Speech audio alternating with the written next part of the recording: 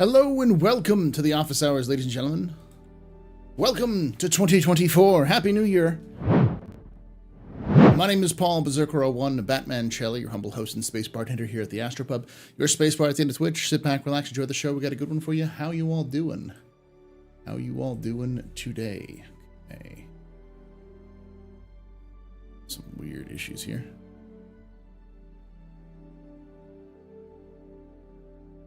All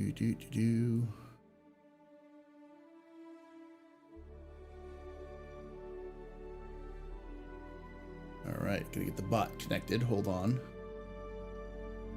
How you doing, Treesan?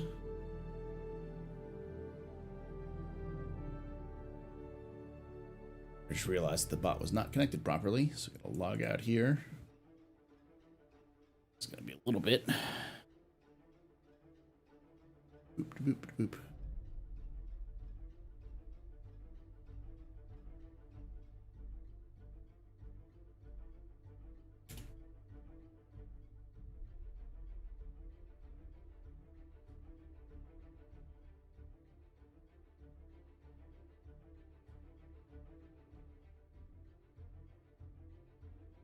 Right, hold on.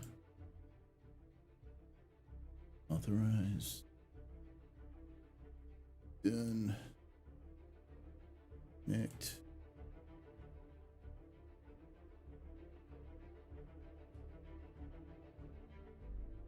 There we go.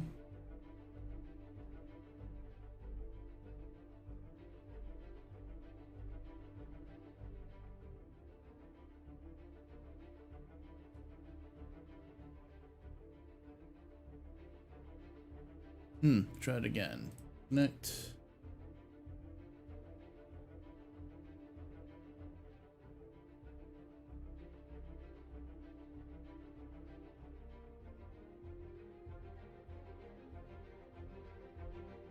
There we go.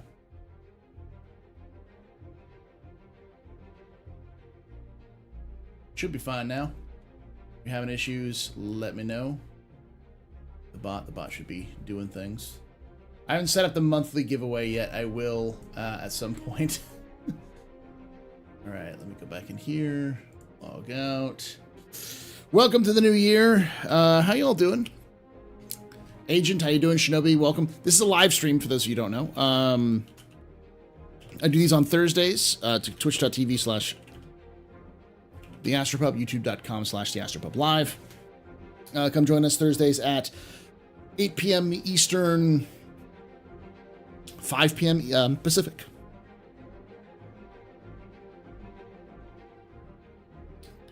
You can take away my spaceship. Spaceship. You can take away my space suit. Suit. You can even take away my space lasers. No pew-pews. But you can never, Never. ever take away my space game.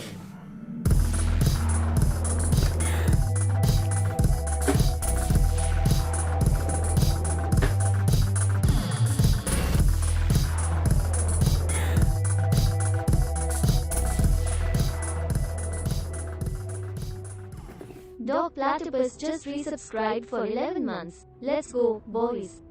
Thank you so much. Paul, how soon after Pyro drops do you think we'll get my Liberator? I mean, it'll be a while. I think it'll be at least a year before you get your Liberator. Thank you, Doc Platypus, for that 11 months, almost a year of support. You're a very important pupper, very impressive visitor, very neat pedestrian. You rock. Shots and cheers in chat, y'all. Shots and cheers.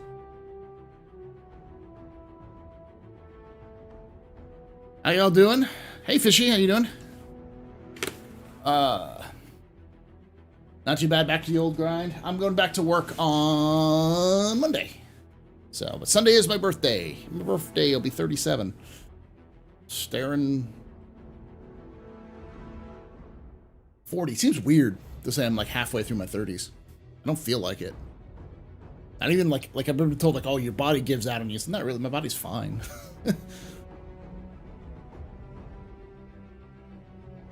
Yeah, I don't think the Liberator's coming out anytime soon because there's just not been any mention of the Liberator in like any kind of development, and with CIG openly, or the ship development team basically saying it takes us to 12 to 18 months to get anything done. And the only ship they've been focusing on is the Polaris with, you know, other RSI ships. Like, Anvil's large ship design is the last thing they're thinking about.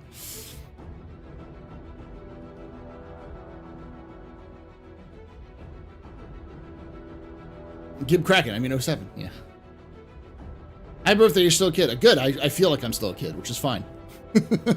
I feel like I'm old enough that I'm old to young people, but I'm also old enough to know that I'm still a kid.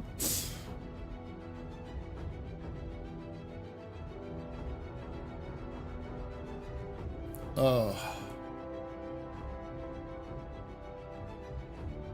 So, effectively, Star Citizen, this is going to be 2024 year is as Star Citizen themselves have said as Jared Huckabee. Disco Lando himself. Huckabee. I think it's Huckabee. Yeah. You can even take away my space lasers. But you can never, ever take away my space game.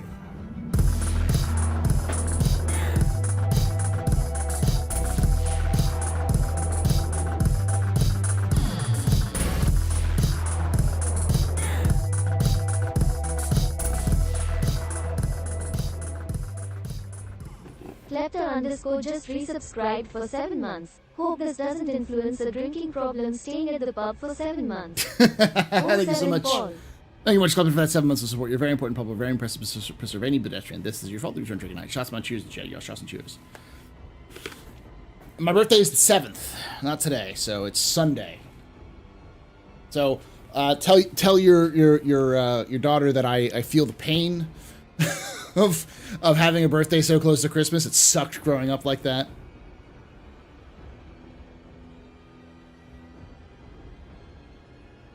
Just remember, men don't grow up, we just get older. Yeah. That's the old mantra. I'd hope they piggyback the Liberator with a Legionnaire. I don't think so. The Liberator is too big. I know a lot of people are like, myself included, being like the Liberator was designed specifically with Pyro in mind. But it just seems like the way that everything's fallen, they just don't have the resources to get it done. Anyways, yeah, 2024. It's going to be the watershed year for Star Citizen, which I don't know what that means, but I can tell you it's likely to do with the technologies that CIG has been developed internally finally coming to fruition, which means that CIG's gameplay development team has a chance to blossom and actually do their job. They won't have any kind of restrictions for them making the game.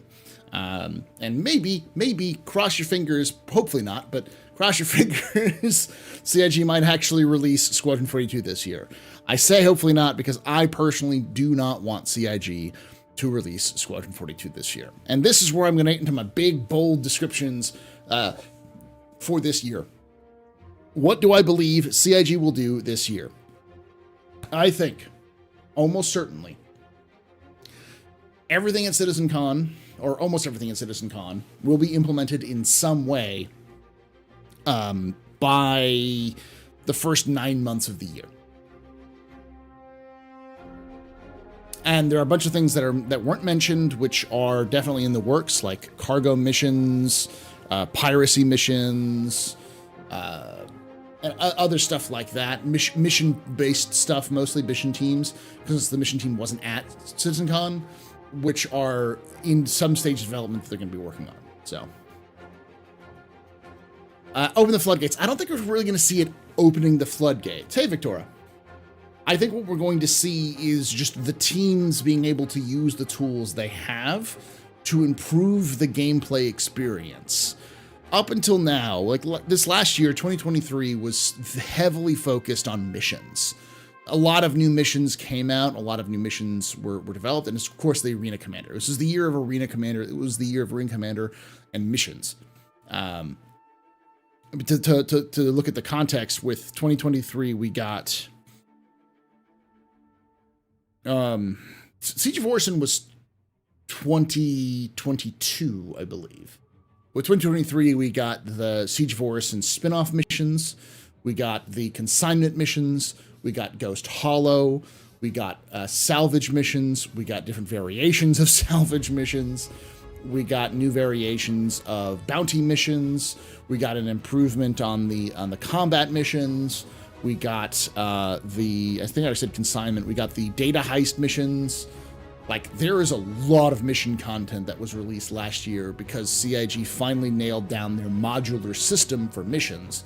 So between the PU sandbox teams and the mission tech teams, we saw a lot of kind of blossoming of those missions, with new locations being added into that mix, with things like, for instance, the horribly named distribution centers. And this is for anyone who's working at CIG who watches this, because apparently y'all watch me, which is, I always say, is a mistake. I am just a crazy person with a microphone, and you never listen to a crazy person with a microphone.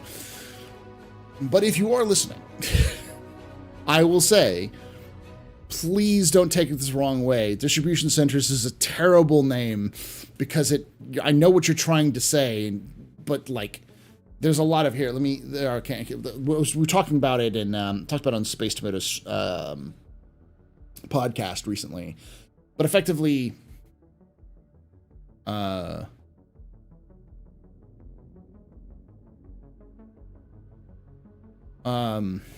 what is it called? Someone in the comments mentioned a name for something. It was kind of like a crazy fantastical name, but it's like, that's fine. that's probably a better descriptor. It was like Future Space Factory, and I'm like, that's okay. It's not factory, but it's okay. Super space location, doesn't matter. Because the distribution center implies cargo is its main focus, but distribution center isn't about cargo. It's kind of it's mostly about a warehouse, but it also will have some distribution center, fulfillment center options. You're definitely a madman with a mic. Yes. Yes. Hey, Valis, how you doing? The polish phase was slated to take 14 weeks for Squadron 42. 14 weeks. That seems really low. That's only a couple of months. To be fair, as I think I've stated it in a couple times, it's important to remember that with Squadron 42, not every team was finishing at the same time. So some teams entered polish phase before others, like the audio team and the animations team entered polish phase sometime in June or July of last year. And so they had, by the time they went to CitizenCon, we're talking, 3 months of working on Squadron's beta phase, or, post-alpha phase, whatever they're calling it now, the polish phase. While other ones seem to have been done even earlier than that, especially with like the HUD and Moby-Glass stuff. So what we seem to be seeing mostly, because CIG has put together strike teams, which is what they do right before release, for the different arcs. I think it was for the first 3 arcs of the game. They have together. It could be for specific missions, but these strike teams' job, usually when they do a strike team, is to go in and test the shit out of it. And it's not just test, it's play test. It's not just like test for bugs, it's play test. It's give feedback. It's looking in and seeing where the problems are. So that strike team thing seems to have worked pretty well. It's like 4 months. Yeah, it seems really small. Most games require, I would say, 6 to 18 months to polish.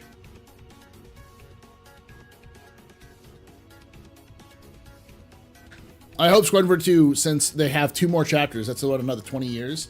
That's a bad comparison, Anthony, because Squadron 42, the reason why it's taken so long for Squadron 42 to come out is the same reason why it's taken so long for Star Citizen to come out, because they were building fundamental building blocks of how the game functioned before they could actually build the game. So, like, we're still waiting on a bunch of different materials or the different things to be put into the game, like Star Citizen, until they get server meshing handled so that they can figure out more how the game's going to play, so they can get things like numbers of people per servers, how many AI they can put in, how to improve performance, so on and so forth. And when Squadron 42, now that Squadron 42 is in its polish phase, all of the base stuff should be in the game.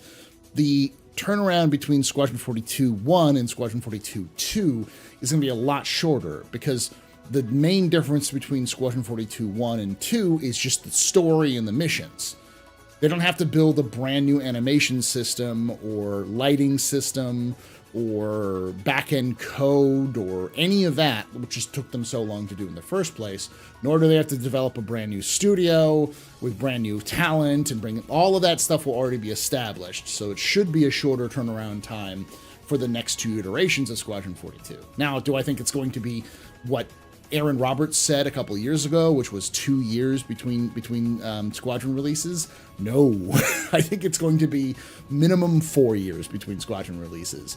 But I also think what they'll do with Squadron 42 Part 1 is they'll release Squadron 42 Part 1 and they'll do like a DLC add-on for like, just for like extra missions or other things like that, like maybe cut content that they wanted to kind of, they couldn't really fit into the story right, so they pushed it off and put it back in. So is the script done? Yeah, the script was done a while ago. The original script for Squadron 42 was massive, and it took a long time to film it all. And then after they filmed it, Aaron Roberts went in and said, this is too big, you can't do this all at once. So they split it into 3 separate games.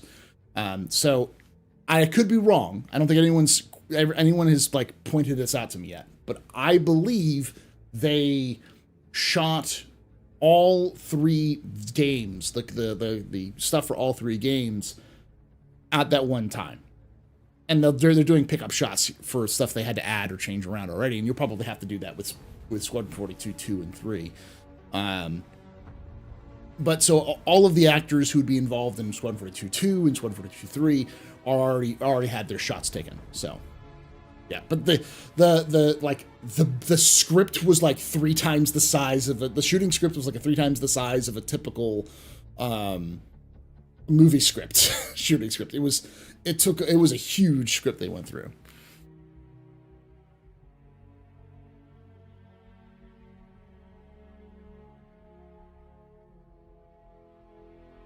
I can't imagine them trying to do press when this stuff finally comes out.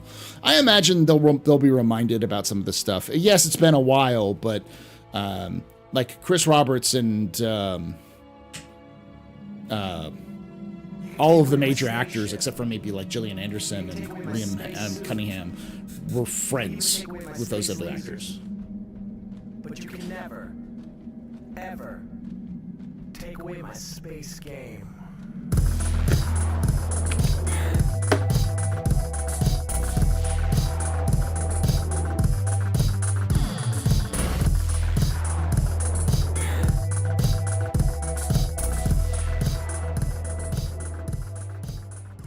InstaShinobi just resubscribed for 5 months. Have a happy 2024. Thank you, Mr. Shinobi, for that 5 months of support. You're a very important public, very impressive, best, very pedestrian. This is your fault. You're drinking night. Shots and cheers in chat, y'all. Shots and cheers.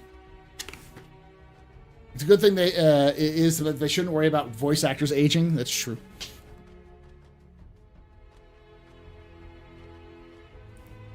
I can't wait for that story arc.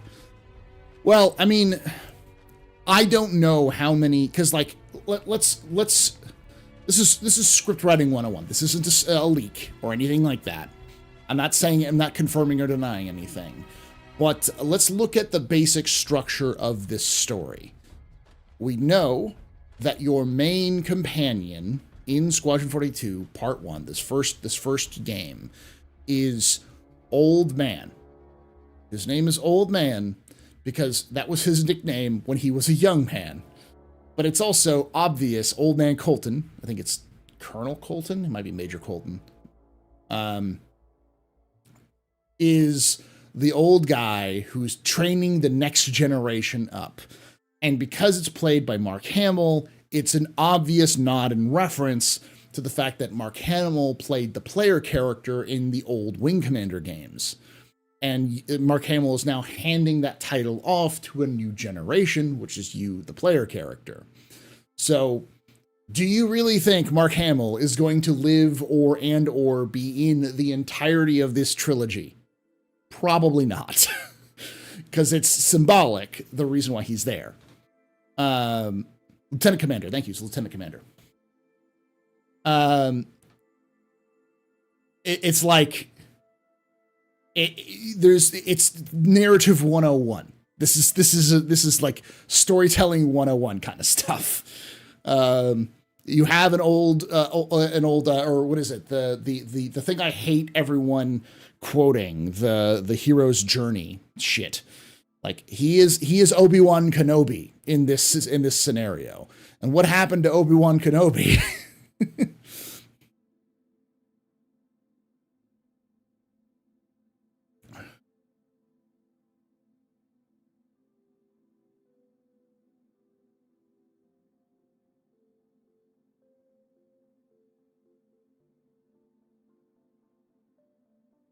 Joseph Campbell. I hate the overuse of Joseph Campbell because it's not a 100% one-to-one thing, but people like to think it is.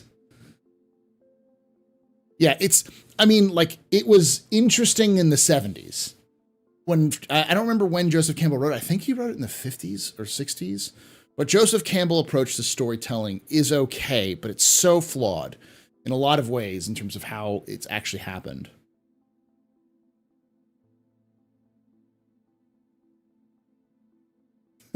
When do you think we'll be able to pick our character's nose in game and yet, make our noses bleed? I don't think you'll ever be able to pick your nose like picking it, but you'll be able to pick your nose in this quarter, I think, probably by the end of March.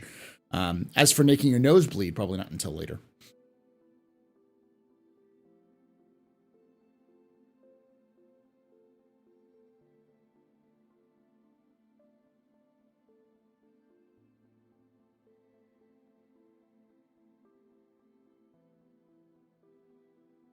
The point being, a lot of the actors who are on the older side, like for instance, I love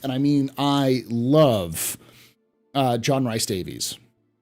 I have loved John Rhys Davies because I'm a weird kid and I watched a lot of Sliders growing up. So I remember him as the professor.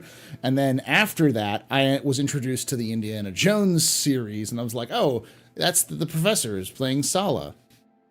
And then of course, when Lord of the Rings came out, he's Gimli.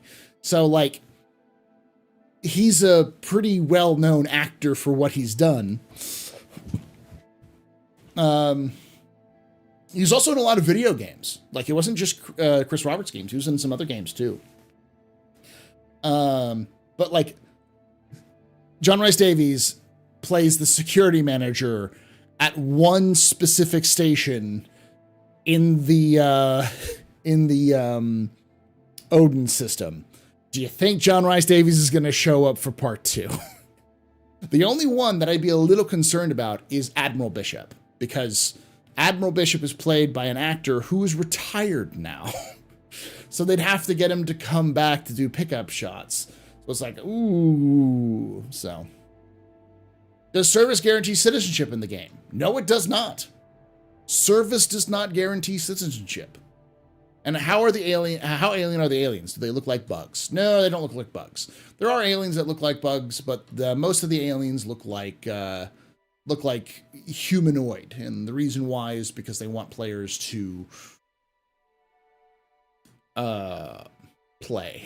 They want players to be able to fly their ships and eventually play as aliens if they want to.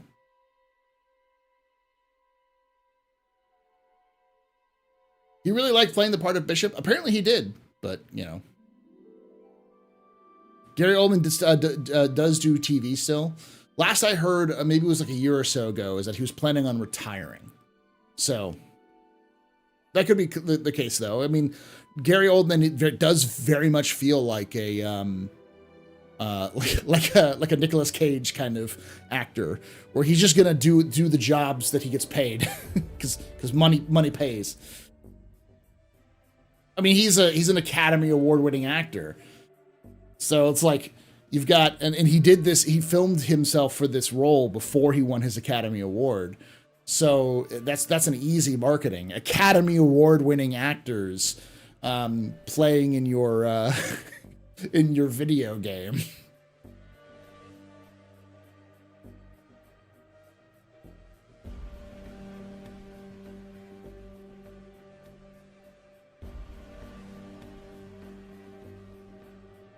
Wonder if Cavill goes down in flames as well. Has that 440K paycheck to cash now? I think if it does well, Cavill would love to play in a sequel for Squadron. Cavill is the kind of guy who would definitely do. He asked to be part of the game, so if it does well and he enjoys the game, he would 100,000% be part of the Star Citizen Squad 42 franchise because he's a nerd.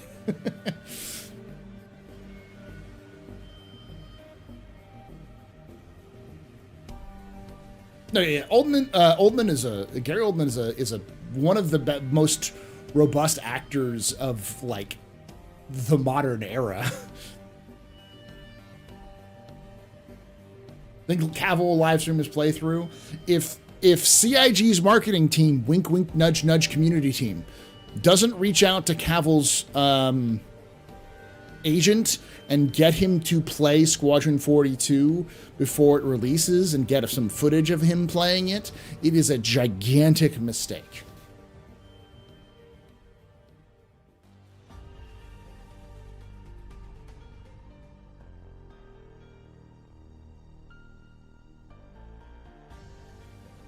Odd that Cavill was absent from the official mentions, and he and the community has to remind people that he's in Squadron 42. He's in a bit role in Squadron 42. Remember that he came out to film for the role. This was just after he had got the role of Superman. Like, that's how long ago it was. You know, it's over 10 years ago that this happened. I think the footage, the actual like filming happened in 2013 or 2014. I think it was 2014 when it happened. Might be wrong on that one. Which means it would have been 10 years ago this year. Cavill was a very different actor and then compared to now.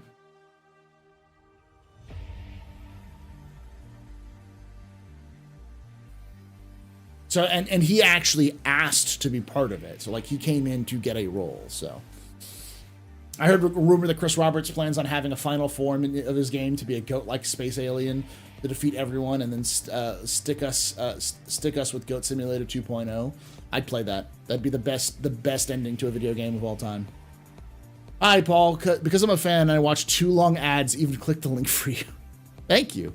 I don't know why you watch too long ads. You don't have to. But thank you for suffering through that.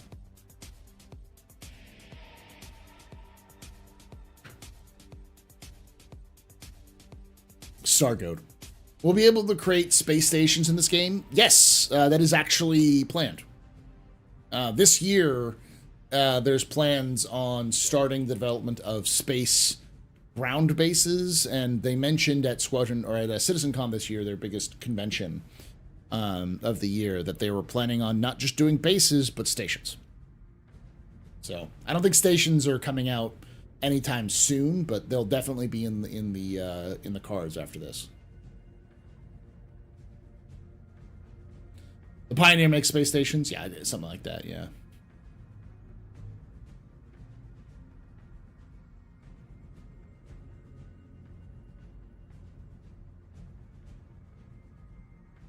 Yeah, I think they were wrapping shooting for 2015 and 2016. Yeah, you're right. You're right. It might have been 2015, 2016.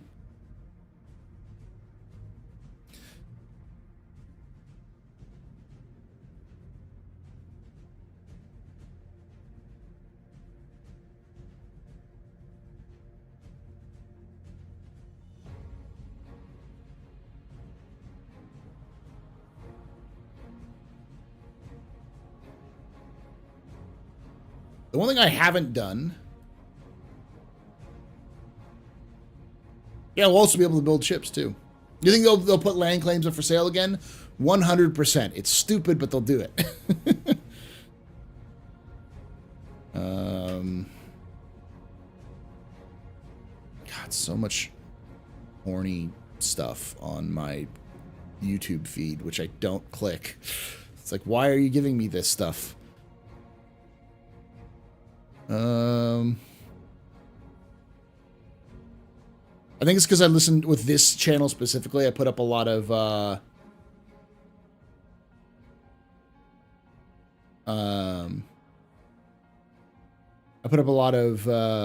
songs in the background, and a lot of those the songs that you listen to in the background are like, they have these like really like clickbaity titles and like thumbnails to get people to click. Like, you know, Dark Just a Car, Smooth Blues, and it's always some like chick on the front. It's like some scantily clad woman on the front. Where are you? Let's get my subscriptions.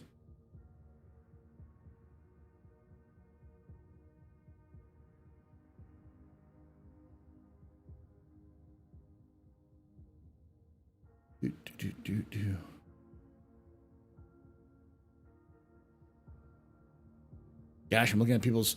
I'm looking at some of the big names, and like their numbers aren't doing good. even my numbers are like wow, these are pretty bad. Again, I also kind of hope a lot of these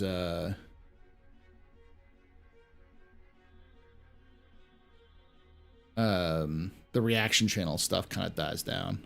I'm not a big fan of reaction stuff.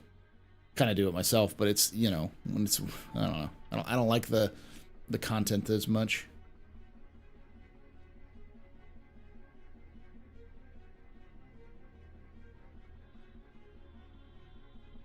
Hey.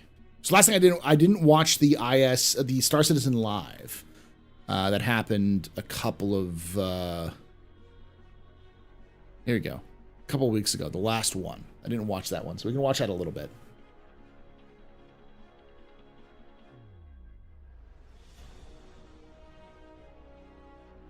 The AI stuff, so I'm sure a lot of people are already being like, what? Question. After... And Boreal Stalker there. Question. After the addition of server meshing, when servers will grow in size, do you think we'll be able to use our character with its progression on all servers? Yes, it's not going to be locked to a single server. It's not like a traditional MMO. You got to think of it more like something like Destiny or that sort of thing, where like you go to you be able to go to various episodes, because you won't be able to necessarily, like, you'll be able to choose, but it would make no sense for you to lock progression out of that character. Is EVE Online like that? Do you think we'll be able to grill up some long pig? I don't know. Maybe. CIG doesn't seem to be very how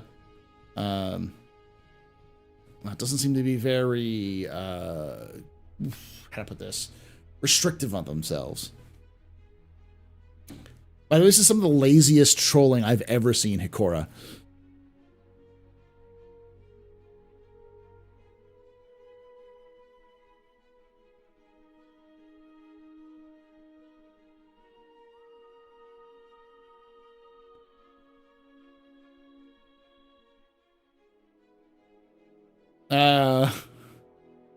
Remember that Star Citizen Live where they made the Origin hover tank? Oh, it's on YouTube, Ghost.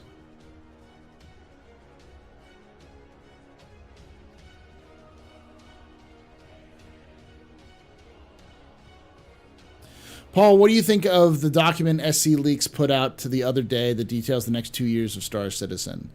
Generally speaking, I try not to report on any leaks without a verifiable source, mostly because, first of all,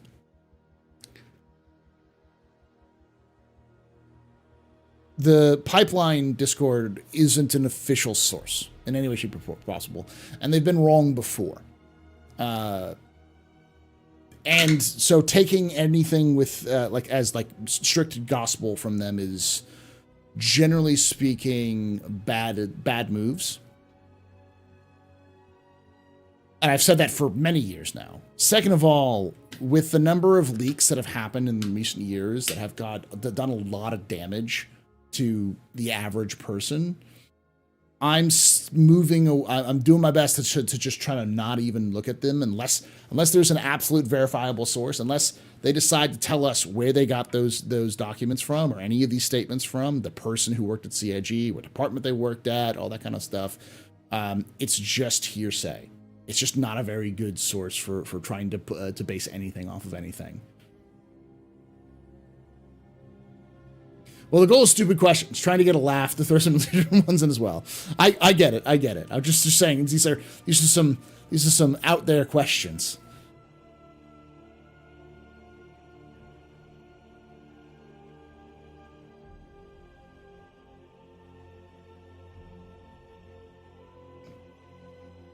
How gory will the final product be? CIG has said in the past that their goal is to shoot for a teen rating. But if they do something that would cause them to go over a teen rating, they have no qualms about it, about doing that. Like, they're not going to adjust their vision for the game based off of rating agencies. And the fact that Star Citizen isn't going to be sold in any retail department, in any retail store, means they don't really have to go by the ESRB. That if they do release the Squad 42 to consoles, they will have to go by the ESRB, but until then, they don't really need to.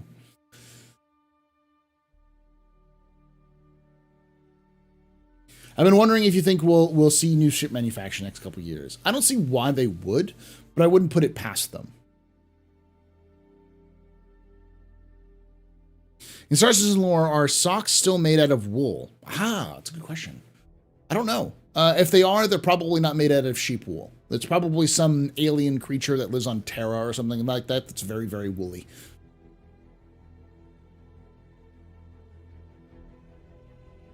Have there been any reports of other studios showing a serious interest in Star Engine? CIG has come out and said multiple times that they are not interested in selling Star Engine because they're not interested in becoming an engine developer, and they don't have any support networks or structures in place to help them support Star Engine for other companies. Hey, Dark Spike. Question, when we get instance hangars? My guess is March. It's going to be in the first half of this year. Probably in the first 9 months, I say.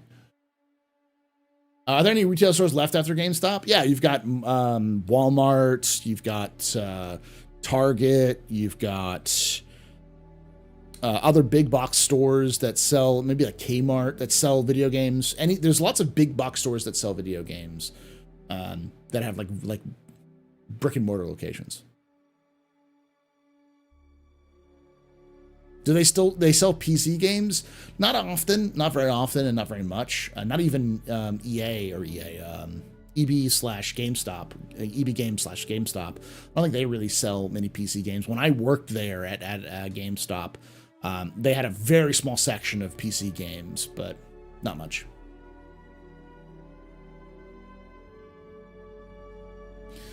Is 15 more years to complete Star Citizen too pessimistic?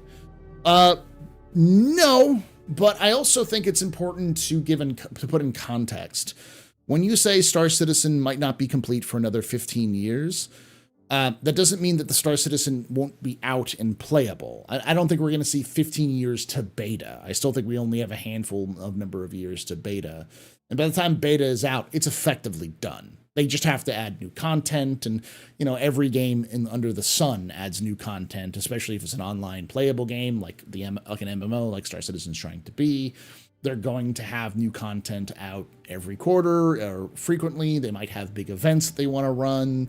They might even have DLCs in the future. So, there's lots of the new kind of meta for game release. And I've been realizing this because I've been looking at some other independent games which are much smaller than Star Citizen, but have really, really dedicated fan bases similar to Star Citizen, like, say, DayZ or Project Zomboid. Both of those were first developed in 2012. DayZ's out. It's been out for a little while now. It's been out for 10 years. It was released, I think, 2019, 2020. Can't remember. It was released in the last couple of years. But it was in alpha beta state forever. Project Zomboid is still in kind of early access. It's still not even done. And it's gotten overhauled multiple times, but it doesn't mean people don't play it a lot and do a lot of content for it. There's plenty of games out there which are likely to stay in sort of early access beta for years and years and years if they ever even release, just because it's a lot easier to release it through that sort of method, especially for like independent releases. You don't see that really with AAA titles, but that's because it's kind of a little different. Yeah, 7 Days to Die. Warframe famously, Digital Extremes famously used to say that when they release Warframe, they'll stop making the game. Like they'll when they release Warframe, it'll be done. Like they'll no longer make the game anymore. Which I think they changed a little bit because they've released it, I think, officially. But they were also, I think Digital Extremes was purchased. So like they kind of changed a little bit from there.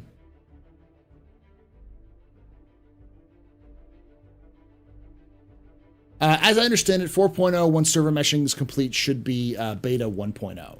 Probably not. I still think I would say there's a good 5 or 6, I would say between 5 and 10 patches of the 4.0 patches until they release beta, because beta is really, when we talk about beta for Star Citizen is content complete, but not, feature complete, but not content complete.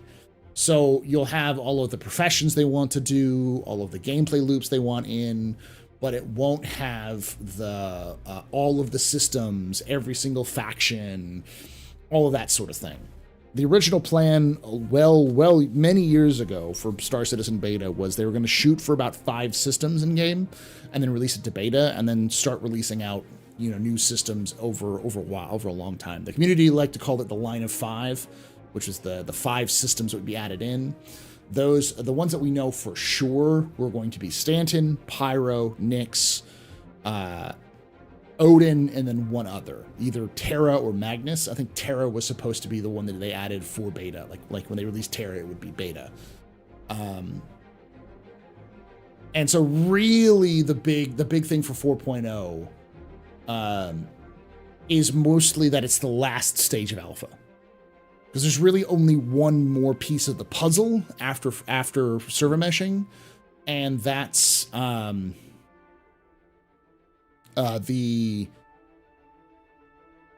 mission system, not the mission system, the dynamic economy is the last one. Beta basically means, for Star Citizen, what they said specifically, this is CIG, their definition of beta is all of the features that make up the game's foundation are complete. They just have to improve the performance, add new systems, add new factions, maybe add new ships, that sort of thing. Like the content, the things that make up the game are not fully in, but all of the base systems that make the game fun and playable are in.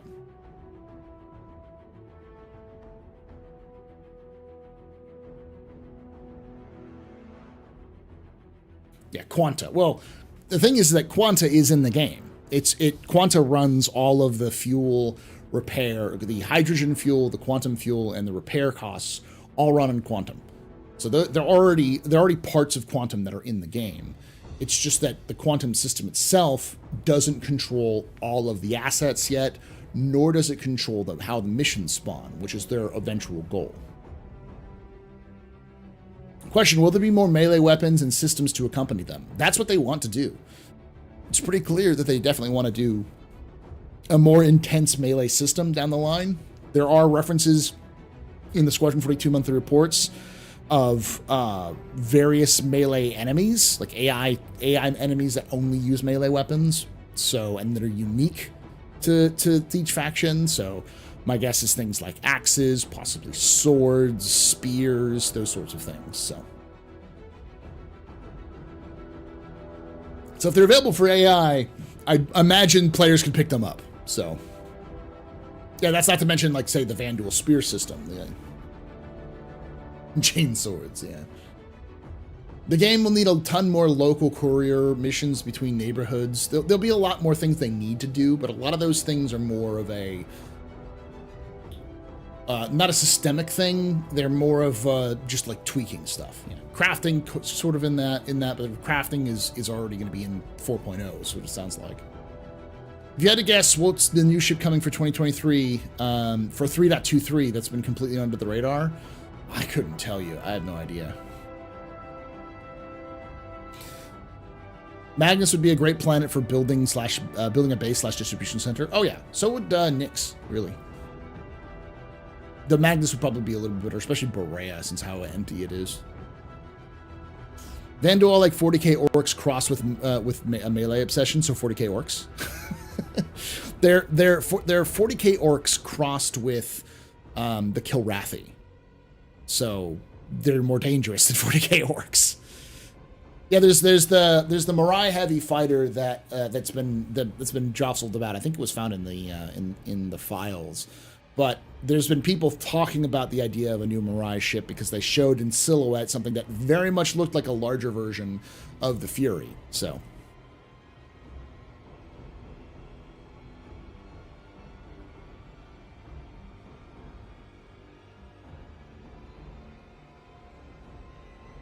Hey, terrible shit. But basically, when it comes to like the leak stuff, my general rule of thumb. You can take away my spaceship. Spaceship. You Sorry, can take away my spacesuit. Mirai. Uri just mentioned me back. So. But you can never, ever take away my space game.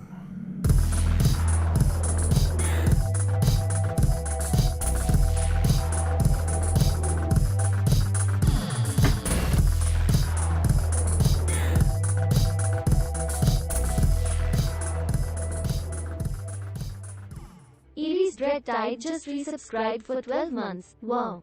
1 entire year. I'm sure, given everything that I have made this past year feel like 2 or 3.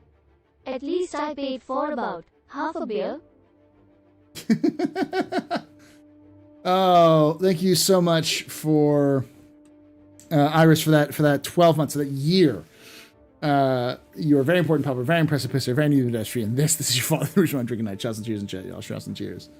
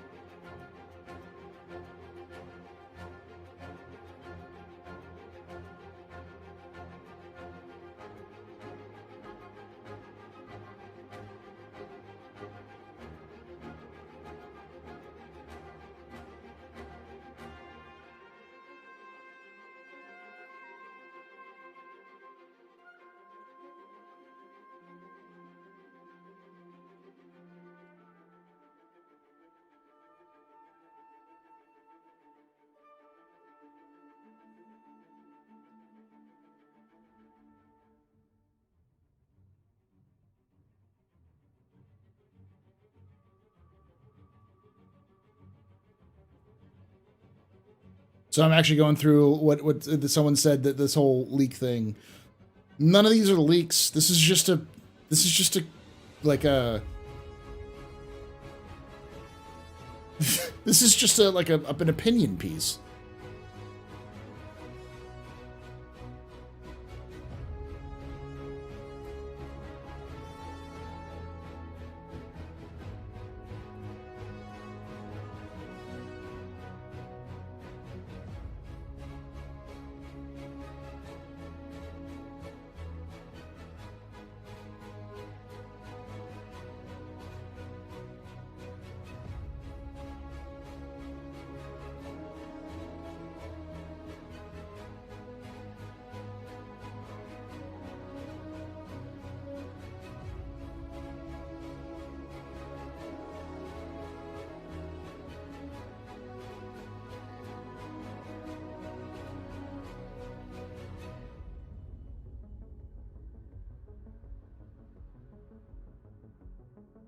Yeah. So looking through, kind of going through some of these.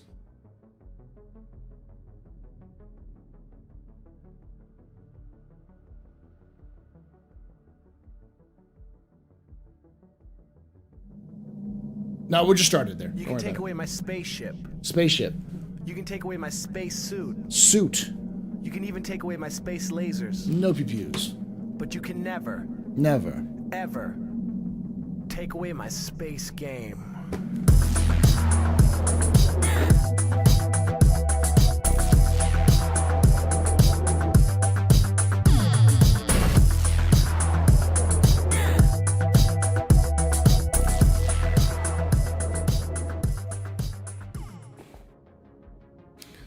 Thank you so much there, Mark Flat, for that, becoming a VIP on from being a member on YouTube. You're a very important public, very impressive, Mr. Very new pedestrian. This is your fault. We're drinking night. Shots and cheers, me chat. You all shots and cheers. Now, yeah, it comes off very much as trust me, bro. There's a couple of problems that I find with that in just kind of glancing through. Number one, a lot of this stuff is stuff that I just mentioned. You know, like the plan of 5 systems at launch, the 5 systems at beta, that was always a plan. There was a plan going back as the Wingman's Hangar days of what they mentioned it, the line of 5, like I said. The one thing I do have a problem with is this insistence that they're going to release it on consoles when there is no evidence that they're going to release on console the same time as they release PC for Squadron 42. There's literally no evidence that it's being developed for console. Like, none. And let me explain something to y'all who don't understand something. Consoles require their own development. There are tools, especially in the old CryEngine, which were designed for you to port a game to consoles fairly easily, but those systems still required tweaking. It basically allowed you to push it to that format, but it didn't actually optimize or fix any of those things. Consoles will require its own extensive, elaborate sort of testing and refocusing. They did have meetings with Sony. They didn't have any official meetings with Sony. And do you have a source for that, Randy? Because the only one I remember is that Sony sent them a development kit for the PS3 or PS4. I think it was the PS4. They sent a PS4 development kit to CIG at one point. That doesn't mean that they had meetings with Sony.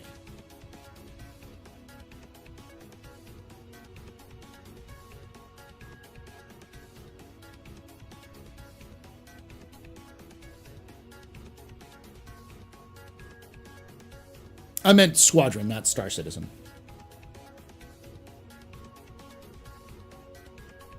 Yeah, each console and each version console needs different testing. Exactly.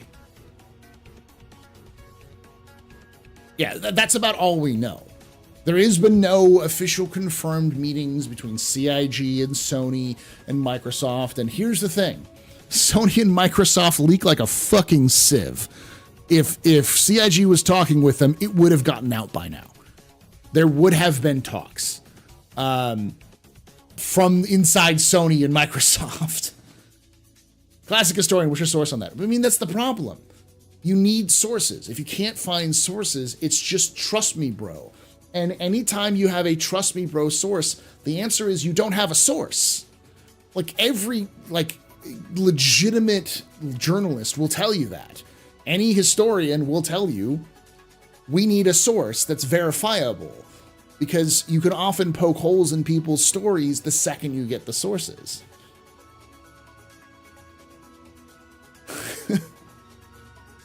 So bro, you don't trust me? I don't know who you are, High One.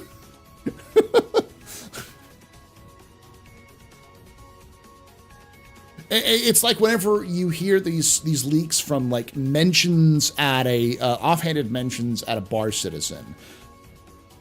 Who is the developer they were talking to? What bar citizen was it? What did they say? You know.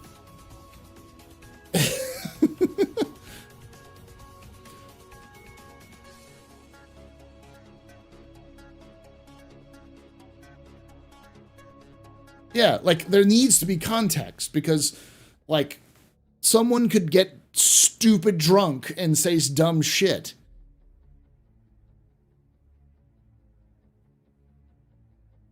But yeah, but the point is like the Squadron 42 I have been the proponent of Squadron 42 coming on consoles for years. When it was still pissing people off to say Squadron 42 is coming on consoles, I said it's gonna happen because money on the table. Like Squadron 42 going to Steam, it's gonna happen, just not right away. And the problem about this whole trust me bro technique is there would be evidence, there would be a paper trail, there would be someone doing something about optimizing for consoles, but there aren't. There is no evidence of this. There is no even recording. CIG hasn't been hiring people with console experience. It doesn't exist. And if someone has evidence that it exists, please tell me and show me your sources. I'd love to find these things out. But that's the problem when you're dealing with leaks like this. It's that it doesn't actually mean shit. It's just hearsay. And hearsay is as useless as opinions. Amateurs, I don't need to get drunk to say dumb shit. Yeah, like, officially, I'm a game programmer making an indie game. Yeah. Does Squadron 42 have the answer to life, the universe, and everything? Yes, and in fact, you will need to travel with a towel.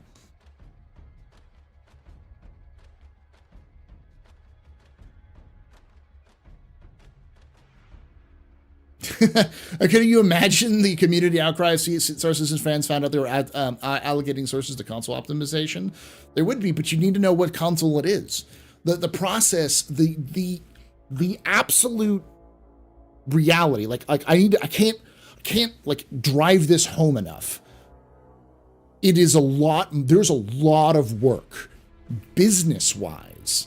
Let alone technical-wise, to release something on console, especially if it's a PC game releasing on console. There are years of testing, of like optimizations. There's lots of business dealings. There would be filed paperwork by now. CIG would have had some sort of paperwork because this is going to sound weird, but legally speaking, if a game's released on PC, doesn't mean you still have the rights to release it on console. There are some weird fucking legalese when it comes to these sorts of ideas, and you know you may have to release it in some specific territories in certain ways rather than other ways. Like there are so many aspects of Squadron or of console development that CIG hasn't done word one of. So to think that Squadron 42 would be releasing on PC and consoles the same day is utter madness.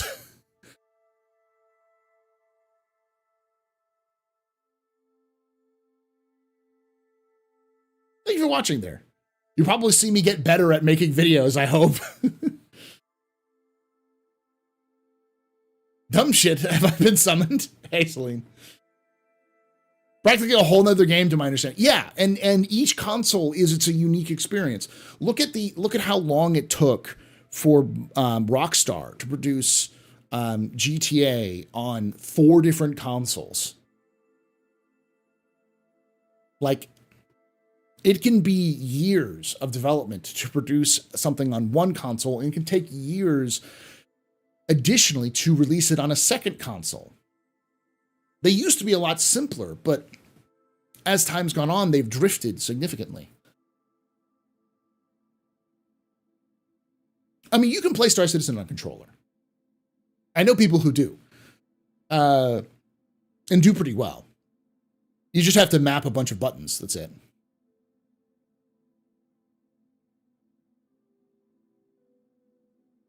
Xbox 5, PS5 and Xbox X are the same hardware, an x86 base. The past gen, yes. This generation, no. This current one, no. It's still, the way that it's developed is still different for optimizations. You'd have to develop it for, what is the old term? Develop it for the metal. Build for the metal. because you don't have to do variations, but you are building for a very specific architecture. So even if you're using the same systems, it's still going to have to be optimized for that specific system. Plus playtesting, plus size. There's a lot of different aspects for console releases that you'd have to do.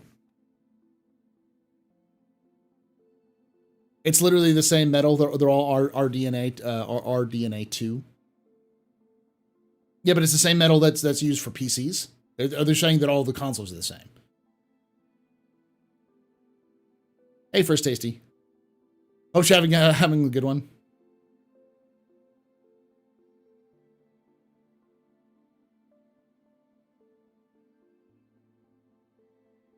Yeah, operating system isn't that much of a deal.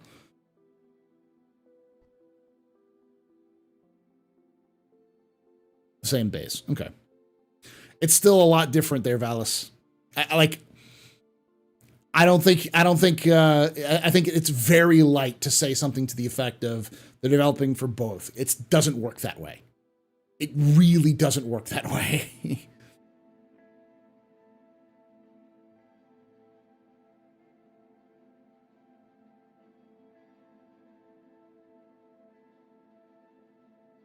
BG3 just released to Xbox because the Series S is a piece of shit and had to remove features to get to work on it. Okay, so there's also the problem with those sorts of things. There are differences. It's just the Series X, which is really the current Xbox. Hey, sorry for bothering you. I want to offer a promotion to your channel. Oh, hey, what's up? Yeah, you can offer this promotion. You can promote D's nuts.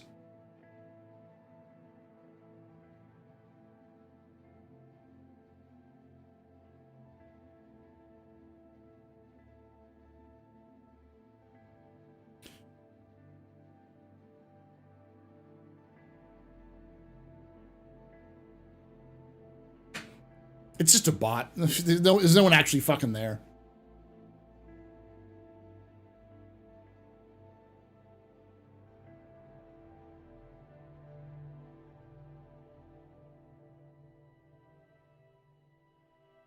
Yeah, it's been here a couple times, just under different names.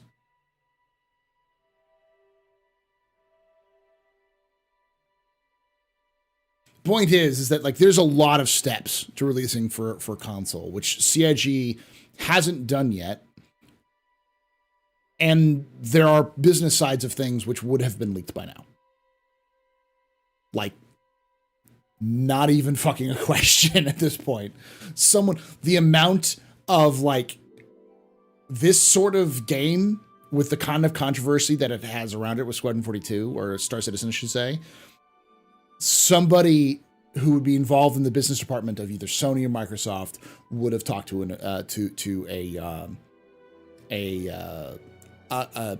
journo by now about it, because it's one of those things that like people would lose their fucking mind over.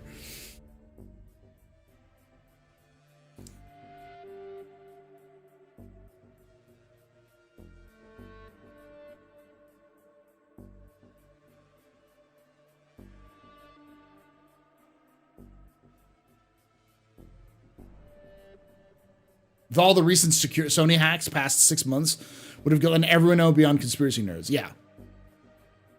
CIG published their finals. It will show up there surely. Probably not, because it'd probably be wrapped up in the Squadron 42 development. But yeah. Especially with the attention it got after CitizenCon. Like, yeah, someone would have. There's just too many. There's too many variables. Plus, with all like, as people talking about all of the different hacks that have gone on and that sort of thing. So, like, there's a lot of context clues where all you have to do is take a look at the context and look at that list and go, man, no. If I could start pulling apart handfuls of things here, I don't know who the fuck talked to these people, but they're selling them fucking, acres somewhere, selling on a bridge in New York. That's not to say that they're not talking to people. I'm sure they are, but the context of who are the people who would be willing to talk to an outside source, which is well known for leaking. It's not going to be the most friendly of people. Can the current game run on older console hardware? For Xbox, yes. The PS5 and the Xbox could definitely run Star Citizen because they run on a lot of the similar hardware specs. I think the one issue is how much RAM does the Xbox have? And the PS5 have? Do they have 32? Because, like, we know how much problems... They all run on SSDs, so that's already kind of a good kick that wouldn't be too difficult. The processor is pretty decent, but... 16? That'd be difficult. 16's really hard to run a game like Star Citizen on. They'd have to really optimize the fuck out of it. I mean, the thing is, like, Star Citizen would have to optimize this, CIG would have to optimize the fuck out of it. Because, like, Star Citizen is, like, hungry. It can run up to, like, 14 to 16 gigabytes just for Star Citizen. The Xbox One has 8. Oof, yeah.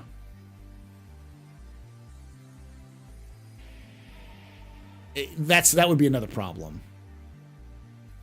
Now, Squadron 42 is not Star Citizen. It may not require as much, but... like, they really need to optimize it. And that's my point. Like, and effectively, what you see in Star Citizen is what you see in Squadron. Squadron has more features in it. It has more, like, details. But it's probably as optimized as Star Citizen is right now. And I can't see Squadron 42 requiring anything less than 16 gigabytes.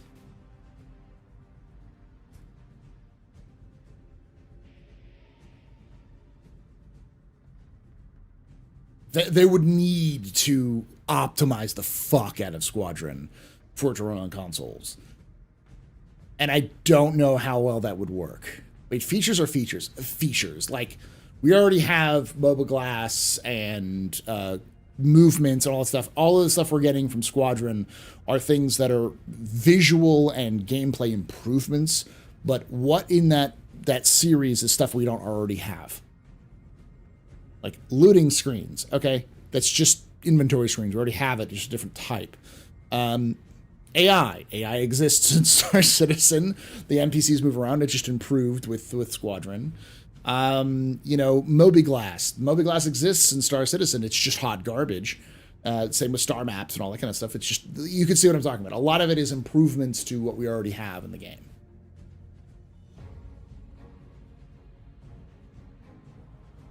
There's a chance it'll go to consoles, but it needs a dedicated team, probably a offshoot team, to develop the port, to figure out what they can cut and what they can't, and like kind of really work it into the game.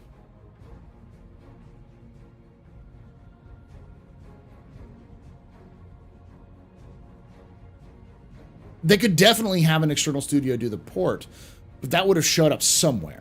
Someone would have talked. I think that's 100% what they will do, quite frankly. But I think once CIG, I think it's much more likely that what we'll have is a Squadron 42 release date announcement sometime this year, like when the date's actually going to release, either in June or at CitizenCon.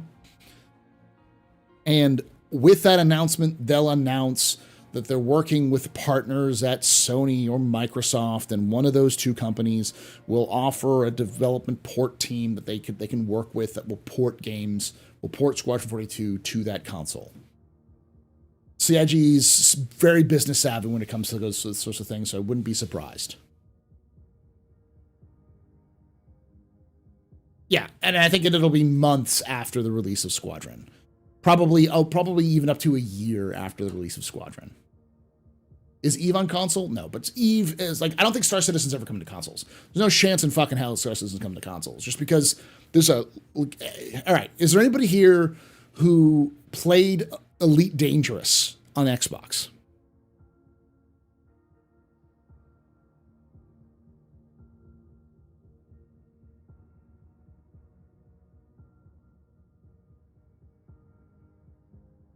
What was the last update for Elite, QPan, on Xbox?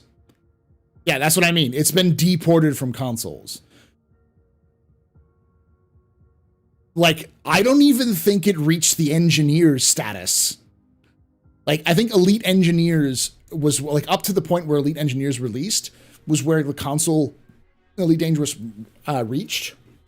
And at that point, it was already, like, 2 years behind.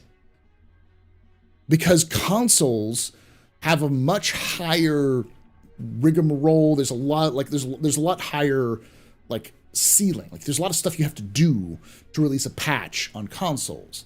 So, notoriously, you basically have to run 2 separate universes. You have to run 2 separate sets of servers if you want to run MMO on PCs and an MMO on consoles, because the MMO on consoles is always going to be behind. And if you try to run them together, it will slow down your PC release because it'll take 6 to 9 months for that to get out. You can take away my space suit. The console release did, Luna? That's what I'm asking, because it's been deported from consoles. That's why I was wondering when it had. Take away my space game.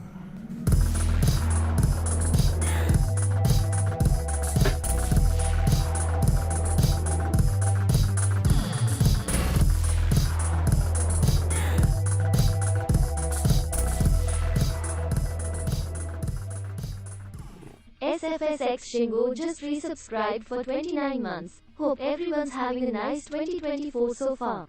Hey, thank you for that 29 months, SF Shingo. Odyssey was the breaking point? Okay, so Odyssey was when they stopped supporting it. I remember it notoriously being delayed. That, like, there wasn't it like 1 or 2 versions behind the most recent version on PC, the one on consoles, is effectively a separate system.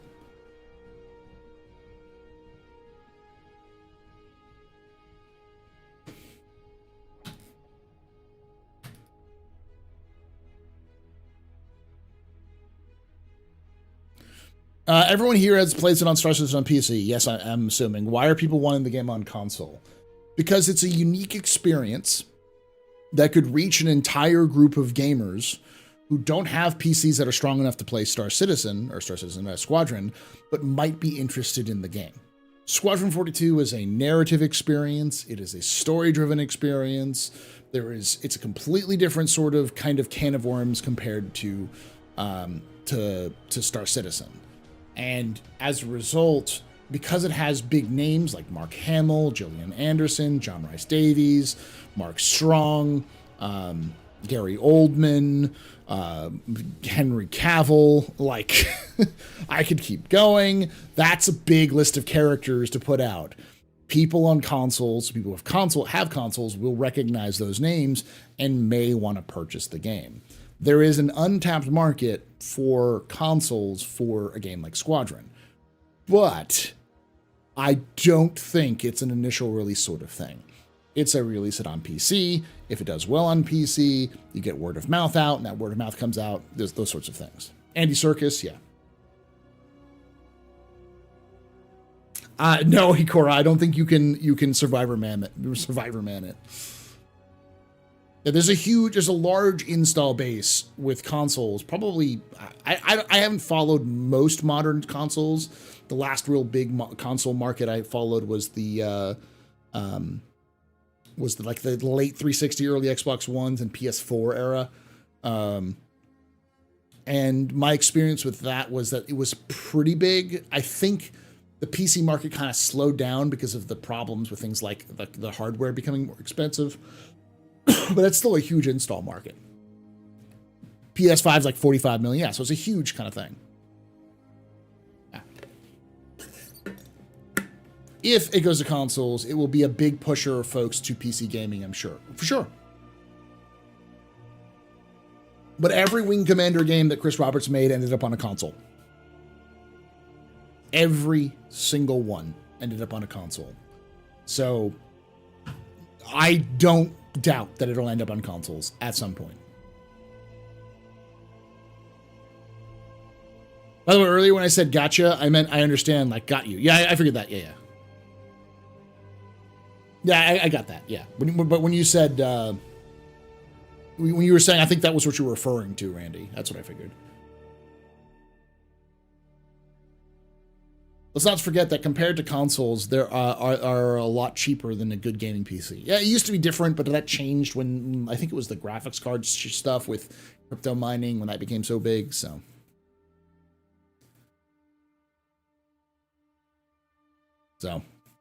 I didn't even know that existed. I went through it, and like looking at that stuff, I'm just like.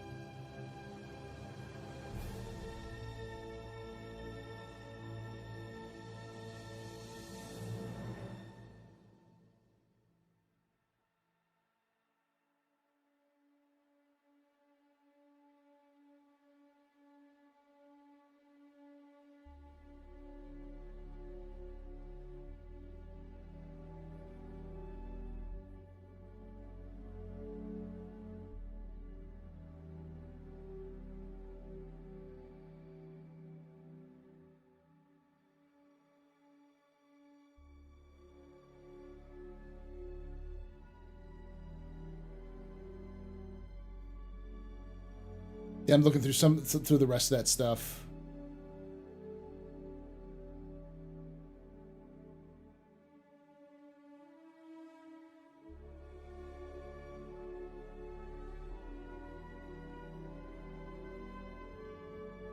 Did you break Paul? No, I was looking at the Substack haters Substack talking about his the Trust Me Bro leaks. And there's a lot of things that are like not leaks. Like, for instance, mentioning stuff on thing like a 1.0 experience. I think it's silly to call it 1.0 because it's just beta. Like it's just a beta experience. I really doubt CIG will go with the term 1.0, Star Citizen 1.0, because basically what they're describing is beta. And that's, again, that tracks with everything I've seen. So, but yeah. Can we turn off bodily fluids into a precious cargo or other species to buy? I don't know about that one.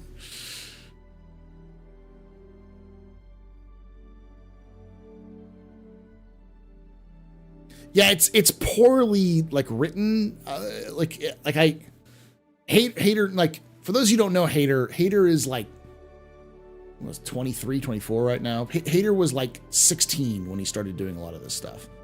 So, and he's I think he graduated college by now, but he's still fairly young, so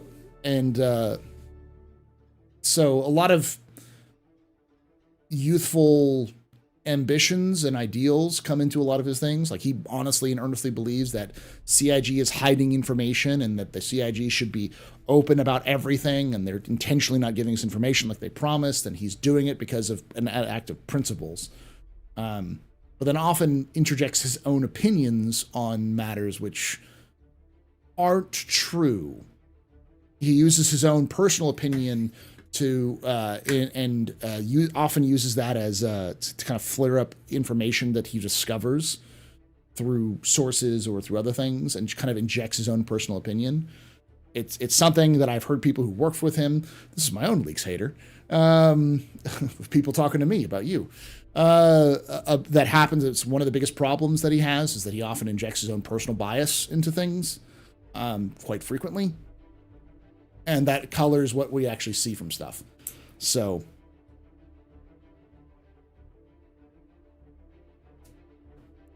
I would take, a lot of that.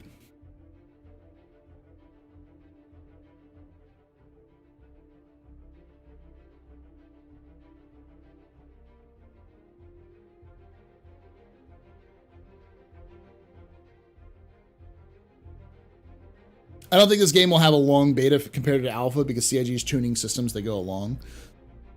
Like, I've said this many times before, but I think CIG will release Star Citizen to beta and then effectively have it released.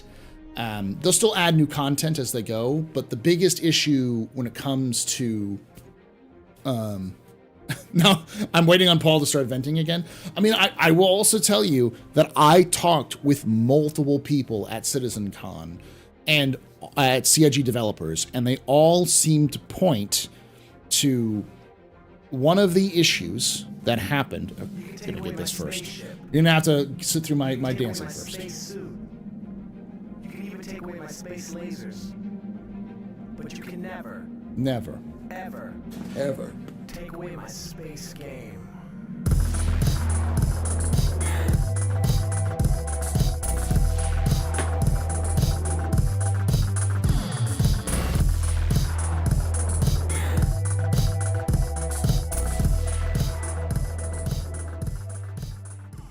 Silky68 just resubscribed for 40 months. That's a long time. Yeah, 40 months is a long time. Thank you much, Sosuke. You're a very important pupper, very impressive pisser, very new pedestrian.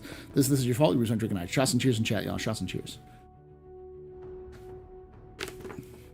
The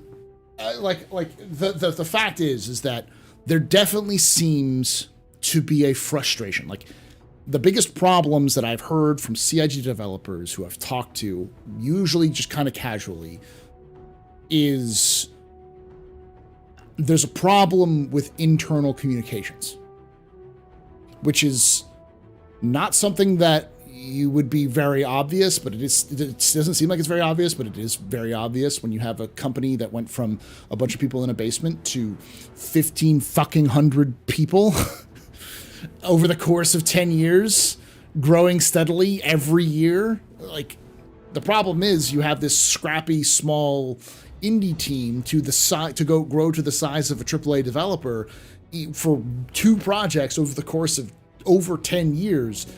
That doesn't seem like a lot, but it fucking is. And anyone who's ever dealt with any kind of development process knows that the concept of too many cooks in the kitchen is a problem when it comes to development and technology. There can be too many developers. And also, streamlining communication between teams can be a difficult process because people aren't in the office at the same time. You have people who get sick. You've got... you don't want to meeting your teams to death because there's plenty of places where you have meetings, and you just sit there and go, why the fuck does this exist? So you have to manage people while also managing time and all these other kind of things. Then on top of that, you've got global studios, multiple campuses that, like, you're dealing with with developers who are working around the planet.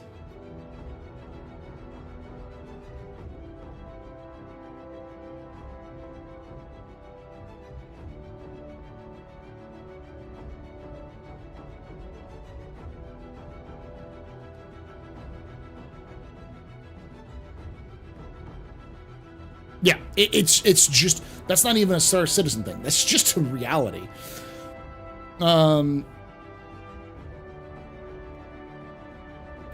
So one of the things that I heard from many developers was effectively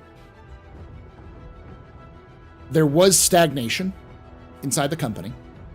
There are people who were set in their ways of how things were done. And because they always did that thing and it always worked. And those folks got shook badly because Montreal came in, they kicked down the door and said, Poutine! And suddenly shit was getting done. And somehow that seemed to have lit a fire under the asses of the rest of the teams at CIG to go, oh, fuck. And just started going. And And that's the narrative that I heard amongst Star Citizen developers of the last at CitizenCon and over the last couple of years. Communication has more to do with just the growth problems, and they always seem to get a handle on it. But the idea that I'm reading in Hater's blog about people being intimidated, that does not track. Not with the people I know who work for CIG. The people who have worked for CIG. Most of the time they get frustrated, for sure. There's definitely frustrations in there. Like, there's a lot of frustrations about allocation, but that's not something you need leaks for. Look at fucking Todd Pappy. Todd Pappy has gone on record saying he has been trying to fight for more resources for Star Citizen and believes those are important, and that the main big thing he wants to focus on are things like the non-game, like combat gameplay. This is not something new. Todd Pappy said that 2 years ago on a Star Citizen Live. Like, they've been very clear that a lot of the resources have been allocated for Squadron because they wanted to get that done and out the door. And some people disagreed with that idea because people are people, and even management can have disagreements. But they kind of got overruled. So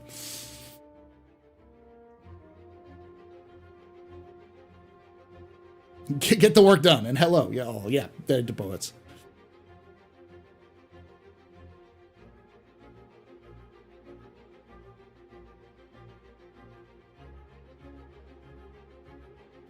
From my understanding of how Chris Roberts is that Chris Roberts is definitely not a guy who comes in and screams notes and kicks over all the notes. From what I understand about Chris Roberts is that they are very, very team-oriented. Chris Roberts also swears like a sailor, apparently, in meetings. But he's also, like, a developer. Like, that's where he comes in from, that kind of mindset. So he still has that kind of let's work together sort of thing, idea. But the buck stops with him. At a certain point, he has to make the final decision. He's going to make that decision. Do you mind if I mail you Canadian poutine in my Cape a couple weeks? I don't know if I'd want that.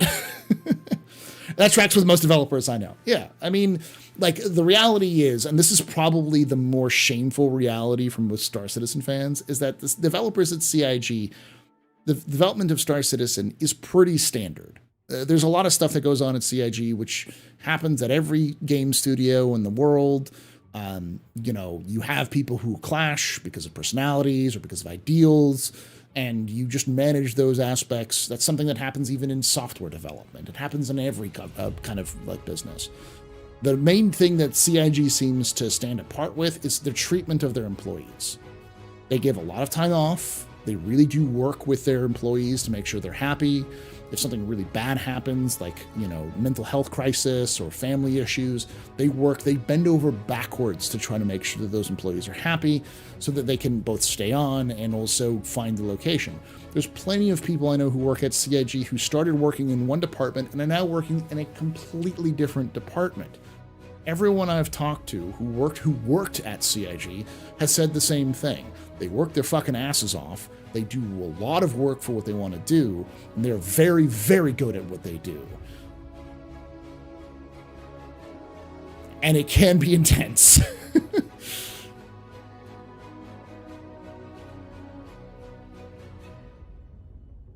Wow, it briefly got very American in here. Does it happen in teachers' lounges? It does. You like, okay, I'll tell you a little bit of teacher secrets, and anybody who's worked in education will tell you this. You know how, like, kids, as like a student, sometimes a teacher will say, does anybody have any questions? And everyone's like, just shut up so we can continue to do the work. And that one kid raises their hand and asks the most asinine question that or ask the one question that's going to require like a ton of discussion, and you just go, oh, fuck. Like, you just kind of rub your temples and go, oh no, please shut up. Please shut up. I just want to do my work. That is, we do that all the time because there's always a handful of teachers when we go to a meeting and we're done with a meeting, and we know that that meeting means we get to go home, or we get to go work on stuff we need to work on, like projects or grading or whatever. There's always the principal or admin, whoever's at the face, is there any questions? There's only person who throws their hand up and brings up the most asinine, completely off topic part, like thing, or the most like tangential bullshit for a topic. And you just sit there and you can feel everyone in the room go, oh my fucking God. And sometimes that's been me. So,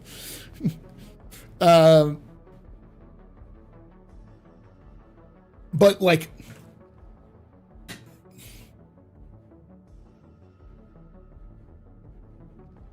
so, CIG has been scooping up devs. The rest of the industry, it's downscaling. I'm sure they've had an influence. Yeah.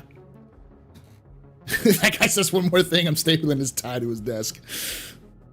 Yeah, but that's not anything new. Those sorts of ideas and things have happened forever, and you'll get people who get very stuck in their ways. I've had teachers who teach a very specific topic in a very specific way, and, you know, for my school at least, there's been a big movement of trying to get everyone to teach the exact same, not necessarily lesson, but the same, like, material in a very specific, it is the same lesson. Let's be honest, they want us to teach the same lesson to everyone, so we're assembly lines, which is kind of bullshit in my opinion, but, so we try to work our best to try to make sure that each teacher can teach their own way, but with the same material for the kids to work on. And dear God, you have a teacher who says, well, I've been doing this for 20 years, and this is how I'm going to do it, and you just was sitting there going like, oh my, oh, I don't want to be dragged into a fight between this one teacher and their problem with the admin.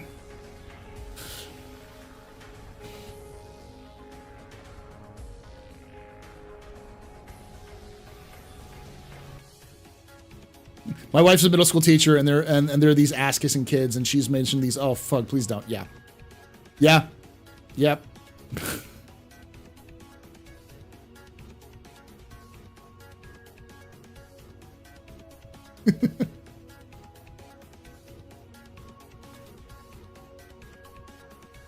So basically what I'm trying to say is that sort of thing is not abnormal in game development. And so that's mostly what I've heard from Star Citizen development.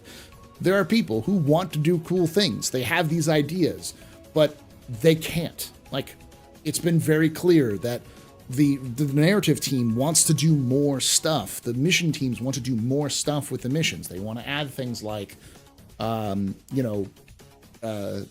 NPCs showing up on your little screen instead of having just like an image. Like, you actually get to see the character and them talking to you, walking through the missions. To have like mission dialogue that pops out from mission briefings. And like those sorts of things, to have more engaging sort of situations for missions. But there's just not resources for it.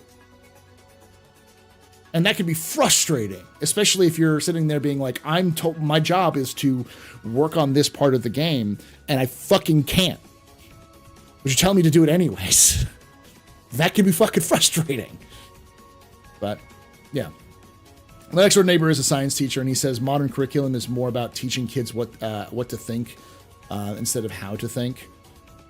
Sort of. There's definitely been more of a push towards standardization of material. It's been more about rote memorization than it has been about like problem solving. Because problem solving, generally speaking, isn't on the test. You have to teach them how to pass the test, which means getting the information in, not how do you solve this problem? Because tests focus on facts rather than problem solving. And it's the same problem with history. What I want to teach for history has more to do with investigation. What happened? Why did it happen? How did it happen? How much do we know this is true or not? And to get kids to kind of interrogate the sources they get and to analyze those sources. Skills which are good for a lot of different professions out there. in the military, in police, in journalism, and even in scientific sort of things, like understanding who's doing what research and why their purposes are there, like what is the motivations behind them. Those are all important things. But that doesn't matter if at the end of the day they have to pass a test that the state told them to pass, and they have to memorize, like, you know, who the presidents were. It's like, my job as a teacher is to teach them like how to problem solve rather than like what it specifically is. That's no problem. We're getting into off-coast stuff though. Yeah, critical thinking. You can even take away my space lasers. But you can never, ever take away my space game.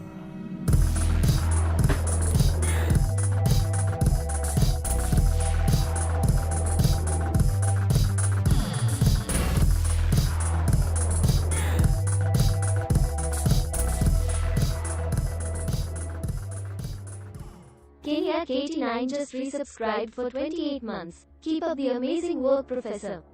Thank you so much for that. 28 months there, Keniac. You're very important, but we're very impressed with any pedestrian. This is your fault. You're gonna shots and cheers in chat, y'all. Shots and cheers. I did a video on the education in the Star Citizen universe. Nobody fucking watched it. Good old critical thinking and problem solving. Gets you so much further in life. You know, it doesn't get you a job, unfortunately, but it does solve so many problems personally.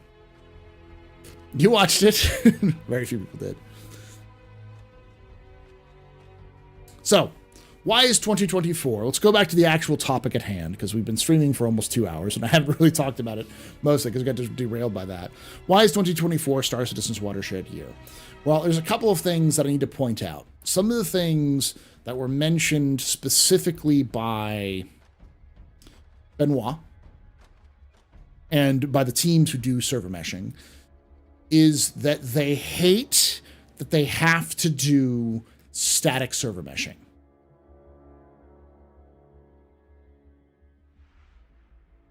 They want to do dynamic meshing. They feel like it's a waste of time to do static meshing and then dynamic meshing. They'd rather just roll on to the dynamic meshing from where they are.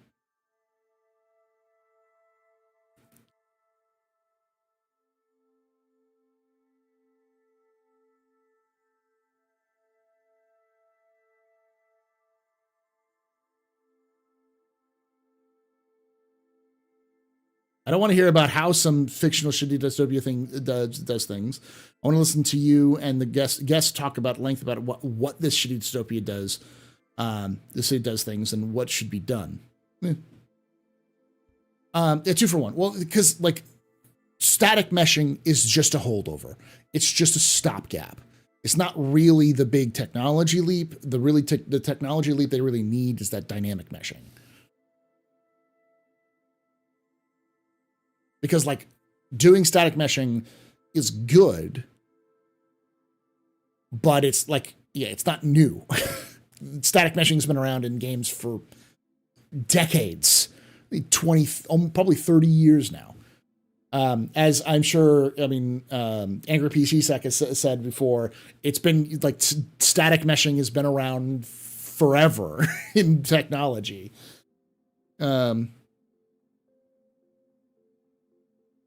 CitizenCon demo showed, I cuss at it daily. It didn't show dynamic, it showed static, because dynamic is the idea that you could increase or decrease the stuff. I think what they showed off was a tech work of something like that, but it's not fully done. So I believe that what we're probably going to see is a classic Star Citizen CIG developer move. I call this the classic move because it's a move that CIG does a lot as a means of saying, by the way, go fuck yourself. Like every so often, CIG developers will get the leeway and the string that they can just gun it. They can just go. They got their tools. They're left in the dark room and they come out with new stuff. And I think that is what's going to happen is that instead of getting static meshing, what they'll do is sometime middle of this year, they said, by the way, we've already done static meshing, but instead of releasing it, we tested it here and there. We're now just going to roll into dynamic meshing. So that way we can release 4.0 with dynamic 1. Do I think that's 100% going to happen? No, but I do think that's something they're going to try. Because the team who do that sort of thing seem to be very, very, very clear that they did not like, they don't want to linger on static meshing too long. They want to just move on to the dynamic because dynamic is more important in terms of what they're actually doing.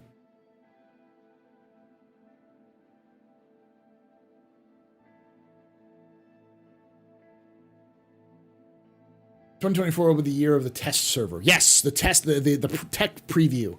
The tech preview channel will be the year. That's for sure. Oh yeah, we're not seeing, I would say it's scheduled for, as Jared said, summer of 2024. I think that means September. So,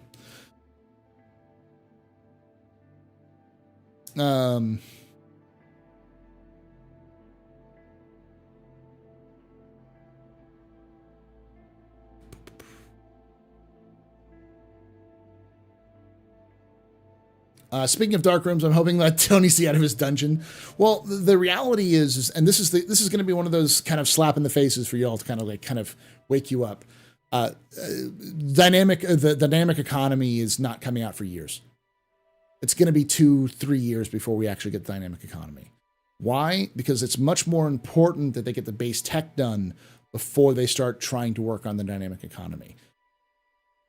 Is that a bad thing? Not really. Because there's a lot of factors of the dynamic economy that needs to be done, that need to be implemented before the dynamic economy can be put in there. So, like, one of the big features, and this is something they've talked about a lot, is that they need to set a base rate for everything in the universe. Everything. And so what they have to do is they have to break down what is everything in Star Citizen made out of. What are shirts made out of? What are weapons made out of? What are bullets made out of? What are starship hulls made out of? So, like, every single component and part in Star Citizen has to be made up of stuff. What is that stuff? How much of that stuff do they want? And where does it come from? Once they've come up with that, they then have to add money values to each of that stuff for the base value. Now they have a series of commodities which have to be bought and sold, which will make up the basis of all of those things. That is the basis upon which you build that dynamic economy, because that dynamic economy is going to be made up of buying and selling those commodities, but also starships themselves, starship like a Hornet, let's just say, is going to have a cost that's going to be comparable to what its components cost plus labor. And I think CIG is going to probably be pretty basic. I think that they're going to go from mostly just component costs with maybe some base values added for each item, just so they can have a base value they can adjust from.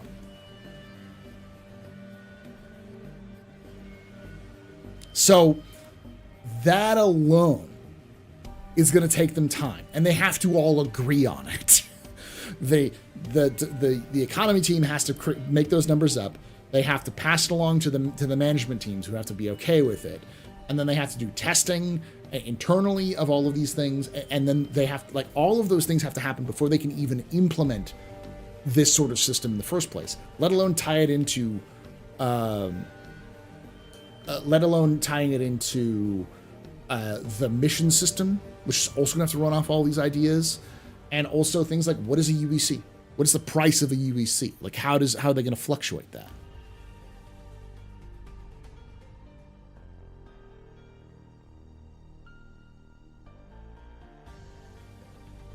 I'm not expecting the economy for a long time, but would be nice to have semi-regular updates on what he and the economy team have been doing. It's on the...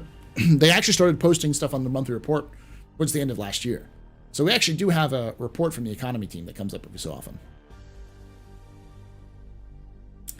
There are t-shirts more expensive than Karnas and P4s, which shouldn't happen.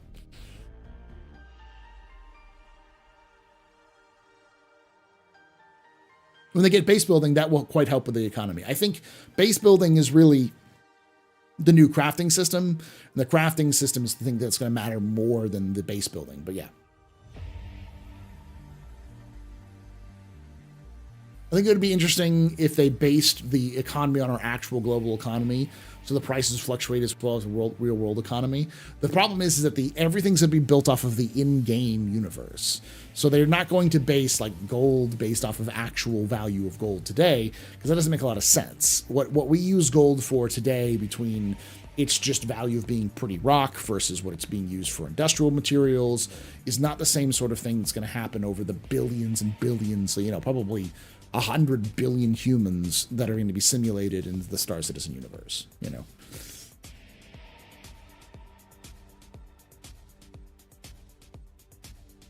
Just any sort of money sink will help money. Money is worthless at the moment. They're definitely going to add more of those, but they also, you can do replication layer.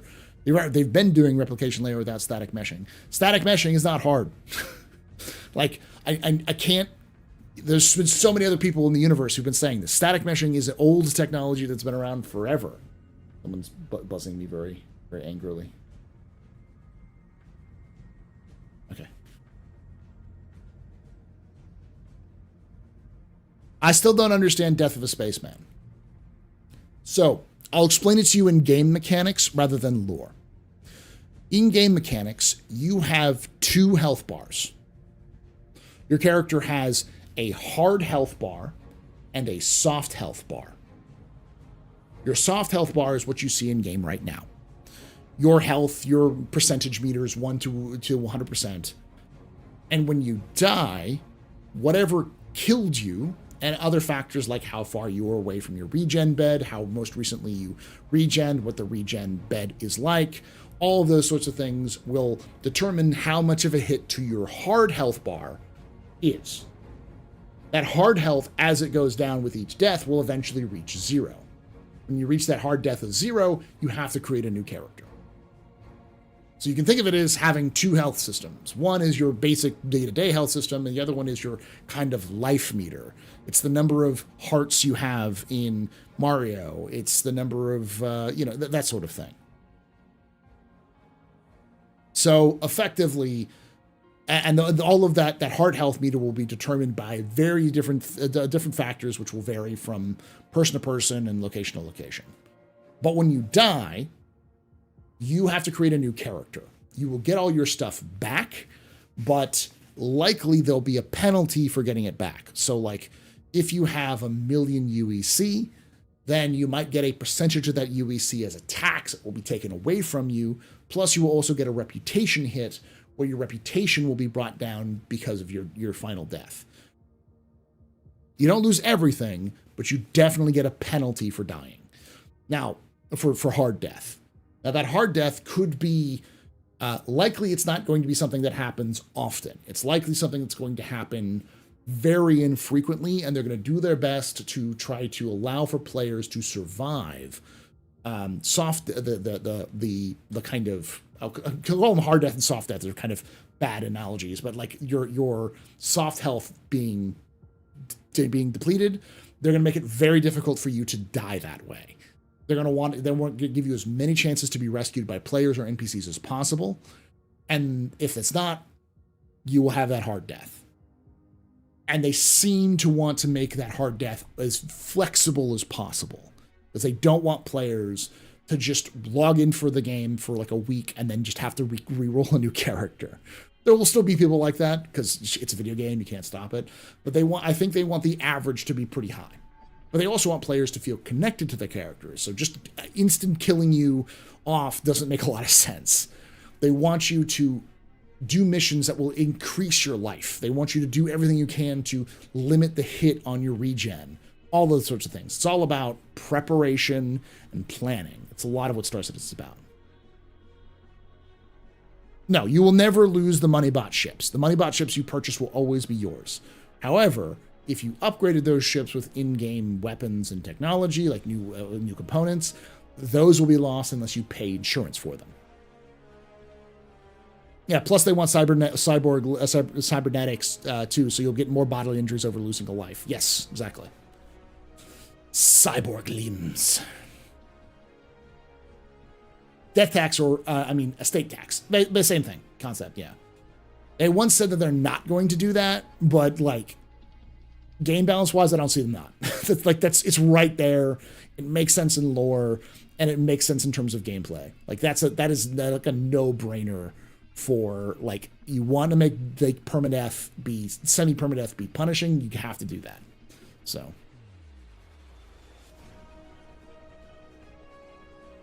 I don't think CIG is going to reduce I think the average game time that CIG is shooting for is 4 hours. They want the average amount of time that someone should be putting into the game between 2 and 4 hours. Because it seems to take about 30 minutes to an hour to do one mission.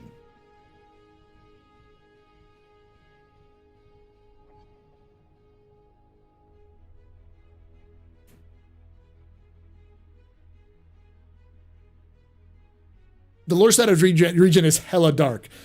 Star Citizen, like, when I discovered that the narrative lead of Star Citizen was a big horror fan, Dave Haddock is a massive horror fan, I'm like, oh, this fucking makes sense now. Star Citizen's a secret horror game. Welcome. For those of you who don't know, Regen is fucking frightening because the technology itself we have no idea how it works. We just know it works. It's alien technology we've captured. And what we do understand about it is effectively when you get your scan, your imprint, that imprint will then be transferred to what's called an Ibrahim sphere. Once you get that scan done, it's effectively like your soul has been captured and stored in a device. And your soul is quantum entangled between the soul in your body and the copy of your soul in this machine. And when you die, you remember everything until your death. Everything. So you die and you wake up with all of the trauma that you've accrued from your death. And that trauma is literally killing you. Every time you regen, the built-up trauma of dying is slowly causing your brain to melt. So eventually, your brain is so scrambled eggs that it doesn't recognize consciousness anymore. So you're basically grinding your soul into dust.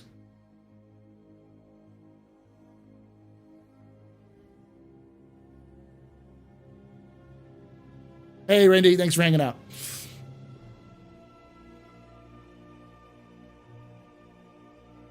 I love this bedtime story. Like, it's not that your body doesn't function. Your body will be reprinted as normal. But if your brain remembers that you lost your hand fighting against a Vandul who ripped your hand off and then your arm off and beat you to death with it, well, your body will reject the fact that you have an arm when you get regened. So they have to remove that arm and replace it with a cybernetic limb in order for your brain to recognize that you have a limb. Your brain is rejecting the ability for your body to be whole again because it has this trauma which cannot be removed from your brain.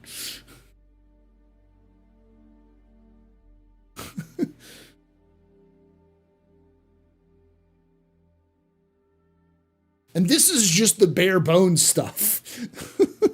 There's stuff in lore about an actor who froze himself to death, died slowly of hypothermia multiple times to get in the headspace for a job that he was doing where he played a character based off of a real person who died of hypothermia. There's a lawsuit because that actor didn't get the role after being promised the role. They gave it to somebody else, or I think the system got canceled, and so he sued the shit out of the company for his money. But then they argued, hey, we don't actually have to pay you because you're not the same person who signed the contract because you'd be regened twice. And it was set to go before the courts of the UEE to decide if someone who's regened is the same person as they were when they first started. That was the whole lore article. So, question: speaking of med beds and resing, do you think they'll take, they'll really take away spawn beds from exploration's cap ships? No, I don't think so. It doesn't make sense to way out there and die. Yeah, I think, I know Tree 0311 and I disagree on this point, but I think what they'll do is they'll make the imprint worse, and they're going to deal with this problem by adding resource issues. So you're going to only have a certain amount of regen gel on those exploration ships, on those tier 2 beds, which will not give you a lot of regens, maybe 1 or 2. So they're going to make it significantly worse to be on a Carrack versus say an Apollo, because the Apollo will probably be more efficient with a regen gel and have more regen gel on board. So you'll be able to have larger numbers and less of that hit on that hard HP bar. It's literally in lore. They call it regen gel. So it's made by the same people who made Project Calliope, which is the character creator. Medicinal corpse starch? Kinda. Johnny Silverhand has to hear about this. They try to make copies. Yeah, so they tried to make clones of people and they didn't stick. Like they reprinted someone's body perfectly, but they're brain dead because like the soul didn't, the imprint didn't transfer onto those people. So it's impossible to create clone armies of yourself. Which 100% is going to be a storyline sometime in Star Citizen where people make clone armies of themselves. The Garys of Fallout 3 are going to come to Star Citizen as a mission.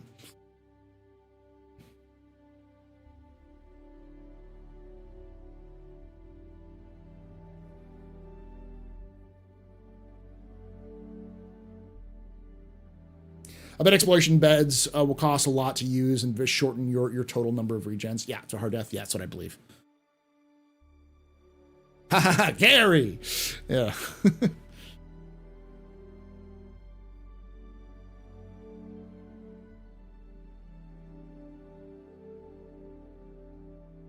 Basically, you're becoming the last clone in Multiplicity. I don't know what that means. That's a movie I remember.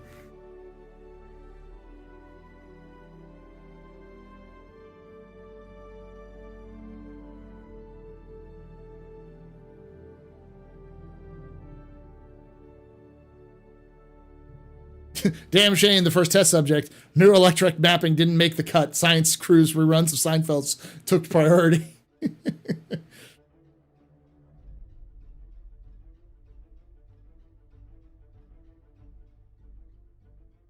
Yeah, I'm thinking we'll just come back to the weaker body print, where the tier 1 will come back with totally new, fresh body, and will come back with the great value body.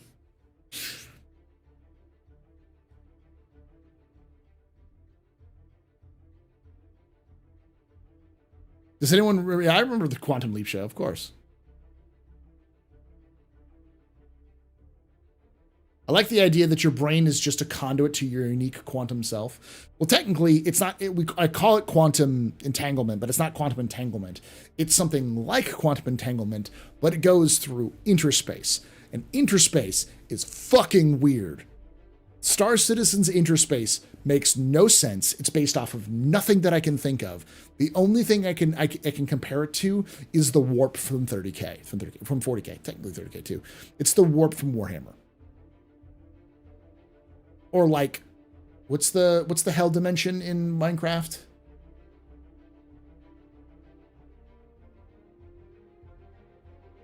Not the Nether. Might be the Nether. Yeah. It's like that, where like it's smaller. Yeah, so it's like smaller. The Nether is smaller than the overworld, so you can like move 10 blocks in the Nether, and it's actually like 50 blocks in the overworld, so you can build like, it's that kind of idea. It's literally the warp, where like the universe is condensed. And it's the same thing that jump points carve through. They carve through interspace. So these connections through interspace are shortcuts between universes, because in interspace, that's all that small area is actually the distance between the two stars. So interspace is a much smaller dimension that sits kind of in between, just underneath our dimension. We're literally just tunneling through it. So when your brain is connected to your personality, your personhood, you can call it your soul. When your soul is connected to the Ibram sphere, where your imprint is, it's connected through interspace. So no matter how far away you are, it never breaks.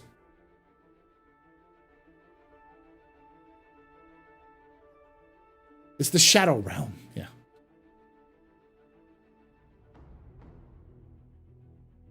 Something we don't fully understand. So just like quantum mechanics, they even use the term, it's like quantum entanglement. That's the concept that they're basing it off of, which I reject this modern concept of quantum entanglement. And I embrace traditionalism. I believe that it should be called what Einstein first stated it as, which is spooky action at a distance, because I like the idea of scientists having to say spooky a bunch. Like how does quantum physics works? It's spooky action. How does quantum entanglement work? It's spooky action at a distance. Because it's spoopy.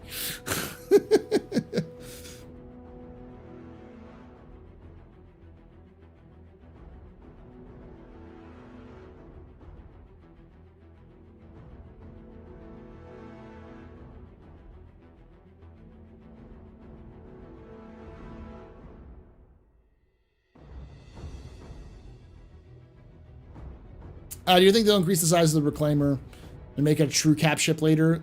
They really need to fix it. I mean, I personally believe with the ships that were developed before they really had an idea of what the gameplay was going to be like, are going to all have to get massive overhauls.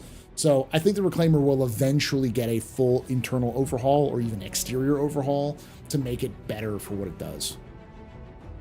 Spooky consciousness at a distance. Okay, so looking at the official lore, here's one thing that said. There should not be one copy somewhere. There should only be one copy at a time. No clone armies run around. So it's not possible in lore. It's not possible in lore, but I can tell you they're going to use it as a narrative device. Someone is going to break in the lore, like in the game. Someone is going to break the rules. Somehow, they're going to fuck with it, but they're going to cause some massive feedback. So they're able to make a clone army, but they're all insane.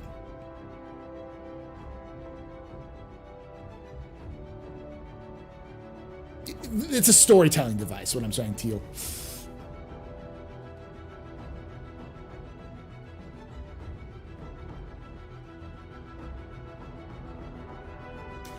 In terms of players, yeah, you're not getting clone armies, but with NPCs.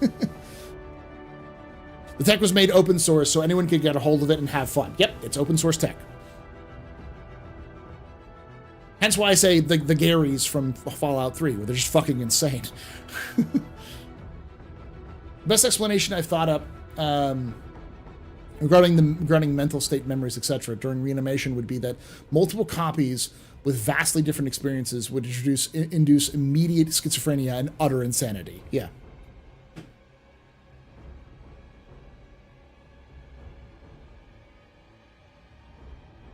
Get orb. Ponder orb. What's number 3? Snake, I need to know number 3.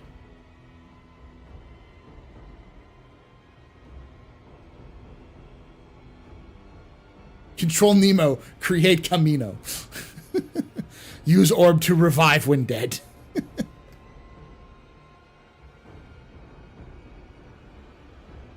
Snake Eyes, so you're just a Necron? One of the new UGFs is a science facility screwing with it. Just a huge facility run down, dark, with psychotic clones roaming through it. Engage horror mode. Exactly. Whatever gets the job done. I'm gonna use the rest real quickly and we'll come back. We'll kind of go over more of 2024 in general. We've kind of been all over the place, but...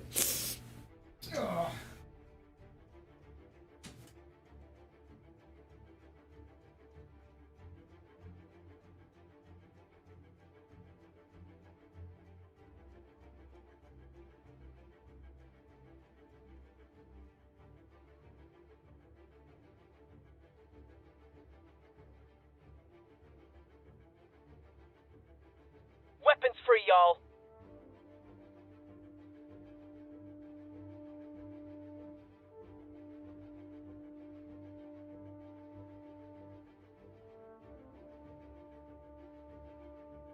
It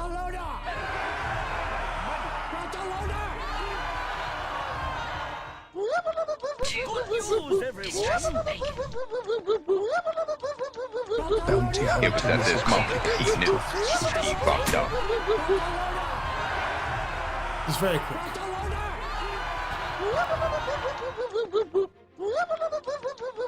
Special mission for Halloween. I feel like that's a Pyro mission right there. Am I wrong? It feels very much like a Pyro mission idea. Some crazy scientist is taking up some abandoned facility on Pyro and is trying to make regen tech work to make clones. Weapons free, y'all.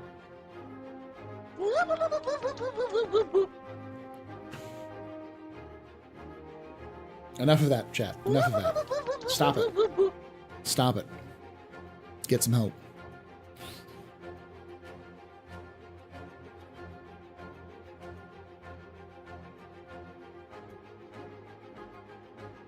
We should get rid of excess pub coins that have burned holes in their pockets.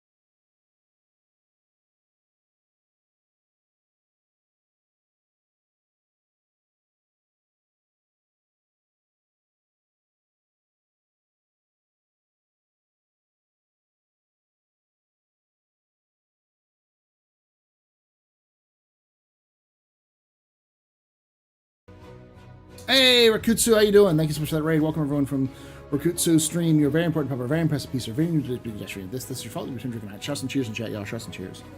Bust a move, yes. Okay.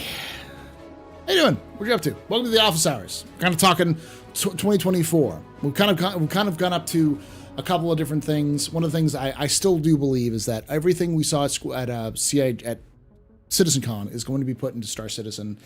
For the first 6 months, I think most of it will be in. I also think that CIG is going to do MVPs. So some of the stuff we might get in as minimal viable products, and then they'll kind of slowly roll out the new stuff. 2024 year in review. We're not even in 2024 yet. I do think we're not even fully into 24. We're only 4 days into it. I do believe that CIG is going to announce Squadron. I do believe that internally CIG has a plan for releasing Squadron this year. But they'll reach a point where they'll go, no, we can't. And they'll delay the release by 6 to 9 months before it's released. I've said that for many years. I think 2025, probably summer of 2025 is more likely what they're going to look at it. So... yeah, I'm fairly certain that what we'll get in Q1, so March, will be a lot of stuff regarding trade, cargo. So cargo missions, cargo elevator, procedural hangars, and the cargo, the distribution centers. I think we'll get all of those 4 things in game.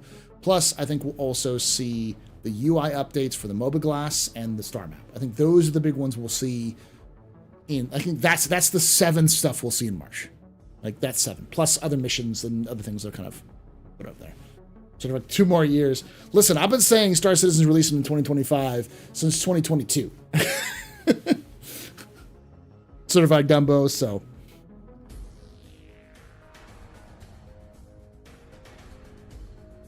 Oh yeah, and the new. I do think we'll. Well, we'll be in. I don't know if we'll see Project Calliope end up in Star Citizen in March. That may be a June thing. It really depends, because I do believe they're going to have limited numbers of resources for their UI team, because they'll be, like, with the UI team, they're going to have to build a brand new UI for the Mobiglass. I'm sure they have an idea of what that Mobiglass should look like, and I'm sure they can turn it around pretty quickly with building blocks and everything, but there's a lot of other aspects they want to put in there. Like, for instance, one of the things they want to do is remove the, like, when you're flying, they want you to be able to take your MFDs and take them off your MFDs and put them on your visor. They have kind of more like an MMO style of things. I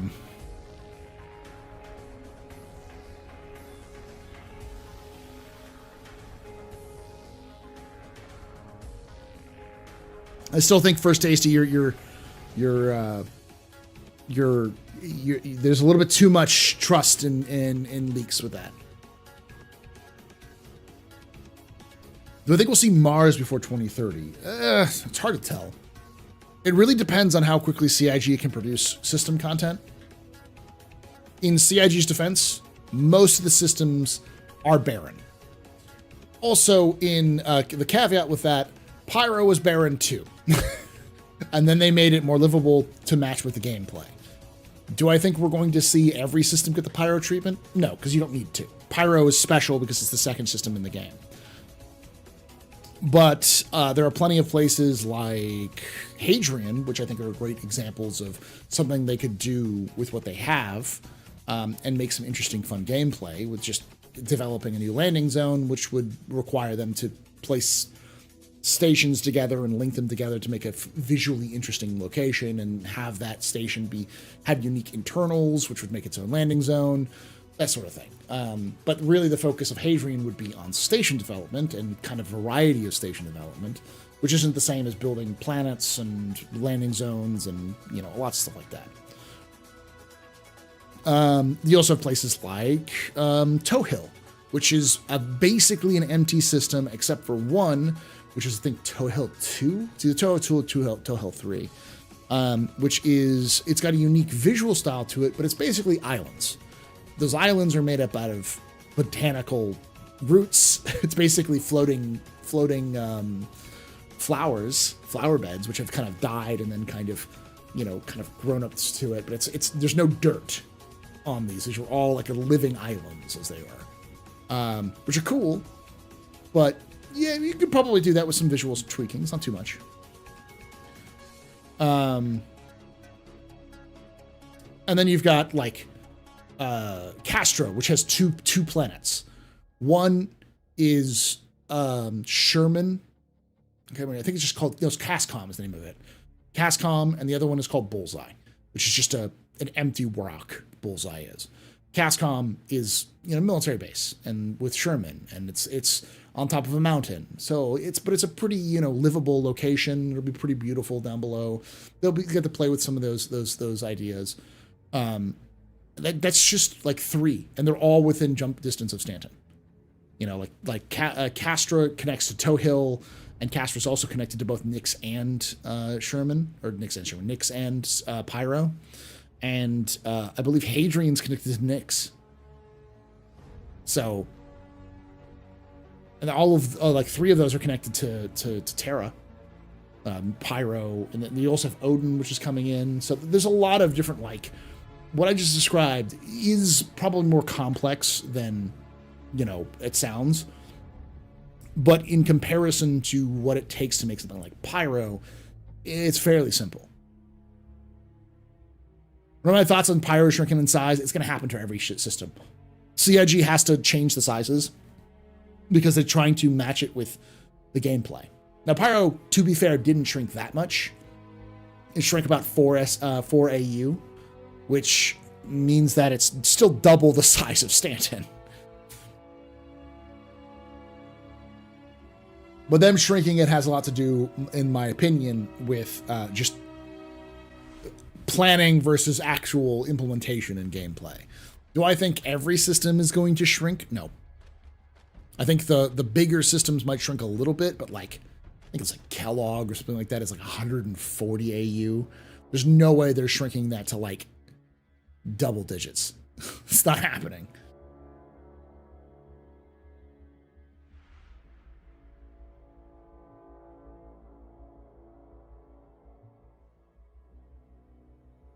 Yeah, there's some much bigger ones. Oh, float islands that are plant colonies. Yeah. After the backlash Starfield got for their vision of the future Sol, I'm sure CIG will output more effort. I don't think we're going to see Sol until after release.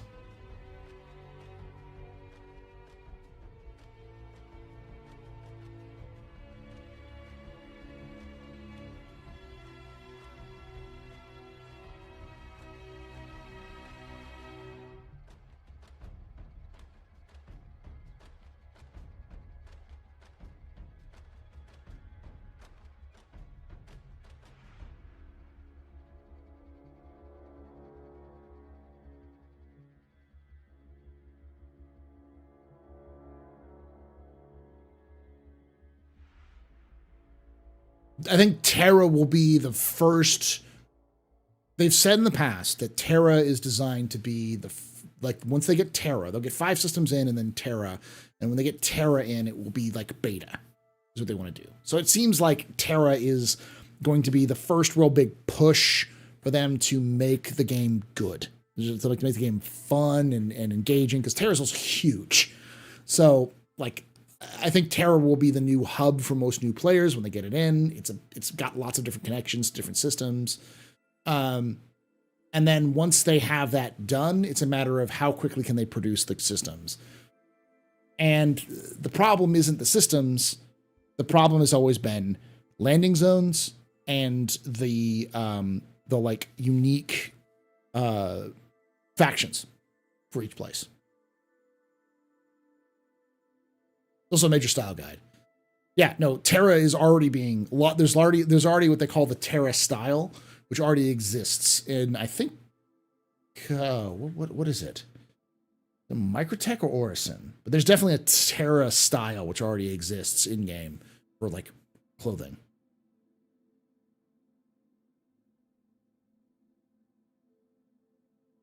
You will not be able to park in a futuristic version of your backyard. Zombie Bombi. Star Citizen's version of Earth is so fucking different from the Earth we have today. It is mostly kind of built up in big cities, and almost certainly you will not be able to land anywhere you want on Earth, because it's like Washington, D.C. And if you try to park a plane on the White House front lawn, you're gonna get shot down.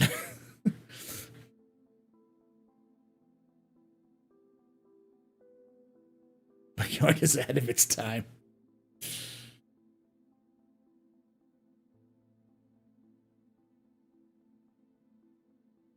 They're gonna have to come up with a lore reason why we can't jump to Sol. No, they're not. They're just gonna say, you know, they're not gonna even mention it. They're just gonna have it of you'll have the jump points in the stations. You just won't be able to go there. And if the question is what's happening, they'll be like, it's alpha or it's beta. No.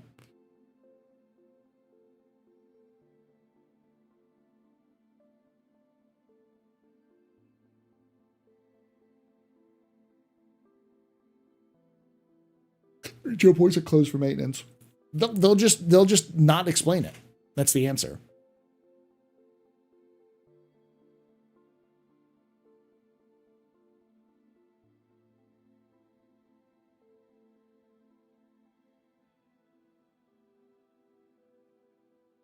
The NPCs will come to and from. I believe what you're going to see is NPCs, like the Quanta system will still function. But the stations at those jump points will be the hubs for material coming in and out from the systems they're coming from to the systems we actually have playable.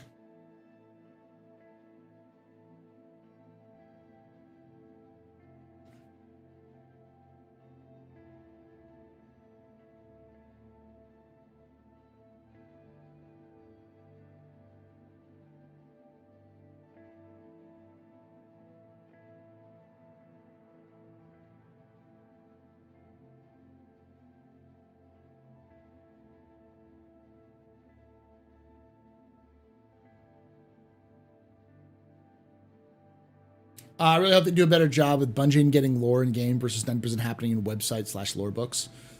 The idea that they're going to have Galactopedia in game. So if you liked the Galactopedia or the codexes in Mass Effect, it's going to be very similar. The main lore that I think you're going to see in Star Citizen is through world building. The context upon which you're talking to mission givers, the location where you'll hear people talking with one another, that sort of stuff is a lot better for Star Citizen's style of game than straight up narrative. Because a lot of Star Citizen is world building.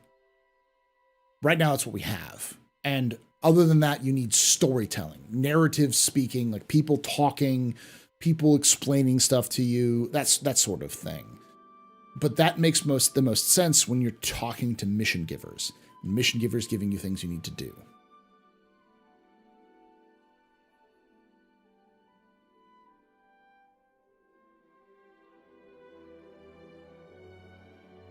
I think the Squad 42 will take place across 4 systems: Vega, Bremen, Tenga, and Odin. But only Odin will be fully explorable. How many do you think will be playable? I don't know if Bremen will be playable. I don't know what Tenga is. I'd have to look that up again. It's almost certainly going to be in Vega. Odin is almost certainly where the majority of the gameplay is taking place, though Vega is obviously a big part of the early game. But it's hard to tell. The thing is that CIG is... Let me put it this way. CIG can spin up a new planet like it's nothing. Green was invented whole cloth for Arena Commander. Lear 2 was invented whole cloth for the map, the Star Marine map, The Good Doctor. The Good Doctor is literally just a map placed on a planet that has nothing on it but that planet. Same with Green. The New Horizons Speedway is placed over Green, which is just a planet, but there's nothing else on that planet other than New Horizons Speedway. So actually generating a planet isn't hard for CIG. They have had that technology for years. Putting down plants and like points of interest on those planets aren't that difficult. They've been able to do that for years. The problem has always been the background tech to actually implement systems. So like being able to jump point from point to point. And then also developing the factions of that system and the main landing zones. The landing zones are what takes them a while.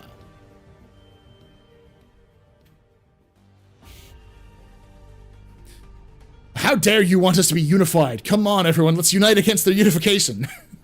I know it sounds weird, but and in fact, they didn't really unite against the unification. The thing about the unification wars that I like is that the unification wars as lore makes sense. I saw some people being like, the political doesn't make any sense. I'm like, this makes exact sense. Because you got to understand, the UNE was a tyrannical, despotic attempt to circumvent the sovereignty of other nations. It 100% was. The thing was that the UNE also recognized that sovereignty was the problem. Individual nations having individual sovereignty was a thing that was preventing humanity from advancing into space. Without a unified push into space, they wouldn't be able to go to space and be able to deal with the problems that space uniquely had. But it did mean that they built the foundation of fascism. And that foundation grew over time to allow for the UEE to be created by the Mezzers, who then really pumped that fascism up. And when the Mezzers were taken down, the UEE didn't go with them because people liked, especially the people in power, liked the benefits that the UEE gave them and still recognized that central authority was required. And pretty much everyone at that point was already, I liked the idea of sovereign states doesn't make a lot of sense to the people of the 30th century. But it's still fascist. It's just like fascism with a with some like coats of democracy paint on it. It's like an apartheid government or an aristocracy or what is it, an oligarchy. Like a small group of people control the entirety of the UEE. And the only people who get to be part of that group are people that the aristocracy, the oligarchy, the apartheid government decides who gets to be part of it. It's Verhoeven fascism. Well, service doesn't guarantee citizenship in the UEE. It's the reason why you have people like the People's Alliance of Levski, who still absolutely hate the UEE. Even though they helped overthrow the Messers, they didn't leave.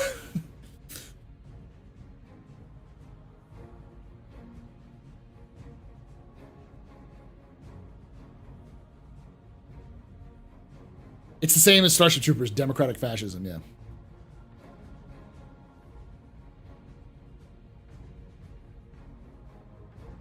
Hey, Galactic Elf.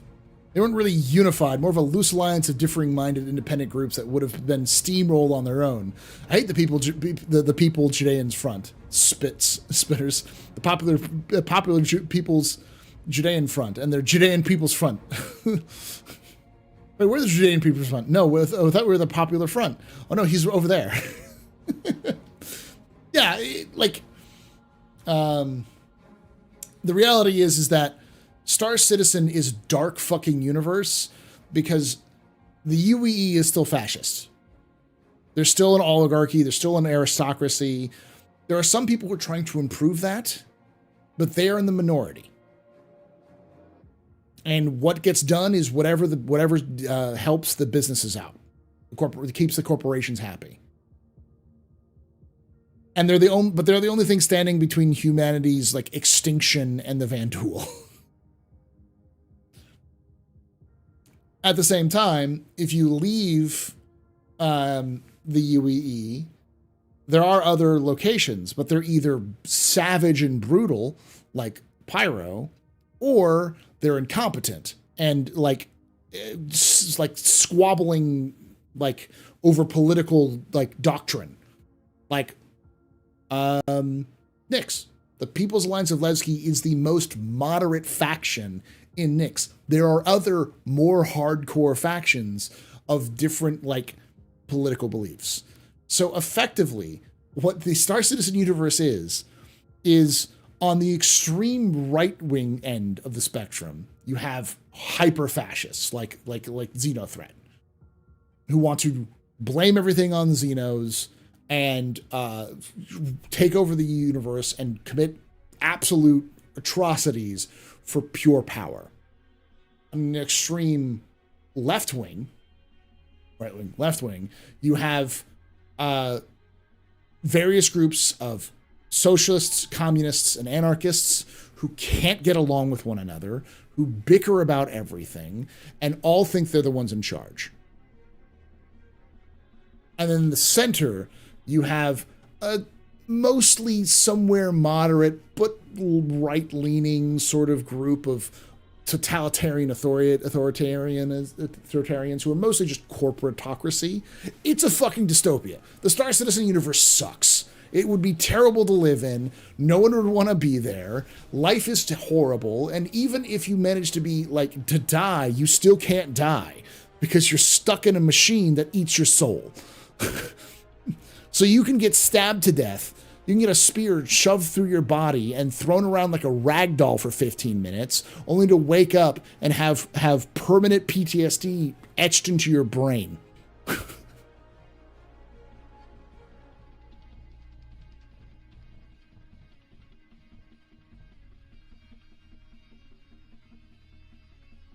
Is there 2022 financials? Was it released finally? Sounds nice. Remember, lifetime employment doesn't end in death. Okay, yeah, go ahead and link Kusanagi, because I actually haven't seen it. I've been kind of focused on content more, so. Dystopian. Welcome back. We will add your resurrection cost to your debt. I mean, yeah. And have a Cyberlim imprint, yeah. Yeah, so CIG is usually, with these, to keep in context, these sorts of financials are about a year late. So these are from 2022, obviously released in 2024. So we'll get the 2023 financials in 2025. And this is typical what they do. Usually it's at the end of the year, sometimes at the very beginning.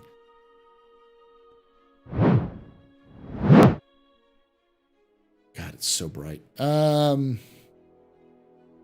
In keeping with previous years, our incentives are inclusive and open policy for informing the community of how we're spending your hard-earned money to commit to the game's universe we're building. I update our accounts counting for the 2022 year. For consistency, is the same format as previous years and follows the same simple cost accounting rules without prescribed formats, disclosures, and other treatments required for our financial statements. So, as usual, no revenue recognition adjustments, intellectual property amortization, software capitalization, or other accounting authorizations will depart from more simple and understandable costs that this year aims to deliver. The accounting published on these remains simple and understandable, showing income, net of sales tax, as invoiced or accrued, and costs as incurred. We'll add this capital expenditure as spent. As usual, we aim to give more relevant details regarding how income and costs are classified compared to what we would be required to do in a published financial statements. The basis of this analysis remains the management accounts numbers that underpin the financial statements that we provide our auditors, upon which they perform their work for the annual audit. So the overall. The 2022 accounting shows that Cloud Imperium grew again with a total income up 30% on last year's record-breaking annual performance. The regular and improving game develops with increased playability, and stability was a key success over 2022. But unlike 2021, the performance was more consistent throughout the year. Also departing from prior years leading to 2022, the US growth in income was higher than the rest of the world.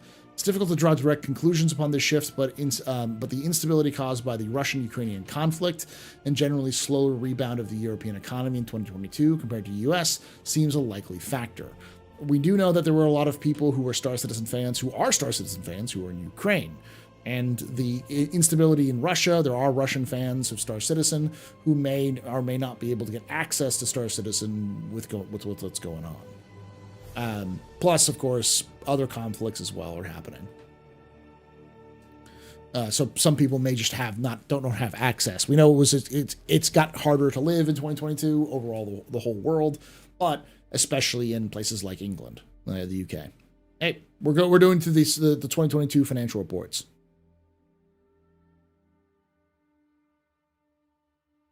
Costs, including CapEx, also increased by 29%, although CapEx principally focused upon the new rest of the world offices. So what you're telling me is that income went up 30%, but costs went up 29%. No wonder they were pushing the F8 so hard. They needed to have another record-breaking year so they didn't go into the red again. Compared to the income, principally focused on the new rest of the world offices, trading costs rose moderately compared to income by 18% in 2022. Nearly all cost categories were up from previous year's overheads. External game development and publishing operations, including customer service costs, were the main drivers for this increase in costs. Salaries and related costs for game development support remained the highest spend category, which is typical, accounting for almost half the total operations spent in 2022, and almost 60% when factoring the growth for the external game developments managed mainly through the US. So income, $5 million came in subscriptions, $11 million came in other income, and $114 million came in through sales pledges and counter. So 130 million. So there's a lot higher. That's a lot higher than what the actual counter said. The actual counter said something like 110 million. That's an increase of a lot.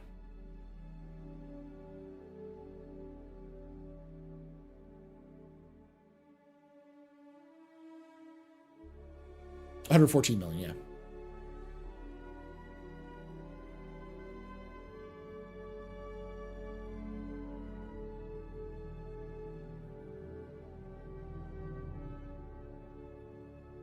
We'll not be able to play due to embargo. Yeah, that's what I was thinking. Next year, Bengals funding is Bengals funding is low, right?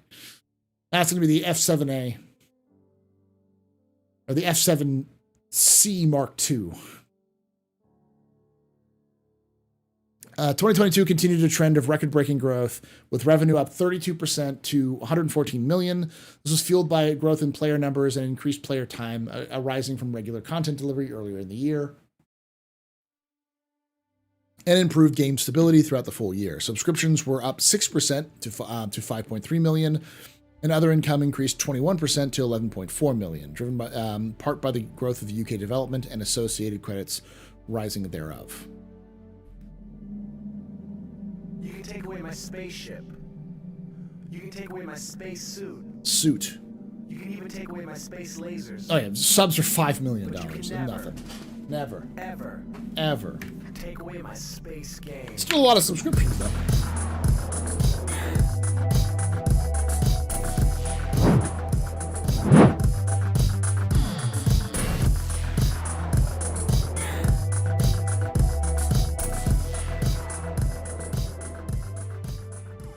Access0096 just resubscribed for 21 months. Yo.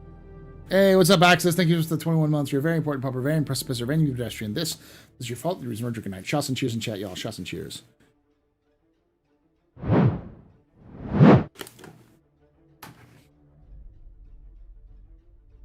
Oof.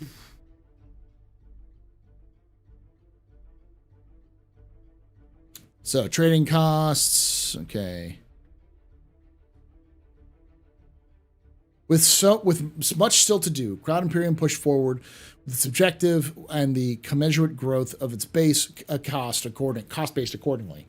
Costs increased 18% over 2021 to 116.5 million, and capital expenditure, primarily for the flagship offices in Manchester, England, and new facilities in Frankfurt, Germany, rose to 12.9 million, compared to only 2 million in 2021. The breakdown of the expenditure is commented upon in the initial below. The U.S. operations grew slightly in 2022, although like previous year, there was continued shift in the mix of personnel as publishing community and marketing teams grew, whilst internal development contracted in the U.S. Although with the rise in management of more external developers resource, mainly from our associated entity Turbulent, which is based in Montreal. The rest of the world operations grew considerably with a headcount of 18% in 2021, and additional space taken to facilitate further growth. As cost increased, general admin, G&A, increased in 2022, although the growth in publishing operations was not as significant as the previous year, which had set the groundwork for projected growth in customer numbers and playtime, which trended upwards towards the end of 2021 and continued in a greater trajectory towards 2022. Salaries and related on-costs represent the total employee costs with the group, excluding service-oriented publishing, community, and marketing personnel, whose salaries or related costs are included with that cost line. So what they're saying is that publishing, community, and marketing personnel are all on the same line item. So let's look at that real quickly, because I always like this to show this out.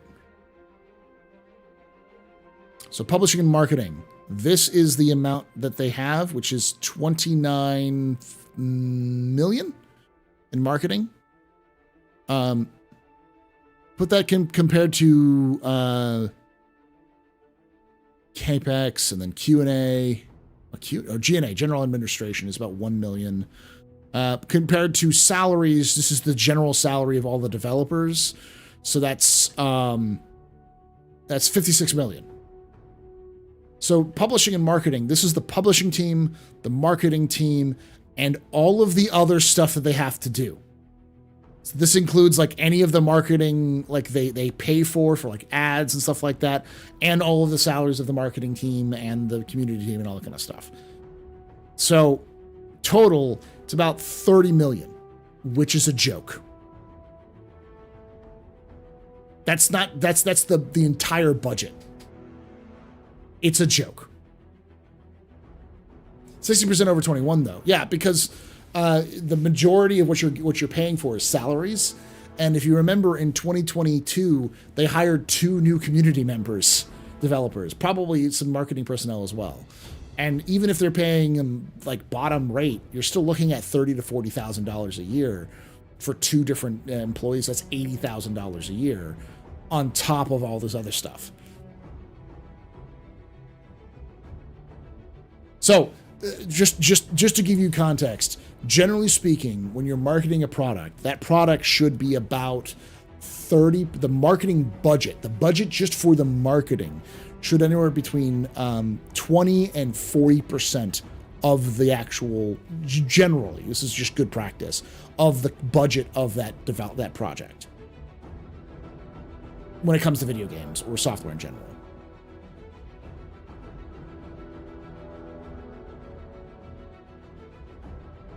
They hired for the game content team. Yeah, well, you also have people who are working in so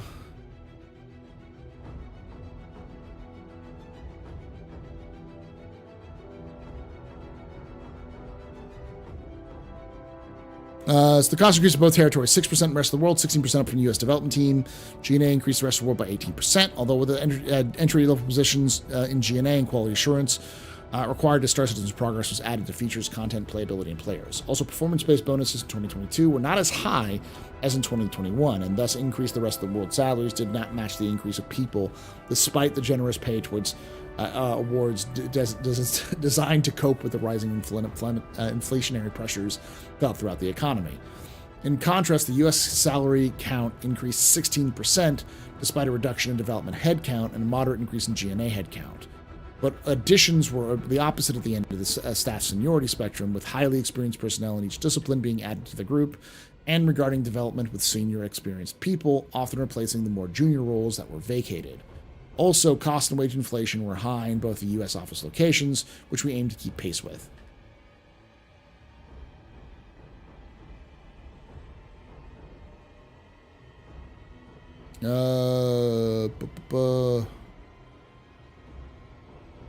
Other game development costs represent the cost operating in various studios, including such expenses such as rental and maintenance. Wow, IT accommodation, travel accommodation, IT increased by 57%. Jesus fucking Christ. Some of this can be attributed to the end of lockdown pandemic restrictions, which increased the office occupancy and stimulated inter-office and work-related travel. However, much of this increase was, as described by last year's update, due to the cost of substantially upgrading and increasing office space taken in Manchester and Frankfurt. So it's a one-time purchase. Like, you won't see this cost go up in 2023 because they already paid for a bunch of shit for it. So, with the footprint of each location doubling the previous offices to facilitate current and future planned expansion in locations. So basically what they're saying is that a lot of this stuff was paid like material, chairs, desks, computers, soft, comfy chairs in the waiting room, signage, cups in the food area, that kind of thing. So. This isn't just travel. This is just other. This is other game costs. So this is other things, mostly like office rental and maintenance. So a lot of it went up because of other things. Yeah. Props for the bar. Yeah. Stuff that you only paid once for. I'm sure it's going to be higher than it usually in the past when we get 2023. But yeah. Dude, even streaming, I want a nice comfy chair. What are you talking about? Yeah.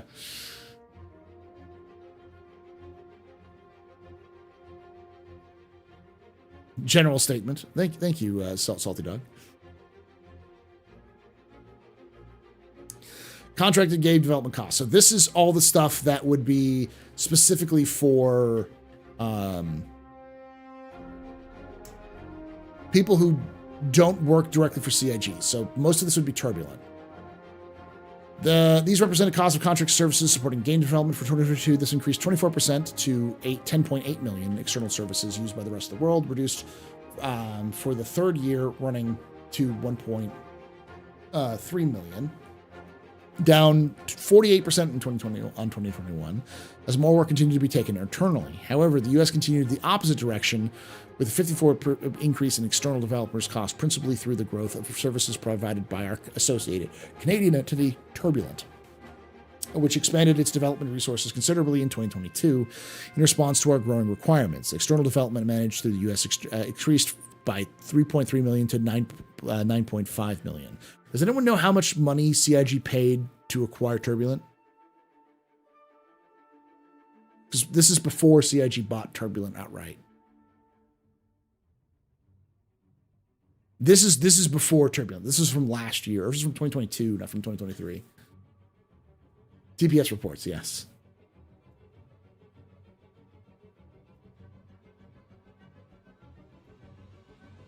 They spend way too much money on travel. Travel is dollars thrown away on OPEX. They definitely reduced their cost for travel in 2023 compared to 2022. But I think a lot of that is also they paid for people to move to the new offices, because there were people who were living away, like Jared, I believe, moved in 2022. We may have moved in 2021, but there was definitely a pressure to get as many U.S. personnel as possible to move to the new offices in Manchester and in Frankfurt. So.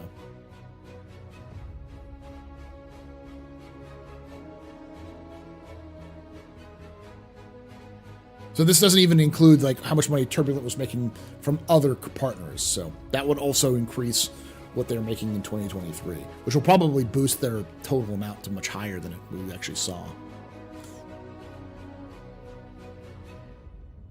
They flew teams around for meshing powwows, yeah.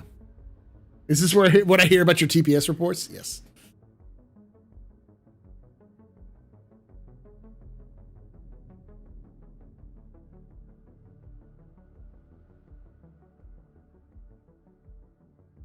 Travel includes going to bar citizens. Yeah, but it's the community team, which is 2 to 3 people who go on those bar citizen adventures. So let's think about, I think, what do they visit? Like 30 locations. Some of that stuff is them just driving to locations. Some of it is flying. Yeah, they definitely have like hotels and stuff like that. But I can't imagine it's millions of dollars for 2 people to go to bar citizens.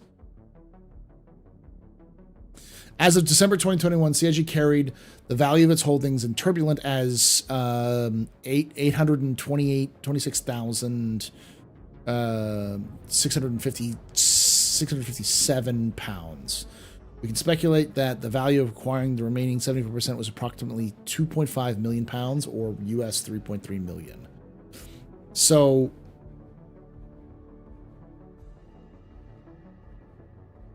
basically, it says it right here, increased by 3.3 million. So they just basically spent 3.3 million on, they just matched what they were paying. No wonder they just paid for them. They're just like, we're already paying you all this fucking money. We'll just buy you. They were already giving them 9.5 million a year to work on the game. If it just cost them 3.3 million to just acquire them outright, why the fuck wouldn't they? That's just a no fucking brainer at that point. Like, we're just paying more money to you to work you as a contractor than just to bring you in as an in-house developer team, which you basically are anyways.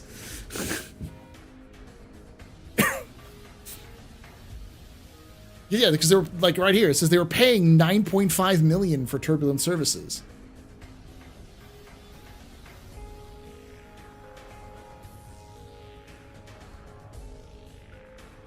So that would... I'm buying the donut shop. Yeah. That sounds like buying a 747 for free peanuts. To a degree, but you gotta remember, CIG was already paying 9.5 million per year for them to work on the game. They were basically already paying for them to develop their own studio. And Turbulent was making its own money working with other partners other than CIG. So they were making their own income. So this is effectively purchasing the company outright to also get their income stream from other companies. So at that point, it's just like you're buying for it, but you're getting other things as well. They still have to pay for salaries, yeah, but I'm like, there's what they're mostly paying for with that 9.5 million is Turbulent setting up a brand new studio, which was the game development studio that they were developing, which they were already basically paying for the salaries of.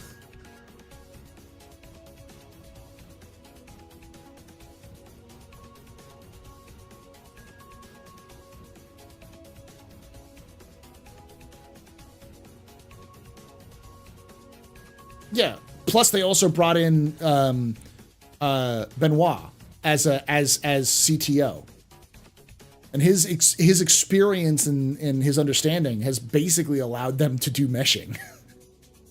He's the brainchild behind it at this point. I mean, him and the other team members, but yeah. But now he's only working for CIG, which is, huge. This is more cost-effective than growing our internal development teams as the high-cost locations housing in our U.S. offices. I mean, honestly, I wouldn't be surprised if both the LA and Austin team starts to get downsized even further. So, CIG brought exclusivity to key resources. Yeah.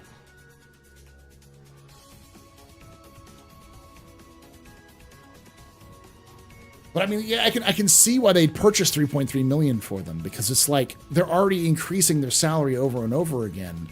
Yeah, they were barely making money for this last year, but that would also that also tracks as much as CIG, as much as people were like, I think the reality is that people's concern that CIG was making these big spending when they were barely making money, it definitely seems like it tracked.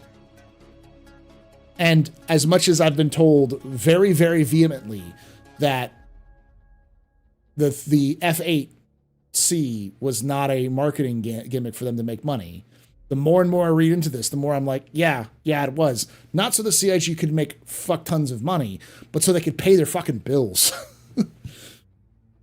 Like 3.3 million, like the F8C purchased Turbulent. The F8C sale alone purchased Turbulent.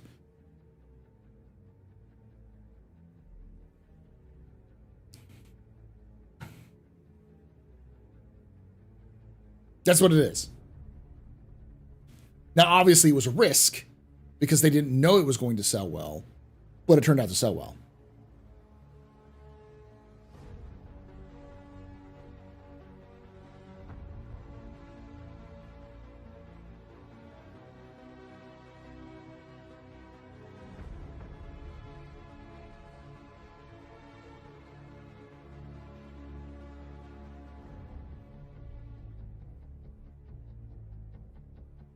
I mean, yeah, we're going to see the F7C Mark II sale at Invictus. I wouldn't be surprised. If they've already found stuff like that in the game files, it works. Why not? This is the reason why CIG is making Squadron 42, by the way. When they release Squadron, that's a new revenue source. And even if it does decently well, they're making millions of dollars. So it'll help cushion any costs, plus an ongoing sales of new Squadron 42 copies will improve over time. It's going to be the F7A, but in a civilian version is what it'll be. It just look the same. But 2023 has probably 10 million less in capex for facilities, so we'll see. Yeah.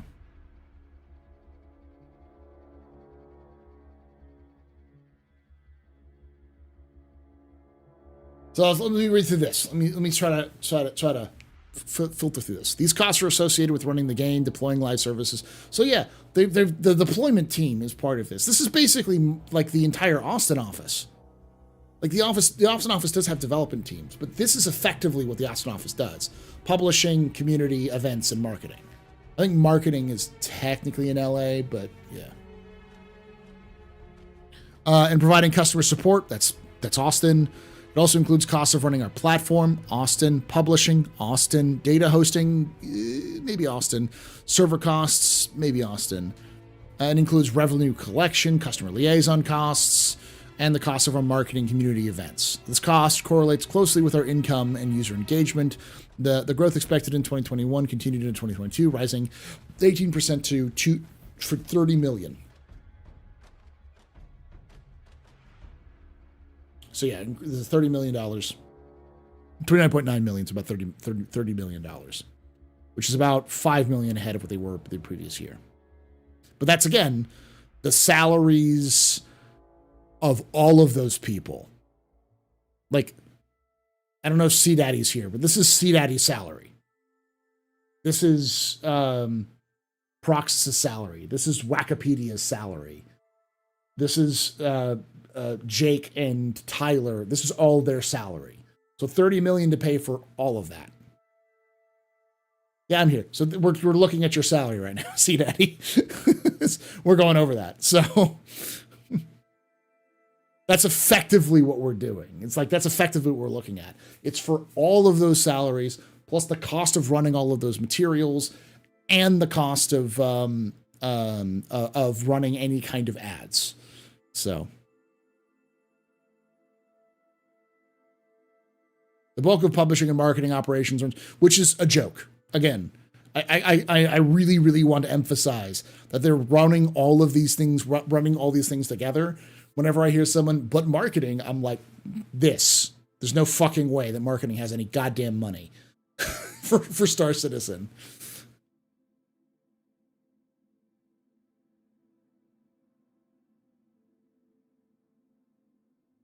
The bulk of publishing and marketing operations run through U.S., Austin, and Los Angeles, respectively, which accounted for 71% spend on this cost category.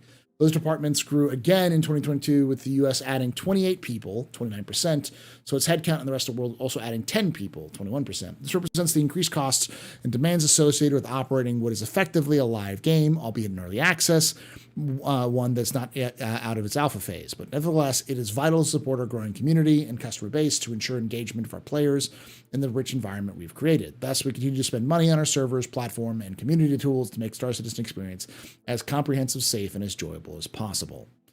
So, yeah, that tracks. I mean, it generally tracks. Costs, general and admin. These costs represent insurance, accountancy, and other professional and legal fees not appropriated directly to the cost of identified previously. Other factors outside of headcount and operational growth can impact the cost of 2022. They reduced slightly to 1.4 million, which is okay.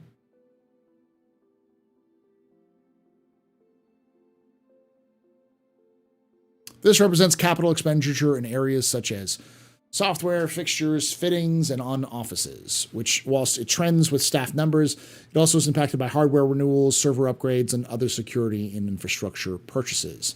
This includes the accounting as it represents the outlay the materials required to develop and publish the games. Since the total capital expenditure amount is included here, we do not list the depreciation portion, which expenditure subsequently in the cost analysis, which such expenditures, okay. CAPEX spending in 2022 was 12.5 million, in part due to the headcount increase and the office and new computer equipment required for those new staff members, but mainly as a consequence of the new offices and the rest of the world operations. Yeah, so CAPEX is going to be down in 2023 because they've already had the new offices. Where you've built the fantastic destination places to encourage in-office work and participation. Our projects are extremely complex and time-consuming to build and support, and it is important that we provide the best environment for this work's being. So, yeah, so it was about 12 million, about 13 million. That's probably going to be down a little bit in 2023, but it'll also offset with other things. Capital expenditures, yeah. It's effectively the classic economic basics 101, the stuff you need that helps you make the things, but isn't directly the things that make the things. It's the machines and the tools you use to make what you need to make. Capital expenditures. Which is pretty small, though. I mean, it's definitely up from 1.9 million to 12.9, but that's also going to go down in 2023 in comparison. So I can see that offset.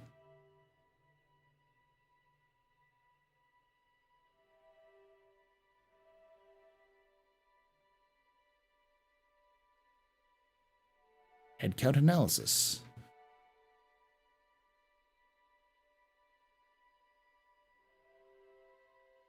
So there are 57 people in the rest of the world who do publishing and marketing. And there's 125 people who do publishing marketing in the US. So a total of about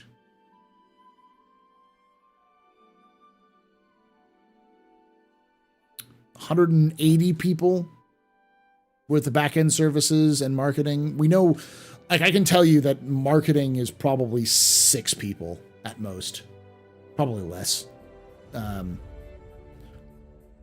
And in terms of development, there are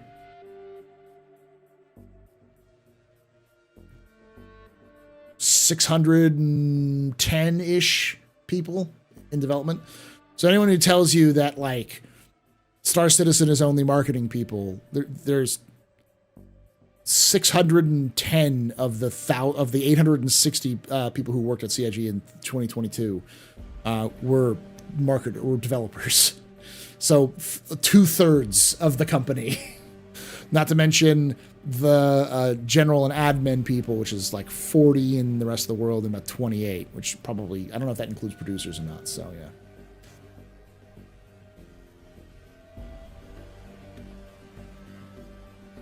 So, this is developers. So like 182 people in DevOps, 610 in development, and 68 in general admin. Okay.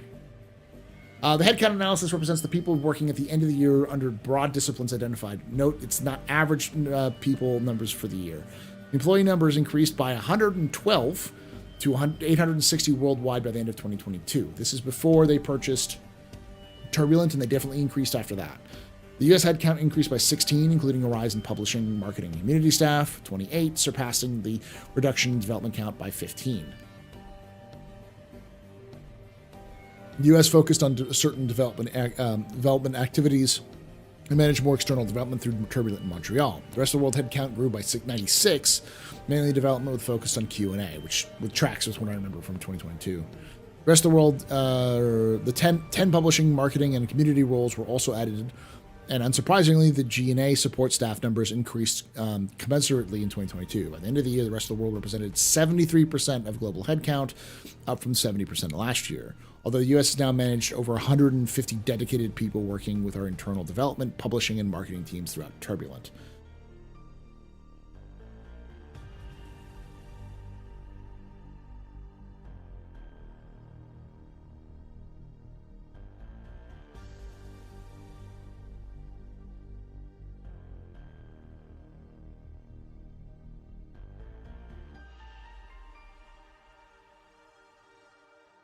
So about 1 million over. Yeah, so this is when they went into the red right here. Net pledges and income costs, capital investments. I think these are negative, if I remember correctly.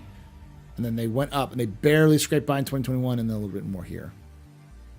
Keeping with prior years, the 2022 accounting shows the group continued to spend its income on the ongoing development and publishing of the games in its unrelenting objective to deliver world-class gaming and social experience for players and community. Besides reinvesting into its people and partners, particularly Turbulent in Canada, those whose teams services Cloud Imperium grew considerably during the year, it also substantially funds the new offices and facilities to create destination space for its post-COVID returning staff, creating an environment to encourage collaboration, innovation, and creativity to make the hard work undertaken and still come more pleasant for the growing number of people working on the games. Consequently, the funds and balance sheet moved a little in 2022 despite very successful year, and they remain earmarked for the future activities planned and required to push the games forward to the commercial launch and ongoing evolution underlying technology and intellectual property being developed. At the time of writing, I am pleased to report that in 2023, we have made great strides in the respect, and despite the significant cost of dedicating more resources to Squadron 42 at the expense of ongoing regular releases on Star Citizen, particularly in the first 3 quarters of 2023, we've progressed Squadron 42 to a level of feature complete, which is a very significant step on the roadmap to its final release for this hugely ambitious AAA title, or game. Our first physical CitizenCon in several years at Los Angeles Convention Center was to unveil the progress made behind closed doors. We're happy to show how this will translate into the Star Citizen universe and the ongoing releases that are planned to come in months ahead. In 2023, we are also very pleased to have completed the acquisition of Turbulent that we announced in July. As noticed in this previous reports, Turbulent has become an important part of operations, and I've been working with them since the early days of the company's founding. They understand us and our goals, and thus are natural that we would formalize that relationship and bring their key people into our leadership team. It's great to harness the skills and talents of over 200 people working there who augment our internal teams and represent a large part of our worldwide workforce, which now exceeds 1,100. In conclusion, 2023 has not been an inexpensive year, but we've had a great record-breaking, again, end of year, and the targeted investments we have made have been focused upon goals, setting us closer to achieving our vision and mission to deliver gaming experience in a universe of truly epic scale, fidelity, and quality for all our current and future players in the community. I don't know who wrote this, but great. Usually they'll say who wrote it, just corporate. Okay. Brackets are negative. So in 2022, they ended up in the positive by about, looking at the number again, they ended up in the in the positive by about a million, 1.3 million. Close to breaking even, but yeah. Well, CIG had to start reporting because, like, by UK law, they had to report their financials to the UK government, which are publicly available. And so they decided if they're going to do that, they'll just start giving out financials to everybody. So they did a more in-depth breakdown of the financials as starting going from that. So.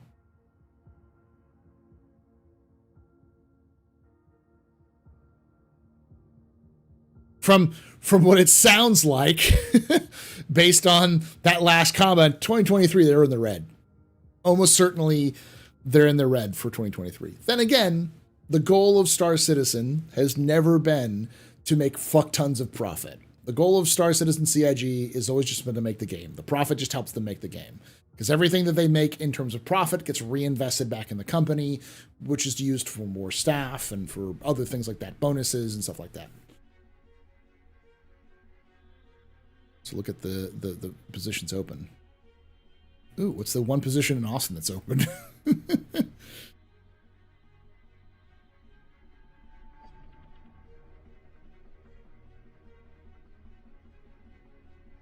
Sales Operation Manager.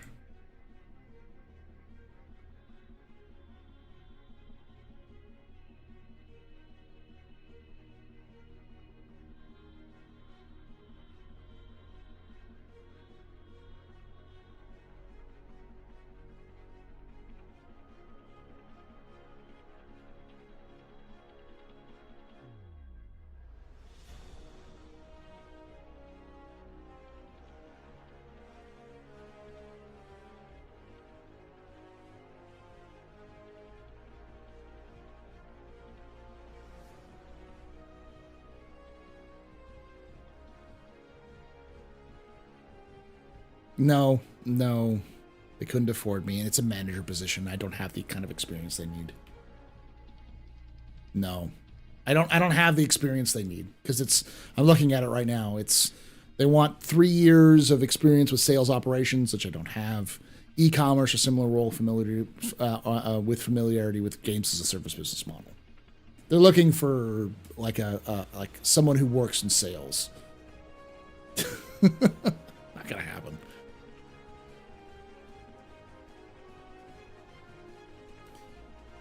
So, effectively, what we're looking at for 2024, continue back onto that path.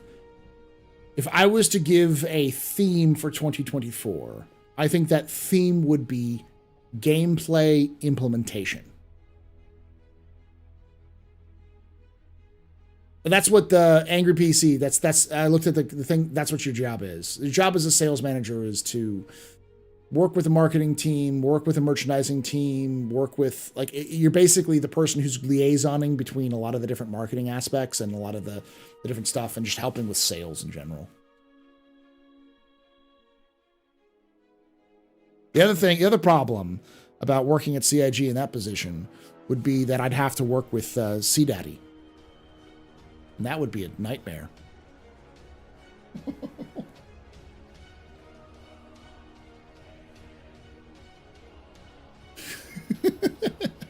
No, I say that's a nightmare because I know you would poke me at 2 o'clock in the morning, be like, hey, Paul, how are you doing? Be like, see that I'm trying to sleep. Please stop. They'd pay me in redeemers. Shit, I could do that now. Yeah, but it wouldn't just be you. It would be you and Tyler and Jake and Christian and all of those folks.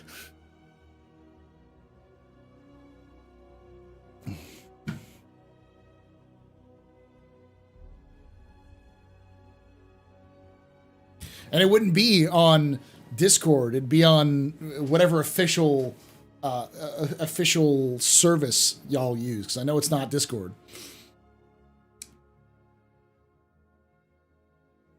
Teams, yeah. I already get those Teams pings right now at 2 o'clock in the morning because it's so weird. Microsoft Teams, baby.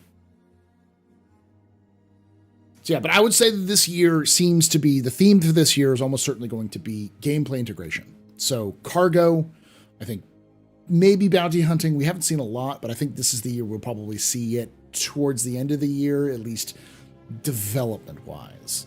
Almost certainly we'll see some sort of hacking gameplay stuff implemented.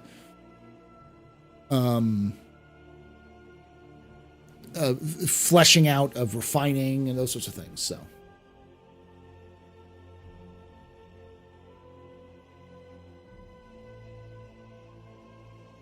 yeah, I think the new Quantum Jump gameplay is going to come in too. Yeah.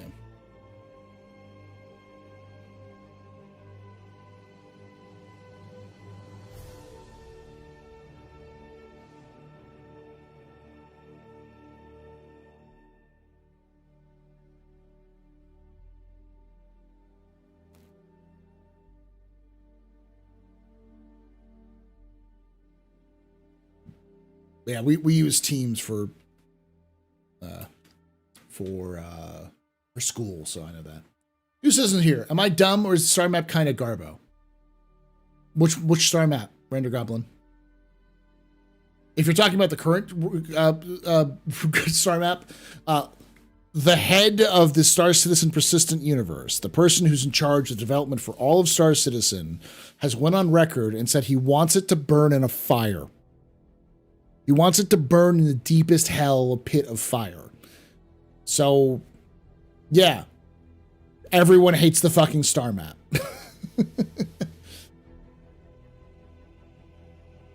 It's awful. The current implementation of the Moby-Glass sucks. Like, there's so many bad things with it. Yeah, it was SCL. You said it on SCL.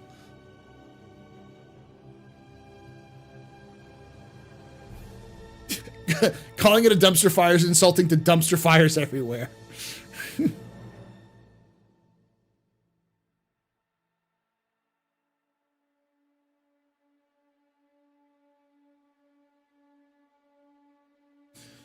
Here, let me show you the new Star Citizen.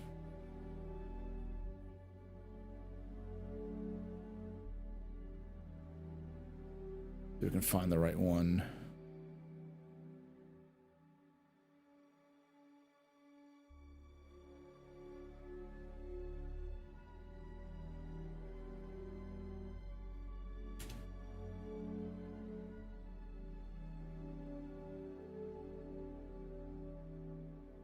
I'm gonna mute it, but you can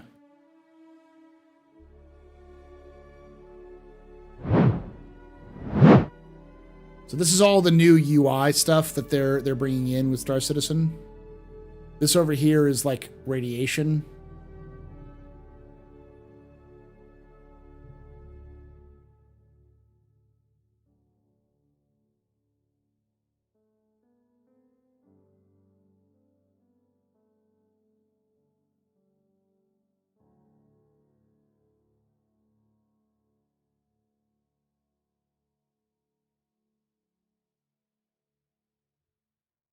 Come on, Bone.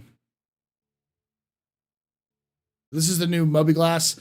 This is probably going to change a little bit because this is for Squadron, which is the single player game. But it's likely going to be something similar to what we see here. It's just going to be slightly different because this is for Squad 42.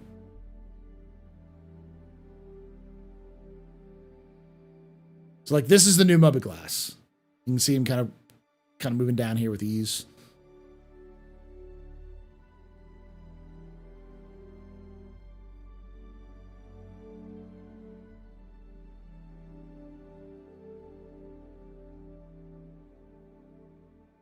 So this is the other thing that they're going to add to it. So you go to an area and you can get a map terminal. And so you can look at the map on a terminal to kind of see where you are on a platform or in the city. And so it's a 3D holo map that you can pull up. The other thing you can do is you can choose to, over here, download the map. Let's go over here in a moment.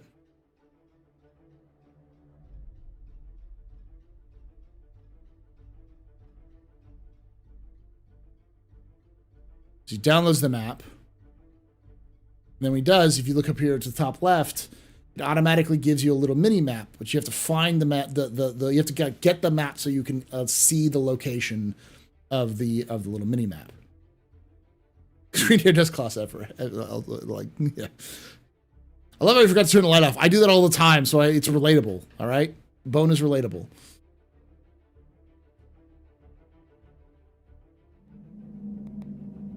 You can take away my spaceship. You can take away my space suit. Suit. You can even take away my space lasers. No PPUs. But you can never, ever take away my space game.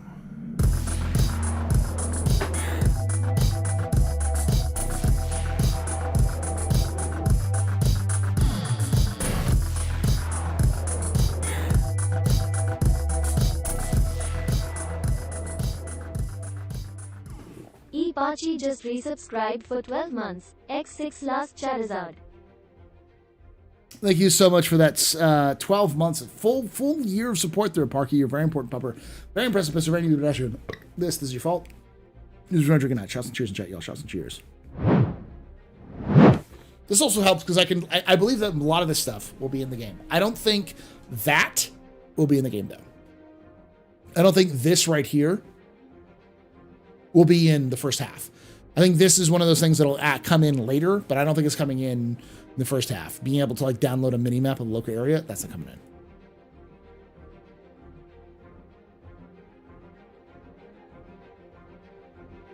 He's talking. He's talking. He's talking.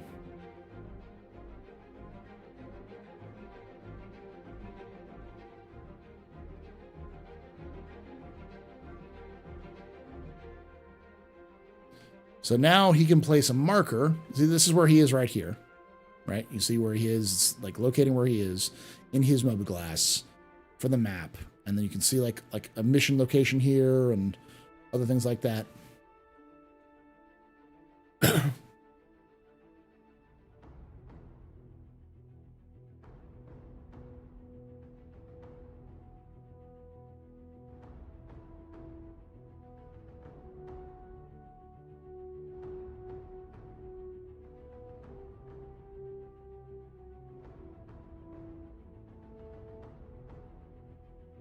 The things you'll notice here is you see these doors, right? These are all in green. All of these doors are built with, what are they called? Engineering in mind. Because when you go to the engineering consoles, you'll be able to have a similar map where you can open doors when you click them, that kind of stuff. So, hey, Ghislaine.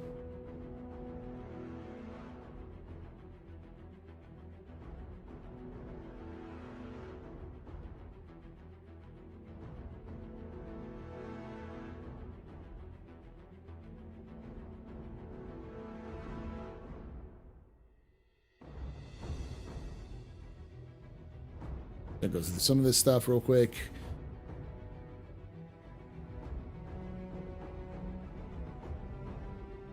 It's a lot of talking. You can actually set waypoints now. Here we go. So he sets a marker to here to Kovalex shipping. He'll put it there. Boom. You can set the marker itself. Eventually, you'll be able to share these coordinates or the actual markers you can share with people.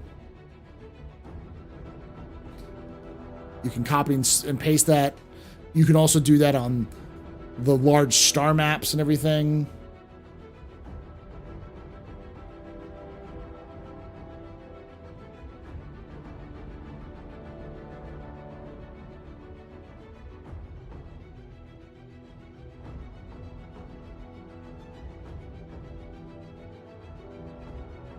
So you can see like waypoints, like I need to go here, so now it's giving you like a path you can use. It traverses all over the stuff. So like setting routes.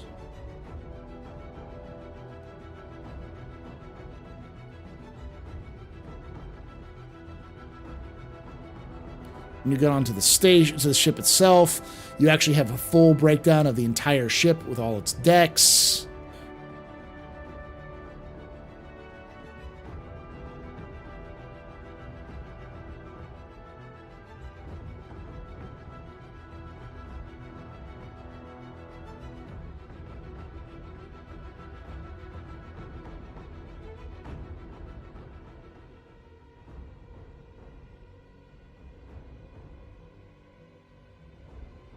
There's a new citizen, so I wanted to show them off this if they haven't seen the CitizenCon video.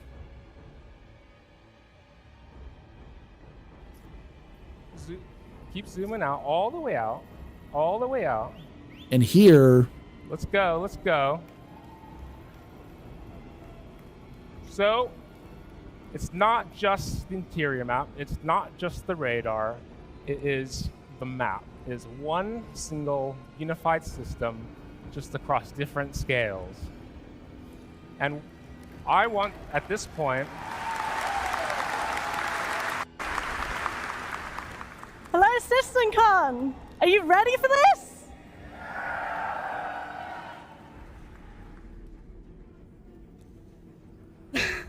Phone, do you want to click on the marker? Boom. As you all suspected, this is the star map. That's the star map. I don't know if the newbie is still here or not, but that's the star map. They'll continue to back it out.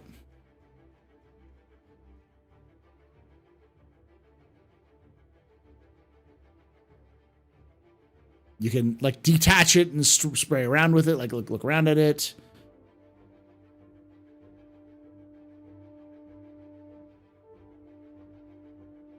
There's this new thing called... The player marker always remains visible to you. You'll always know where you are relative to points of interest near and far. You also, there's new... So, is everyone ready to see more? Coordinates, so like degrees you can point out. Let's take the step back button. That's the one on the right over here. So we can see, take a look at Crusader and all of its moons.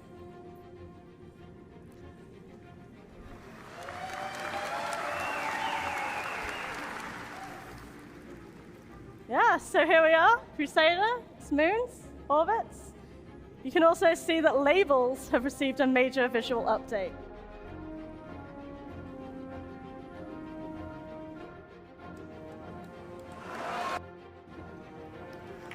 A little bit differently.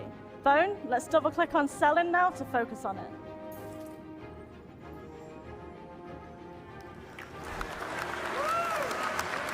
Yeah, the dots are fine. It adds a little additional flair. You can see the whole thing. Surface labels face the camera and appear when they're in the central part of the planet. And notice how on-screen clutter. Bone. Notice how when he moves away his cursor, the dots go away. The dots are just where you're. It's a visual indicator of what you're looking at. But when you move the cursor away, it says, okay, you're no longer looking at it. That's what it is. Want to show this in action?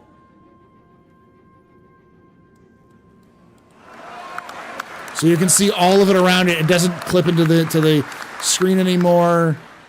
Markers on the far side of the planet fade out, so they don't take focus from the locations you currently care more about on the near side of the planet. Bone, can you double click on one of the points of interest?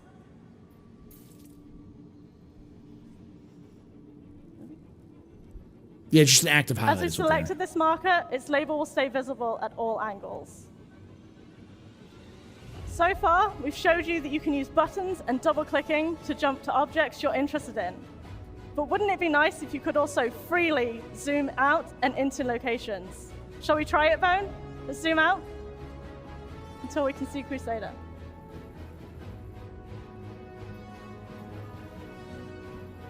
Notice that it pops back when he's noticing these connected to Selin. We wanted to ensure you have freedom to move around, but this flexibility requires us to be really careful about how and when markers appear. Markers need to disappear when they get too small, but also stay visible when they're still relevant to your view. This isn't simple because objects in a solar system are vastly different sizes. Think about the size of a star versus a planet versus you, the player. You're kind of small compared to a star, right? Our solution is a technique we call cosmetic scaling. This allows us to draw a marker at its real size when we are close to it and artificially increase its size as we zoom out until we reach the point where it collapses into larger points of interest in the hierarchy. You can see this in action here. There's no way Crusader and its moons are this size at this scale in reality. They've been scaled up massively so you can see them. Bone, let's zoom out a bit more so we can see the moons disappear.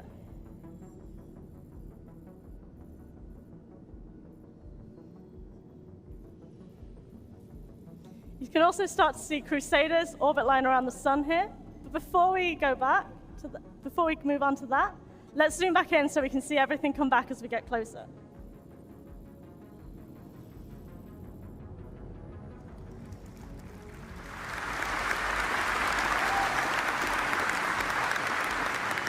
As well as... So yeah, I'll go through it some more, but that's one thing I'm a little confused about. This is where I'm going to kind of explain.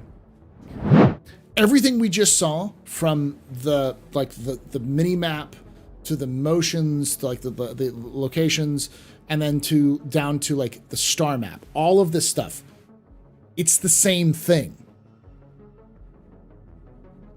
All of it is just the same thing. The map that covers your ship and the location you are is also the star map. It's all the single map. So while I'm hesitant to be like, okay, well, the star map may be in, but this other part may be in. No, it's all the same thing. It's all the same map. So if it's all the same map, it has to all go in at once. There's no options with that. It's like when they do the UI for like ship HUDs and stuff like that, it's all the same thing. The MFDs, the ship UIs, are all the same things now.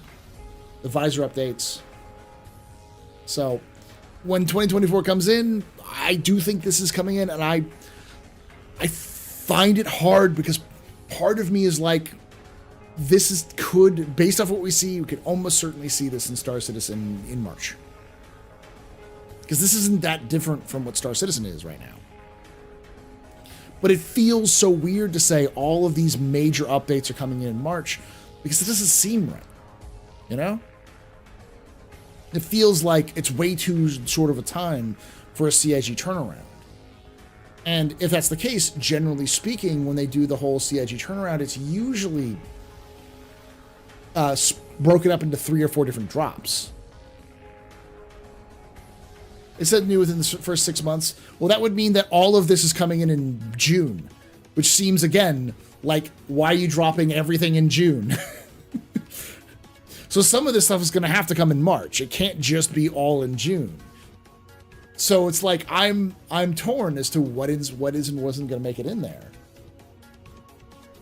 So like I think if this dropped in March, which I still think it can, it would be one of the major aspects.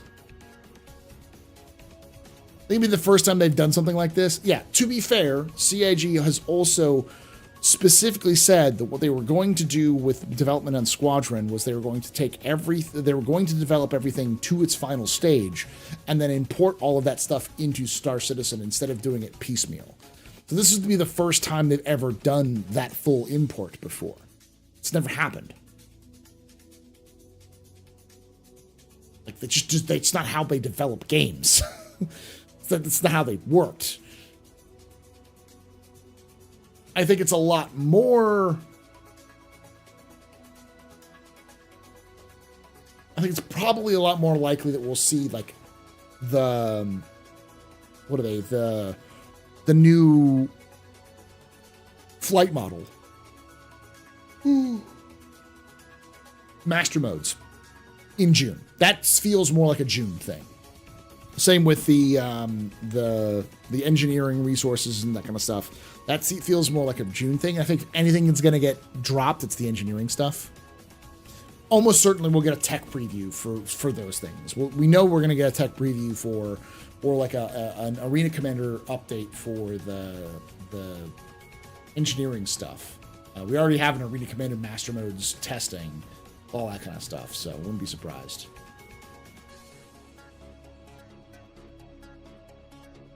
So my guess is Master Modes would be June, and it'll be a very basic version.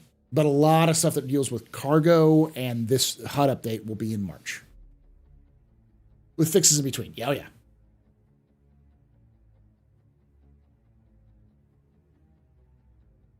Oh shit, really? I'm going to get Salty Star Pilots for your birthday? Probably.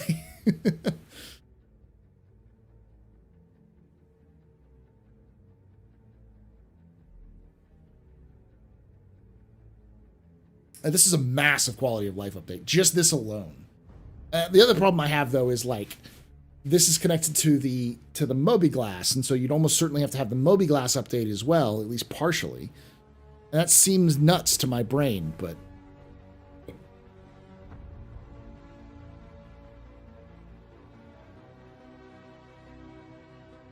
almost certainly freight elevators are coming in March. The reason why I'm pretty certain about freight elevators coming in March is because they're basically done. It's a matter of integrating them into the back end and a lot of other stuff. It's a staggered development approach. It feels almost like Japanese wood joining.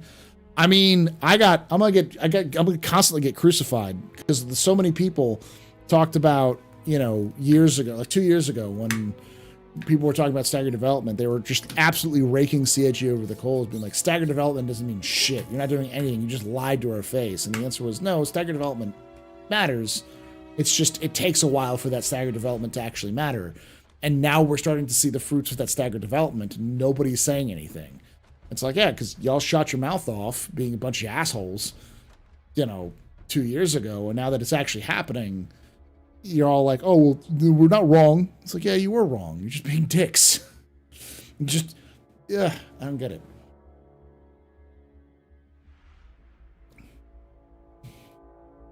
But I do think that CIG definitely presented it wrong, because CIG always has this problem. The way they presented it was, this will speed up development time. And I was when I heard Aaron say that, I'm like, no, it's not. It's going to slow it down, but it's going to prevent burnout. People will actually spend more time working on stuff, so they won't be feeling like they're having to burn from both ends of the candle for 6 months or for 3 months. Instead, they're going to do 6 to 9 months. And it seems to have worked. I haven't checked out the new Salvage rifle, but I've heard it's pretty good.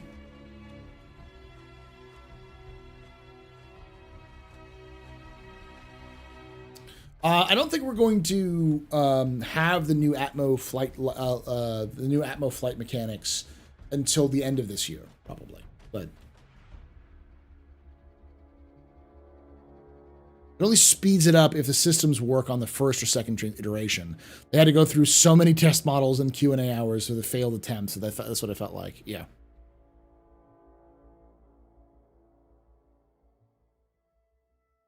Freight elevators are just existing elevators, but larger and tied to cargo. It's not just tied to cargo. The actual kiosks also have to be developed, and they have to be tied into the back end, which has to be tied into the the replication layer to be able to pull that information out from the back end to the front, and like that whole process, which is a little bit more complicated.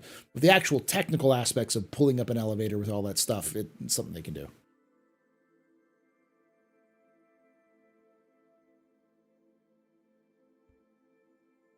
And then they just throw it in the dinner table, and we sit here with our mouths hitting the floor and figure out where they want to start. Yeah. Remember when iCache was supposed to work? Yeah, iCache is dead. Long live, what is it? Long live PES.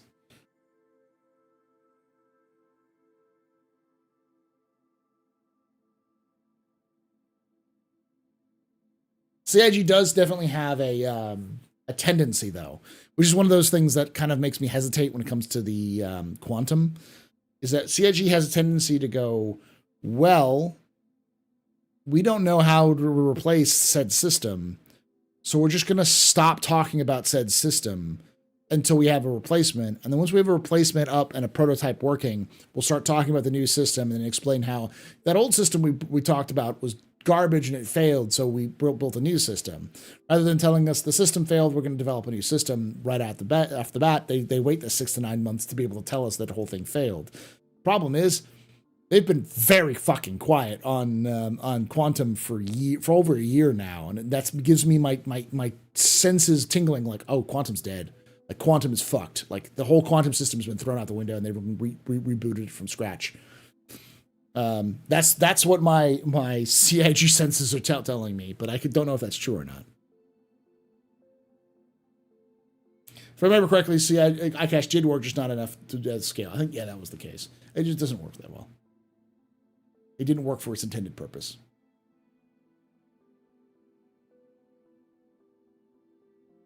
I could be wrong when it comes to that sense, but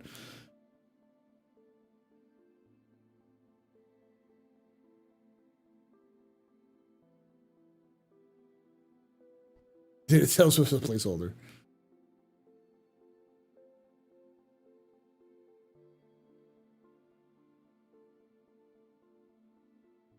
Remember when the Connie was supposed to be the largest player? Yeah. That was a very early time, though.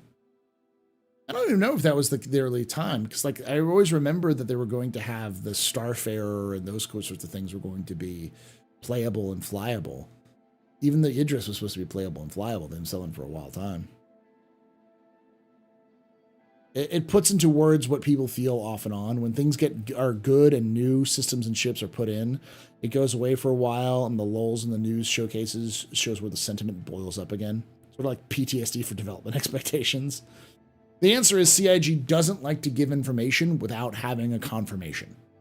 So if they're going to do something, if something doesn't work and they're going to replace it, they're not going to talk about it while they replace it until they have a firm idea of what's replacing it. That way they look like they have solutions rather than having problems, because having problems leaves yourself open to game journos trying to pay for their ramen this month and writing articles that will then drag more people into it, that kind of thing. So.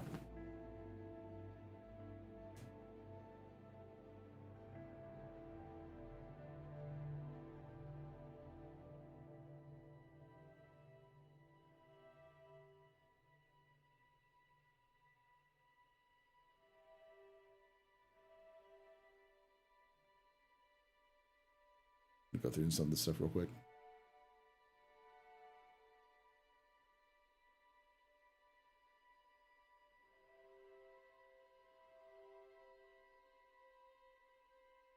Javelin will be the biggest for now. Definitely no bigger than a cruiser.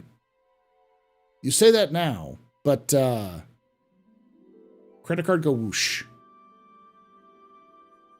If they need that money to pay for all that stuff, the Bengal carrier is coming out. It's not off the table. It's not off the table. Guarantee that.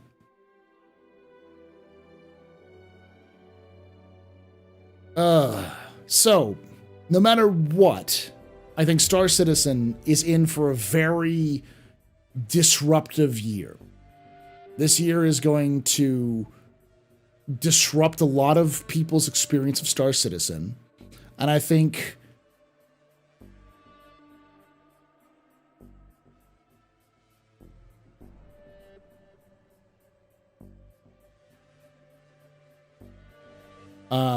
a lot of people who are super invested in PvP and kind of combat meta are going to have their entire lives turned upside down.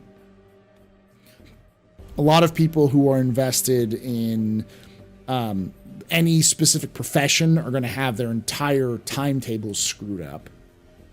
People who are invested in who are really like hoping for soloable ships, like soloable multi-crew ships, are going to find out that they have to have some sort of, they're just at such a huge disadvantage for flying large ships without some kind of dedicated crew members, especially something like engineers.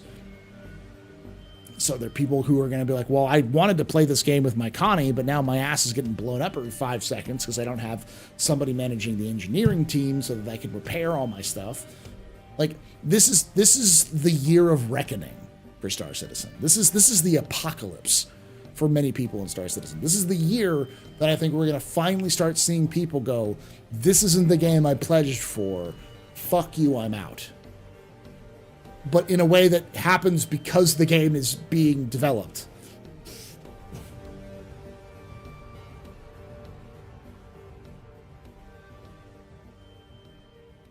It's the year of fire, the year of pain, the year of sorrow. Yeah. Bangle 50K, time to refinance the house. Swoosh.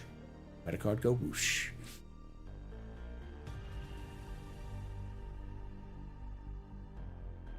Oh, they're not introducing NPCs for crew for a while. That's not, there is not a single reference to it in any of their development like logs. They do not care. They are very much not in that, like you are we're talking years before we see hireable crew members. Years. It's like, the Lord needs an archaeological bendo, Paul. Make it happen. I'm not spending 50K on a Bengal. It's the year cargo haulers finally get to smile for once. Yes, but it's also going to be the year that cargo haulers realize how much fucking work it is to haul cargo. They're gonna have to like roll up them sleeves and start getting dirty and start lifting up them boxes and putting them there. Playing that Tetris.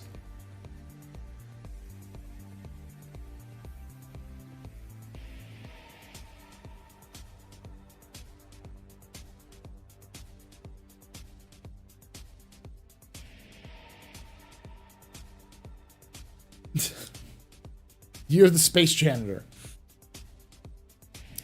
It's definitely going to be a year that I have I think that this is going to be the year that I have feared for many years. For those of you who don't know, I've always had this fear that Star Citizen is built on so much hope, so much idealism, that it's one of those, it's the perfect game because anyone can think of anything they want and it's true in Star Citizen. Because there's no one's telling them that's not true. So they envision a game that they want to see in their mind versus what the actual game is going to be. But as the rubber starts hitting the road, as the gameplay starts being added, as we've seen with mining and now salvage, going forward with cargo hauling and all these sorts of things, we're going to start to see the reality of the game is going to be different from a lot of people's mythological ideas about the game. We already see this with people complaining about Beam Citizen. I hear it all the fucking time in my comment section, which people get really, really fucking butthurt about beams. Because those people have thought for years that they're going to get like Surgeon Simulator, or for medical, or like they would have to like tie ropes and do like all these sorts of pulleys and stuff like that. Like that is a huge thing. And then secondly, the straw, yeah, the change of the reclaimer, the change of the fundamental changing of how salvage was going to work from physical cargo, from physical like breaking of the surface to this vibration and the slurping up the Thanos dust afterwards. Obviously, that Thanos dust is not final gameplay, and they're going to kind of add more to it. But that alone is a great example of that's the compromise. They're going to have to get things done, and they're going to use the tools they have. Beam Citizen. It's just going to happen.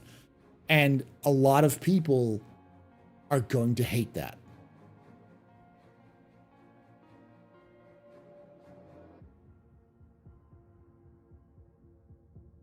Are you telling me that people are going to hate or be upset when Space Cookie Mama comes in? Yes. I mean, I'm not going to be. Fucking inject that shit in my brain. I want to be a cook. And to be fair, yeah, because of how they sold it on that claw alone, definitely it's partially CIG's fault. And it's not going to be the last one that CIG is going to have to eat some crow on. But at the same time, we always knew that there were going to be compromises made to make the game function. And some things won't work, some things will. Stardew Citizen.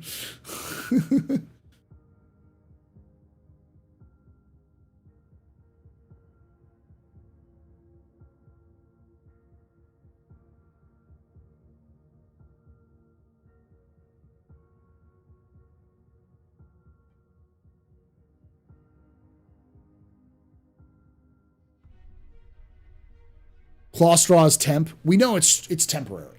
For sure. We know that the straw aspect of that is temporary.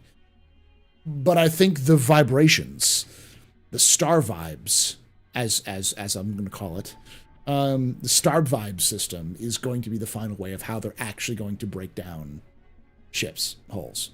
You're going to vibrate it very, very fast. You're going to resonate frequency with the molecules inside the ship, and it's going to make it go very, very fast, bounce back and forth. So your claw is no longer a claw; it's now a vibrator. It's now a beam vibrator. You're vibing at a distance, baby. Nah, if Maelstrom stays true to form as they said, I think that all that Maelstrom means is they can get smaller particles. I don't think it's going to be physicalized claw.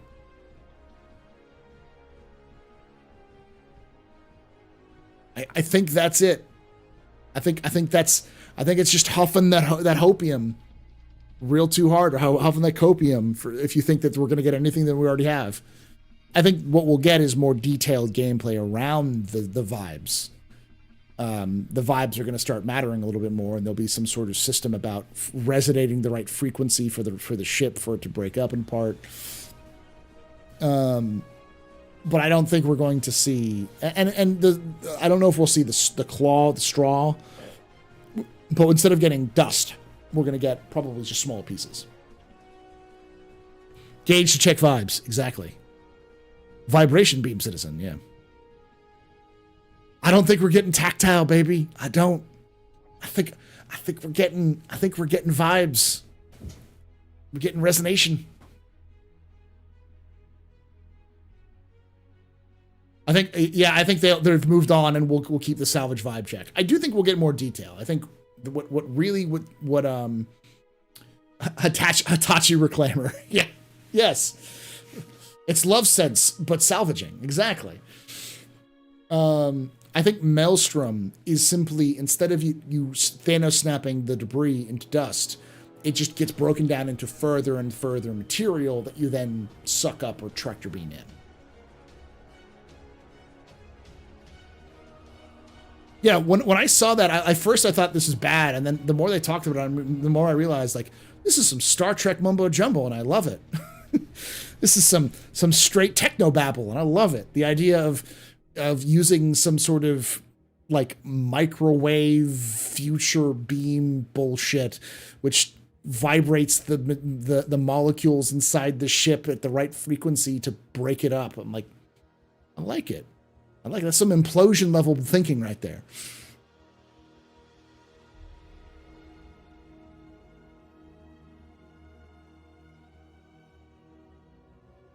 Fun fact, vibes are how actual resonant reduction works in real life.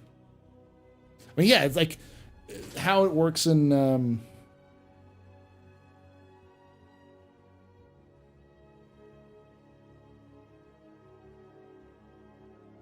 how like microwaves work in real life is in the whatever, I don't know what actually it doesn't use actual microwaves, right? It might, I don't know. The idea is that it actually just causes the molecules inside the food to vibrate and get more excited, which heats everything up. It's like when they use ultrasound to break up kidney stones. It's not revolutionary or even futuristic. I think it sucks ass. This is what I'm talking about, my brother. If you think it sucks ass, I think you're going to start seeing a lot more sucking ass in Star Citizen. Maybe full-blown eating ass in Star Citizen in the near future. I think that those are the compromises we're going to start to see. Yeah, the waves agitate the water molecules specifically, yeah.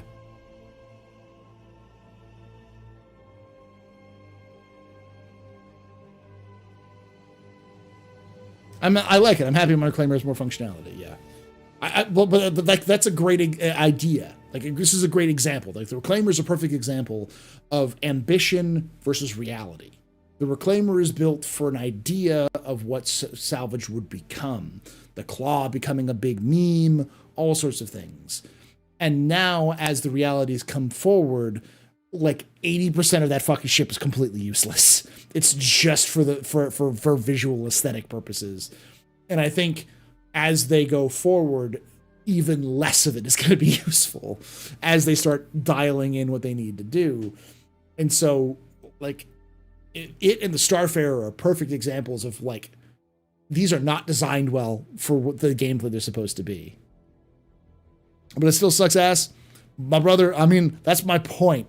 That's my point in this whole thing, is that, like, this is the year where a lot of people are going to start hating Star Citizen for what it is, rather than hating it for what it could be, or some other random shit because, you know, they just don't like Star Citizen, or Chris Roberts punched their mother in the face when they were babies, or whatever the fuck reason they come up with.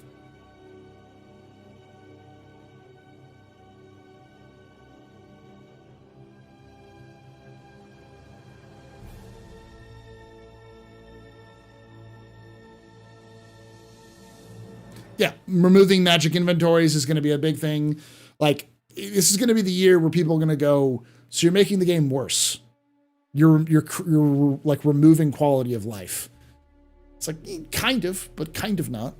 They're just changing where the focus of gameplay is supposed to be. You did? What a prick. Yeah.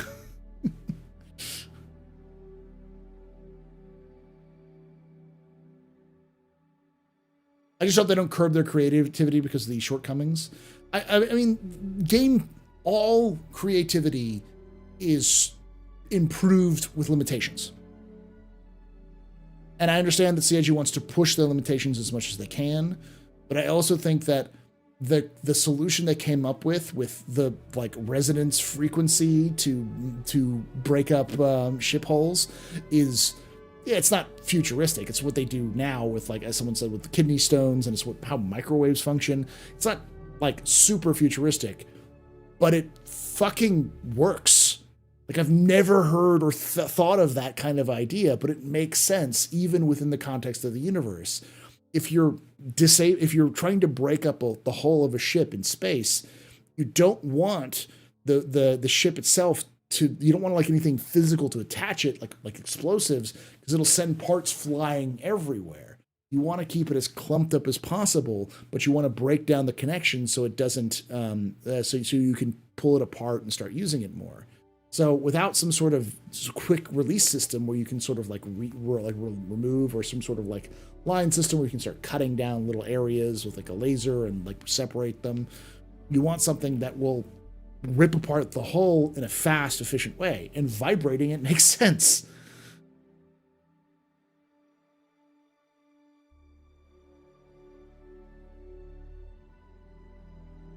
That's what I'm saying, Fishy. Does not sound like a game I want to back off to eBay, I suppose. Not a tantrum, but not a reality is what I'm sold. I'm telling you, my brother, like, I would say I'd stick around to see if you like it or not, but I think this is the year that people like you are probably going to find your off ramp. I've been talking about this for years. There's the reality of what people built up with Star Citizen's going to be in their head versus what the game actually is.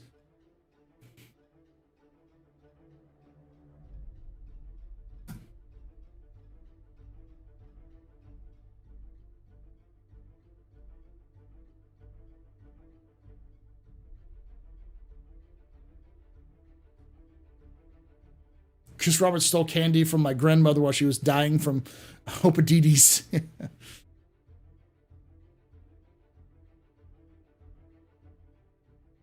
I'd love to see a cutting tool, kind of like the one from Shipbreaker. I don't know if we'll see something. We might see something like that in the future. I think CIG at best with Salvage is going to be something like Shipbreaker Light. I don't think we can get to that details. So.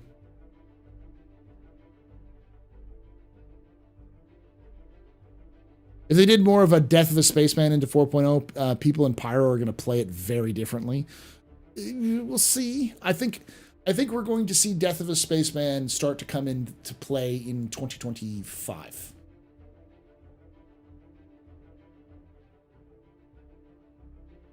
Like, that's almost certainly going to start being the kind of push that they're going for. That reminds me.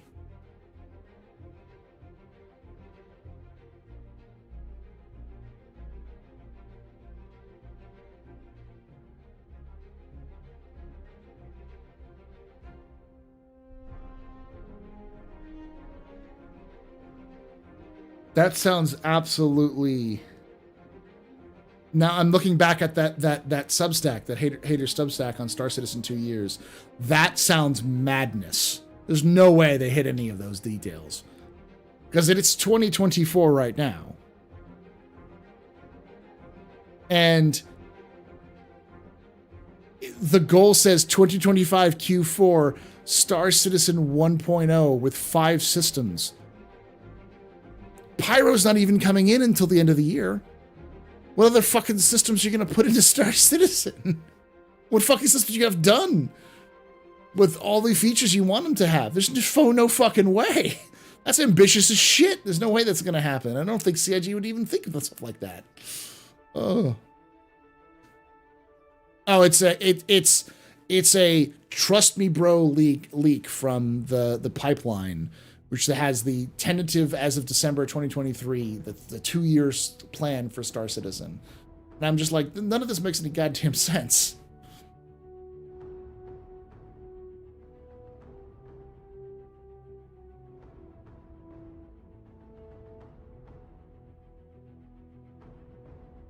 Yeah.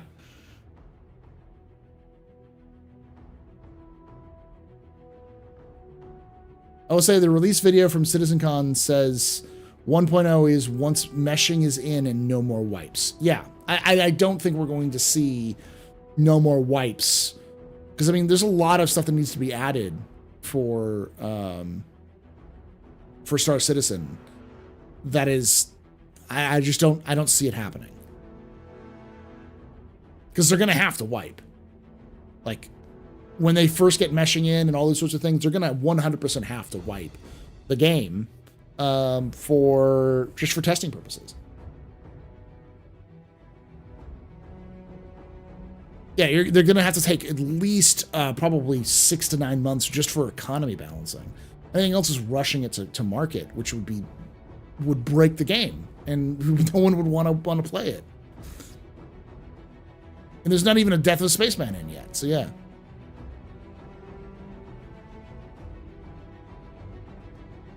But I don't think, like, the only reason why Chris would say push it is if he thinks he can't make any money off of it.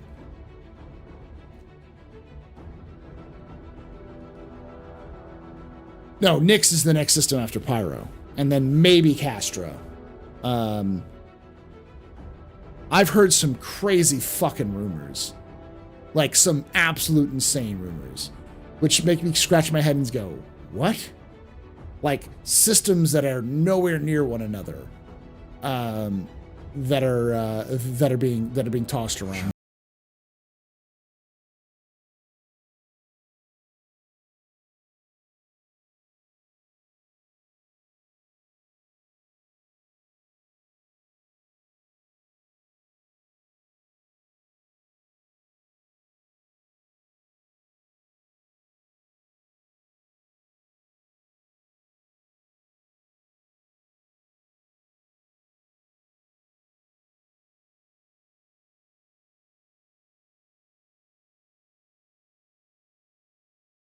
And thank you so much. Welcome everyone from Zero Straight Stream. My name is Paul, Berserker01, Batman Shell, your humble host and space bartender here at the AstroPub, your space bar thing on Twitch. Sit back, relax, enjoy the show. We got a good one for you. How you doing? What about Odin? Odin makes sense too, but what are you up to, Zero?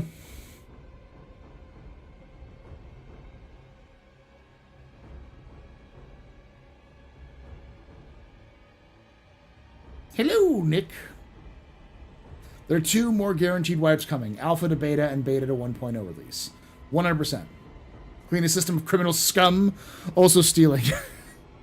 I love how so many people do, like, bounty hunting missions, and then also, like, by the way, I'm also going to partake in some illegal drug trading.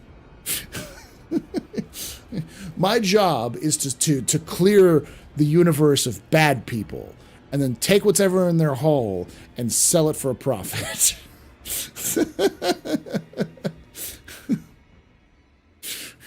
God bless America.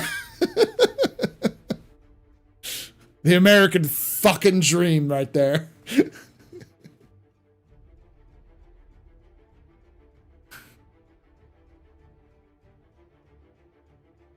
Hey, AstroPub, is there 5 systems in Squad 42?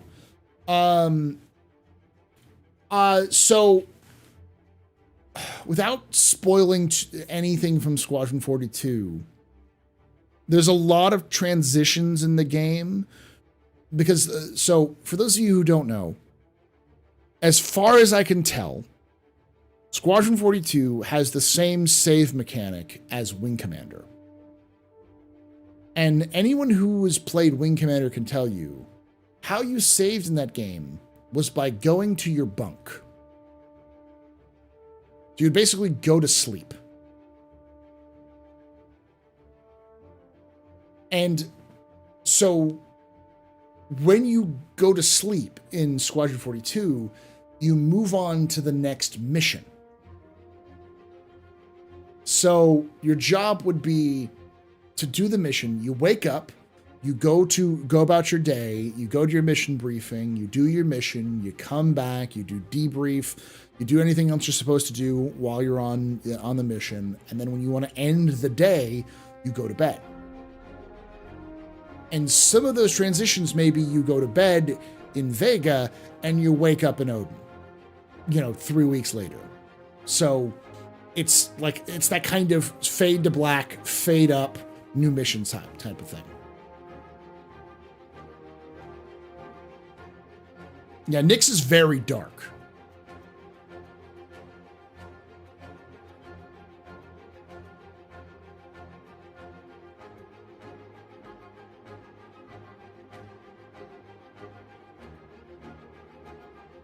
A lot of what we see in Squadron is set 5 years before the current time, actually longer than that now, 7 or 8 years before the current time in Star Citizen. So anything that happens in Squadron 42 will likely have an effect on the actual missions, the actual layouts of those systems in Star Citizen. So there will be some differences, but the fundamental geometry of the planets and those sorts of things and like outposts will probably be the same. But there's probably far less outposts in, say, Odin in Squadron than there will be in Star Citizen. So.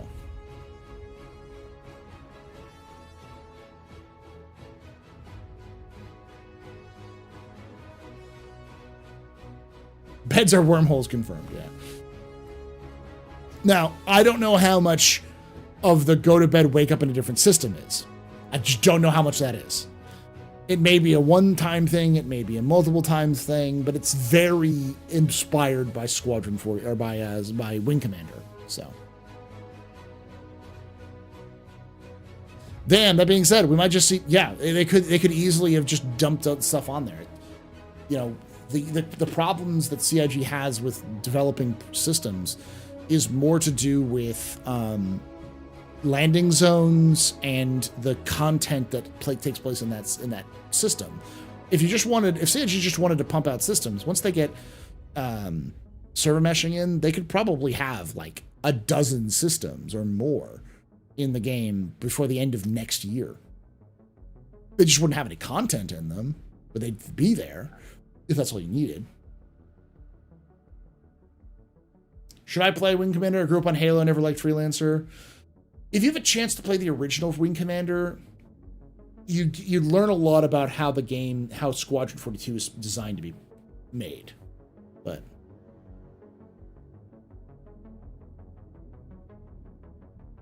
they need lawful system before we go to beta. We have lawless and corporate grunge. Yeah, which will be Terra, almost certainly.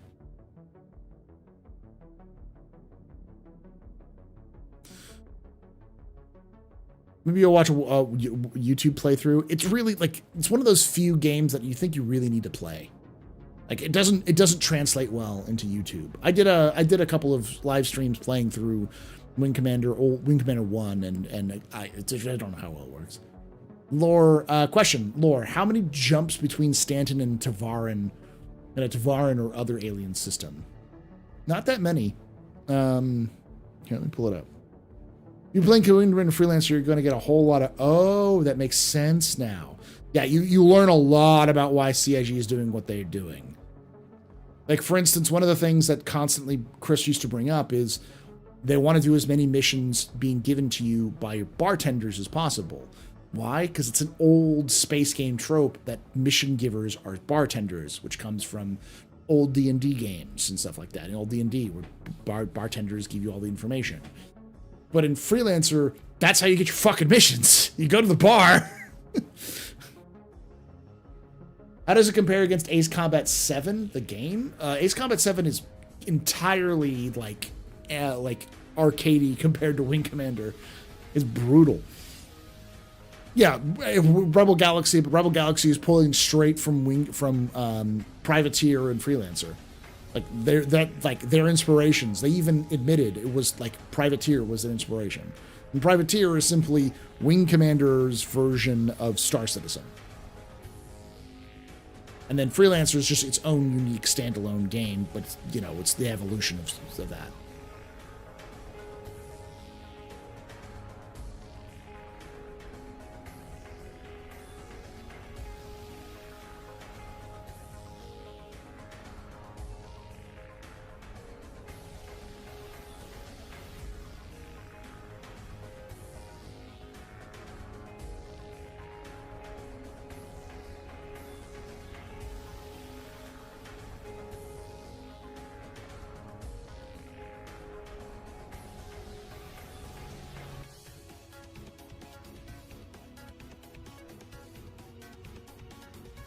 Yeah, and pull this up for y'all.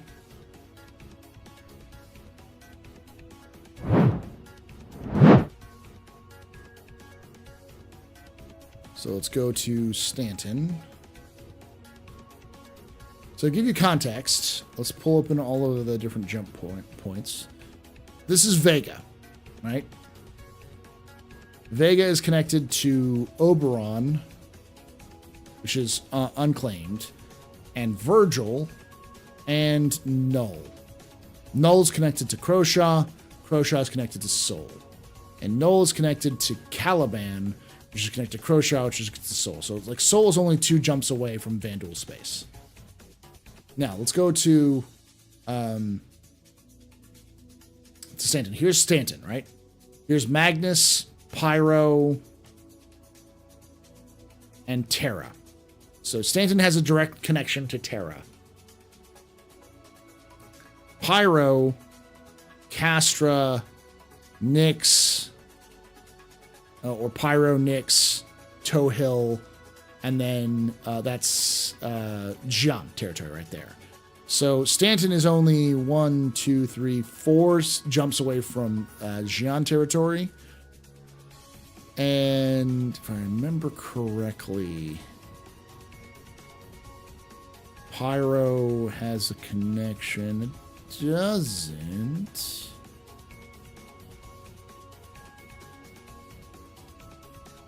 Not really, yeah. It's like Nyx sort of has a connection. But, where are you?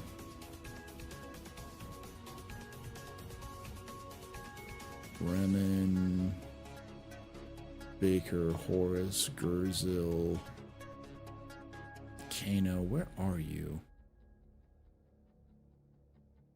Odin, here's Odin. Here's Odin and Tanga, and here's Bremen. And there's Vega. Oh, so I see why someone said Bremen, Tanga, Odin, and Vega. Because Vega's right here. Virgil's connected to Vega, which is connected to Bremen, which is connected to Nyx.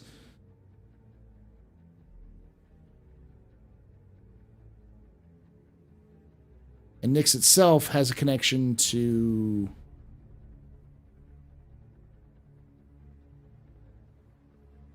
Tohill? No. Where are you? Pyro.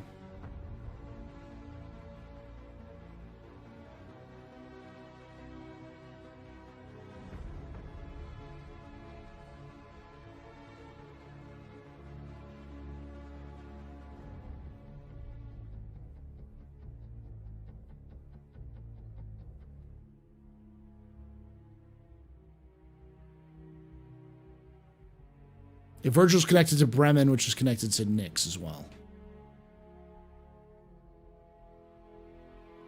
That's what I think it is.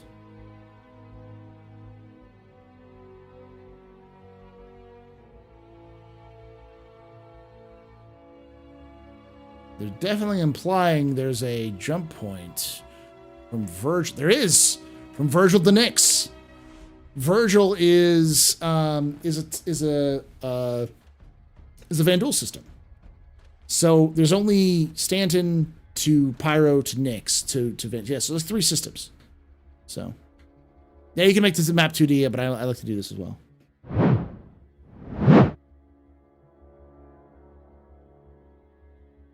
So it's Nyx is the connection to both Pyro or to both. It's also a connection to Terra, I think, close to it. So.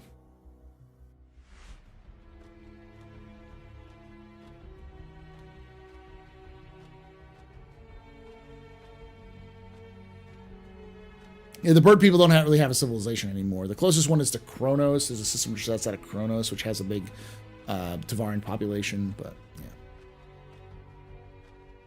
As Star Citizens with Freelancer was meant to be, but the tech didn't exist back then. Yeah.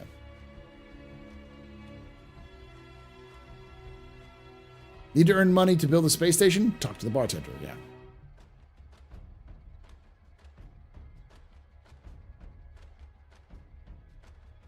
Wait, how many wing commanders are there? Do you count the non-Chris Roberts wing commanders? Because if you count the non-Chris Roberts wing commanders, it's like 5, 6. Because there's Wing Commander 1, Wing Commander 2, Wing Commander 3, and Wing Commander 4. 1 and 2 are these kind of like sort of drawing base. It's very kind of like cartoony in terms of the art style. The 2 is a little bit more, it evolved from 1, but they're based off the same kind of engine. And then 3 and 4 are full motion video games where the main character, Blair, is played by Mark Hamill. So, yeah, and plus there's a DLC mission, Secret Missions expansion, and then there's also, 16-bit animation. Then there's Wing Commander Prophecy, which is technically Wing Commander 5. And then there's also another Wing Commander game, which wasn't made by EA or Chris Roberts, which was made by fans, which used free space as a space, Free Space 2.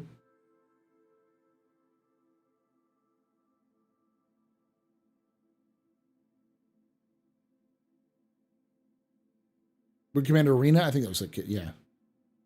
There's also versions of Wing Commander that have been on consoles, so. Oh, yeah, Wing Commander Armada and Academy, yeah.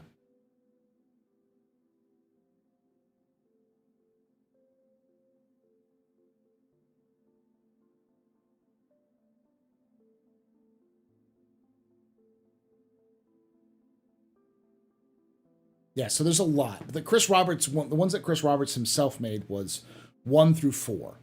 All of the rest of them are EA made. The rest of them are all Chris Roberts products, or they're all Wing Commander after Chris Roberts left to go do Privateer, which was a Wing Commander title technically. And then there's Privateer 2, The Darkening, which Chris didn't work on, but Aaron did. And then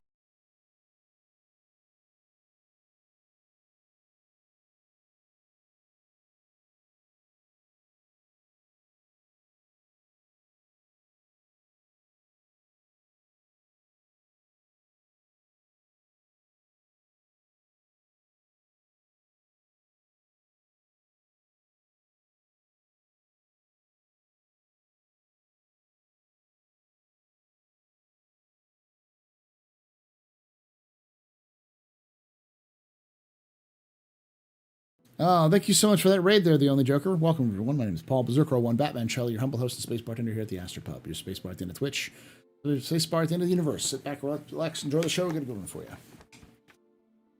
And then all the spin-off Wing Commander Privateer plus DLC. Yeah. Wing Commander 2, Privateer 2 at young Clive Owen as well. Yeah.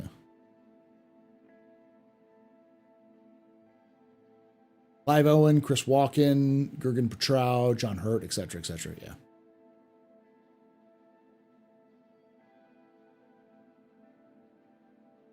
Something Paul said I agree with. They release systems in an order of what gameplay loops and mechanics they need to develop. Yes, almost certainly. Also, in terms of what they need for built for asset libraries.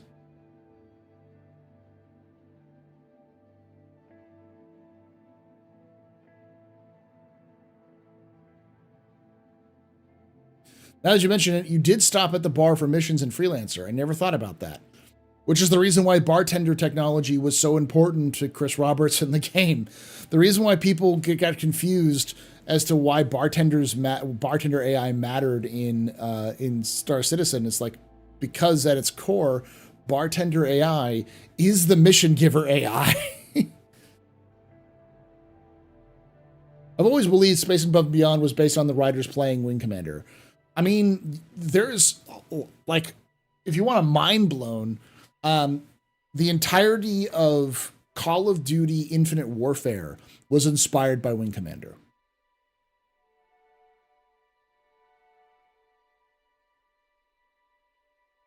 There were early interviews that Starfield was inspired by Wing Commander.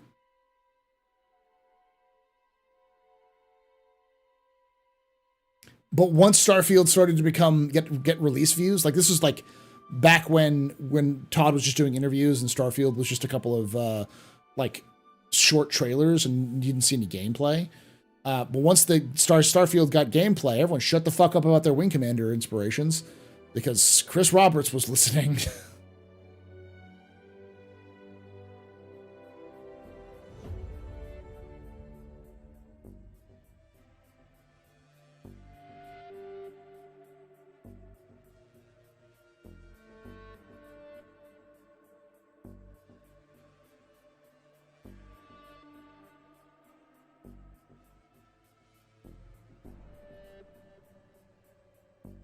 Where's your AI crew?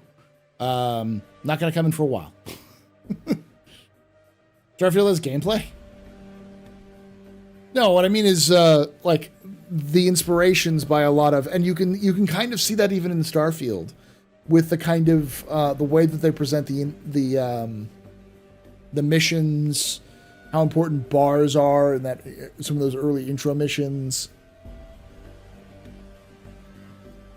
Like, obviously a lot of it is still Bethesda, but it's like the way that it's paced is very Wing Commander-esque.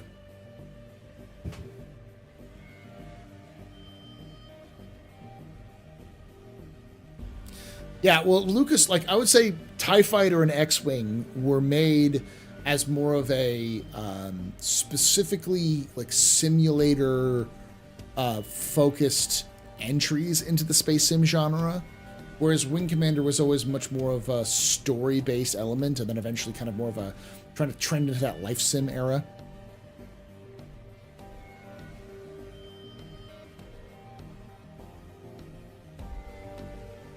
You think AI crew is the only way you're going to have decent gameplay in larger ships? My dude, there are these people, and this is going to sound really, really bad, but there are these other creatures in the universe called people that you can play with and have fun with, and they can do the same things that AI crew can do, but you have to talk with them and interact with them, which I know is scary.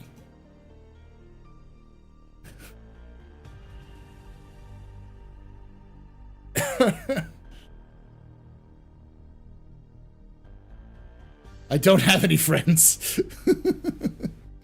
This is what this game's MMO. You're supposed to have friends.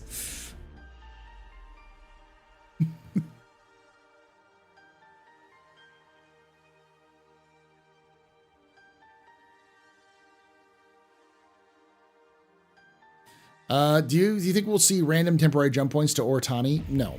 I do think that a new jump point will be discovered to Ortani, though, at some point.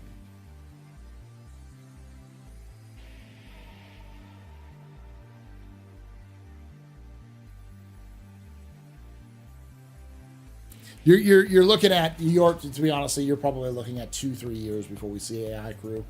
It's just so far back in the dependencies that like CIG will go to beta before you see AI crew in the game.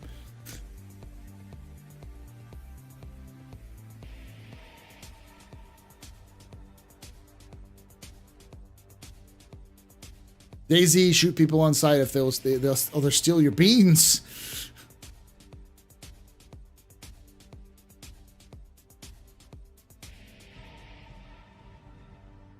Also, piracy is good for meeting people.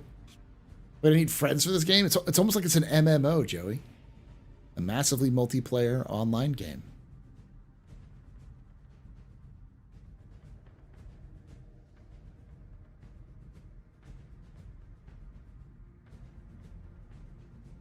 Oh. We can kind of wrap it up here because we're coming up at 4 hours and 30 minutes. But thank you for joining us. Effectively, I will say that Star Citizen, like I said, towards the middle of this, I will say that this next year is set up for Star Citizen to. It's not a make or break year, but it's definitely a.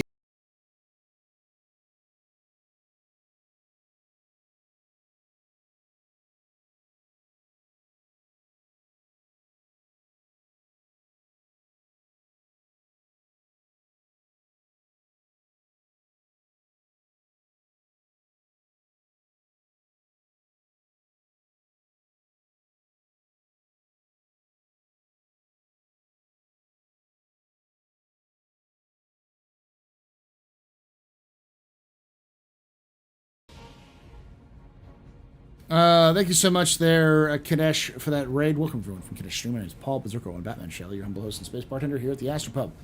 Sit back, relax, enjoy the show. We got a good one for you. How you doing? Oh god, there's two of them. There's only one of me. If you're seeing two of me, that means you've ingested the space mushrooms, and the only way you can deal with it is just ride through it. You're gonna experience some weird shit now, but you'll be fine. You get through it.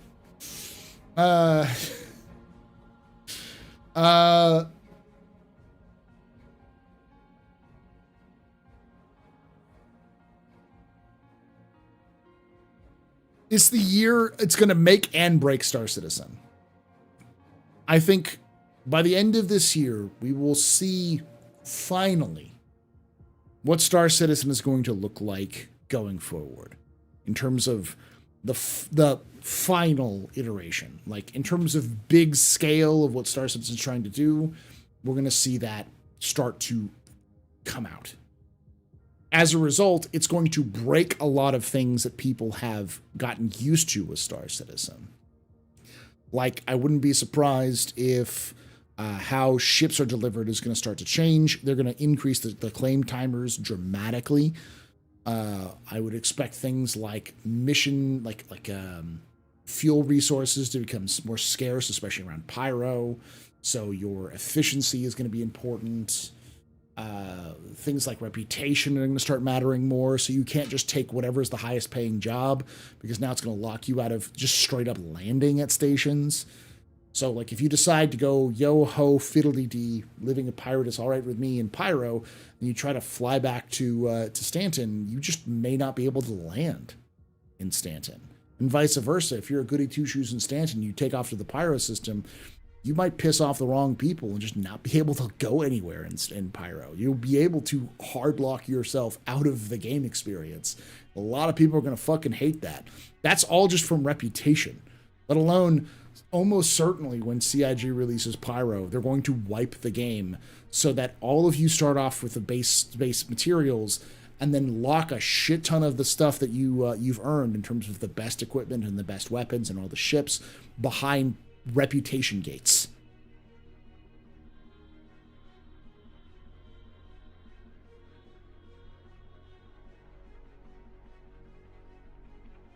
So there's going to be a lot of what Star Citizen is becoming, which players are just like players, especially the older players who've been around a very long time, who were kind of raised on hope, that are going to go, holy shit, this isn't the game I want. This is the game I wanted to have.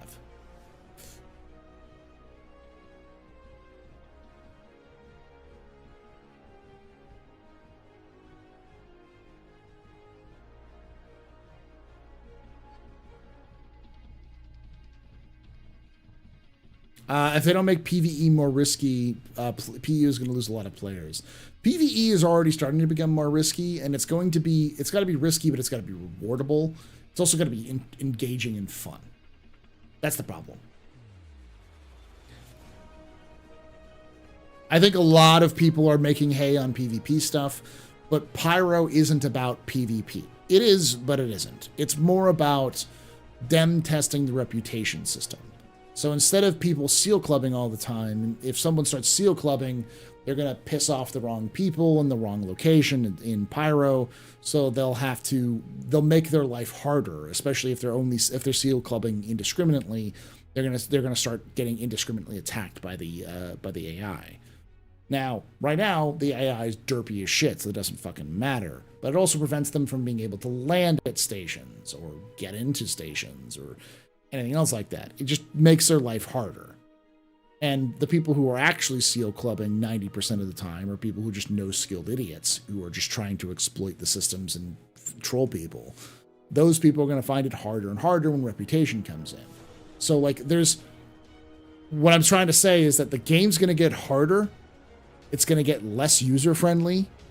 It's also going to get more user-friendly and larger, and it's going to have more things in it than it's ever had before.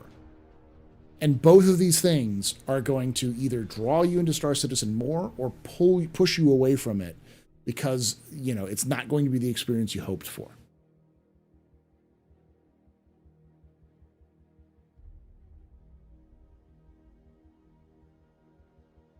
Reclaimer PvE is 90% safe and most of the money you can make. There's never been a safer, more profitable PvE loop. That's because it's testing. War Chrome. If you think that the Reclaim or like Salvage is not going to drop in terms of value the second that they've stopped testing Salvage, you're high. You're going to see profits drop by 80-90% in Salvage the second they no longer need to test it. The reason why it's so high is because they're testing the gameplay loop.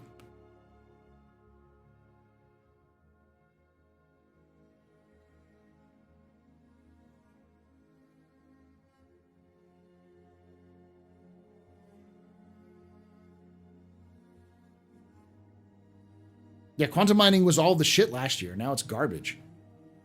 Well, not garbage, but it's not the meta.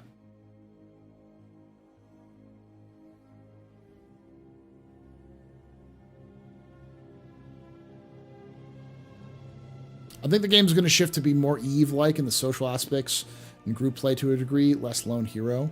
There's definitely going to be more focus on group play, but CIG also, probably this year, has always said that they wanted to try to make it more valuable for 4 people to be in one ship, one 4-player ship, than 4 people to be in 4 separate ships.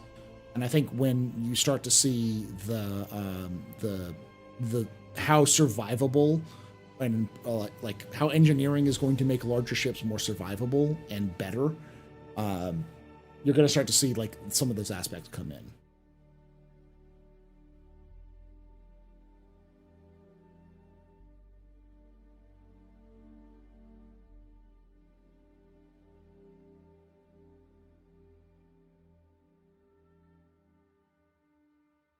Most quantum rocks, you need a mole to crack.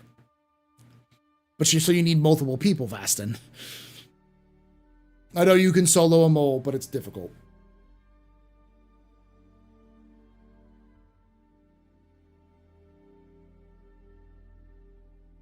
But it's not the same sort of like up to now, the price has been, the focus has been UEC per hour. It's been like, how much money can I make in an hour reliably? And this year is the year where you're gonna start to see that not mattering as much.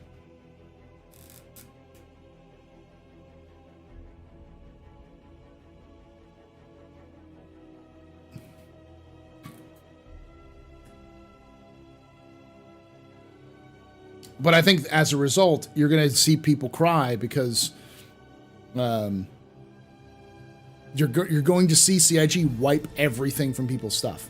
Like when they start introducing the reputation system, they're going to wipe the fuck out of everyone's stuff, and they're going to force you to play very specific gameplay loops if you want very specific equipment. And they're going to take a lot of those very, very meta equipment and remove them from the purchasables and either make them lootable in terms of other ships, findable in terms of like lootable in terms of like containers, or earnable as rewards through certain mission chains or through certain mission certain those sorts of things. Which is good, but it's also you're going to see people cry and gnash and wail because they spent 17 hours grinding their stuff so they could get the biggest ships in Star Citizen, only to have it all taken away from them after they worked for 2 months straight on getting all this stuff in. Yeah, it's going to start being rep points per hour, but it's also you can't just generalize it because each rep is going to have a knock-on effect of other rep. This isn't Starfield. You can't be everyone at once. You can't be the head of the pirate gangs and have good reputation with Crusader. It's just not going to work like that.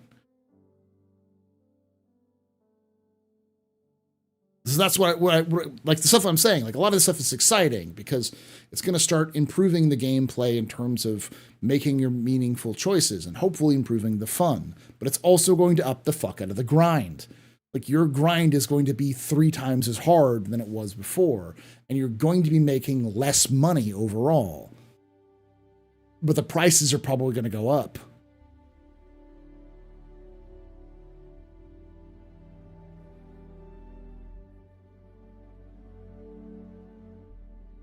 What? I can't be the Emperor, Dark Brotherhood, Speaker of the Mages Guild College? Gee, it's like some people have little narrative dissonance about this game still being an active dev. You said that, but everyone I know is hyped for a wipe. I get it, but I think it's one of those things. It's like it's going to have this kind of a knock-on effect. Would this open up bigger opportunities for trade with other players to bypass those loops? And if you had access to them, probably, but you'd have to trust other players, which is what CIG wants to do. The thing that CIG has always said that they wanted Star Citizen to be is they want it to be a player interaction system where players' choices matter. You want to take that rare item you got from Mission Chain and someone else wants it, and you're willing to sell it to them, you're gonna have to make a negotiation price and trust that they're not gonna ambush you and just kill you and take it from you.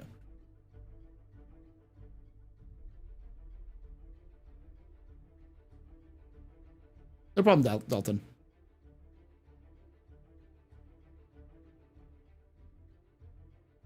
As Chris said, it was going to be 20. We knew that the prices are going to go up, but also the reclaiming costs are going to go up.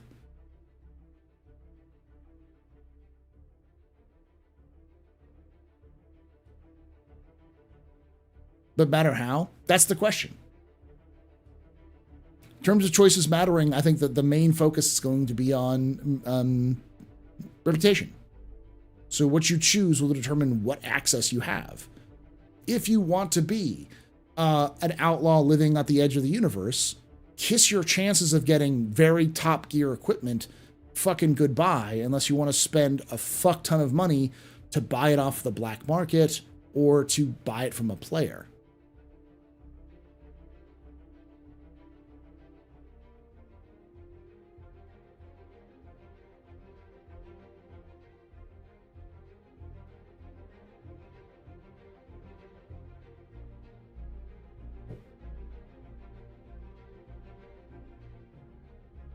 Yeah, if you get what I'm saying.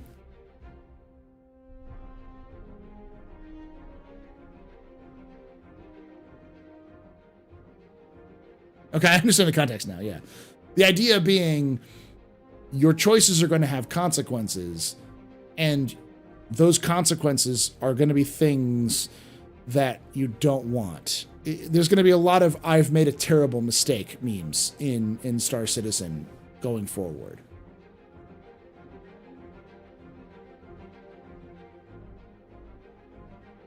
I mean, if you're out of comms range, most things won't get reported. Rep changes that, Trip will change that undoubtedly. Most people will be absolutely blindsided by it. That's what I mean. Well, there was no one who saw me kill that NPC, except, yeah, but that NPC has regen. They wake up and said, this jackass who had this serial number killed me. And they regen with, I don't know, the Ninetales or Xenothreat. And now Xenothreat fucking hates you because you killed one of their people. Like,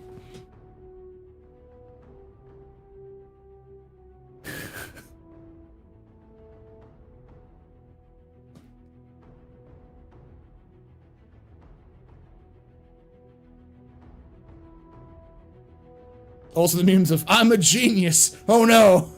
Yeah.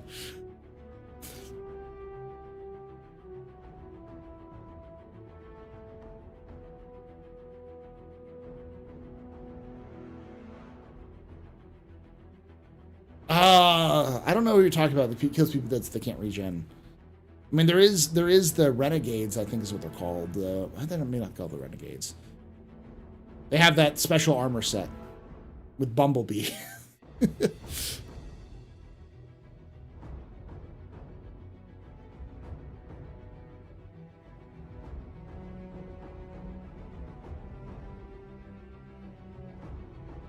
I wonder if they'll release a rep tree map. They probably won't do a rep tree map, but the way that they have the system now, I think, is pretty clear. Every rep on the current rep kind of tracker you have, everything is tracked based off of neutral. Well, it's not neutral. They don't have neutral, but they have positive and they have negatives. So, like, some groups have positive relationships with other groups, but have negative relationships with other groups. So, like,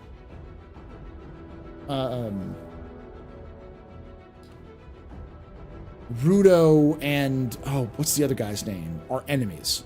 The other mission giver who gives like assassination missions, they don't like each other. So doing missions for Vaughn. So Rudo and Vaughn do not talk to each other. So if you do missions for Vaughn, you won't get Rudo. If you do Rudo, you won't get Vaughn.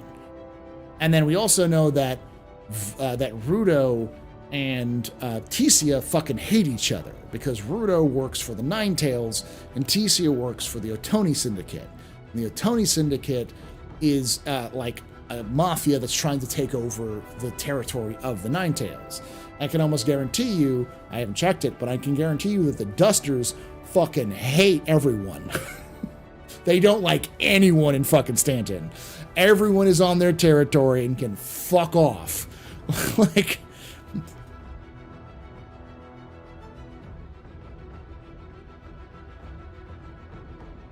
and almost certainly they're going to have some level of that reputation system in for Pyro, because Pyro is that system. They've even said that they need to have that system in place to make the system more fun, and they won't release Pyro until they have that system in. That system has already been started to work on, and I wouldn't be surprised if some elements of that system start to be added in the beginning of, or middle of next year.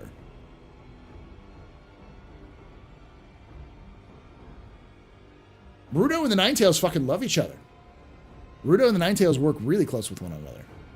Rudo also works with the mission giver who doesn't exist in the smuggler who doesn't exist, who should be existing in Hurston, and then the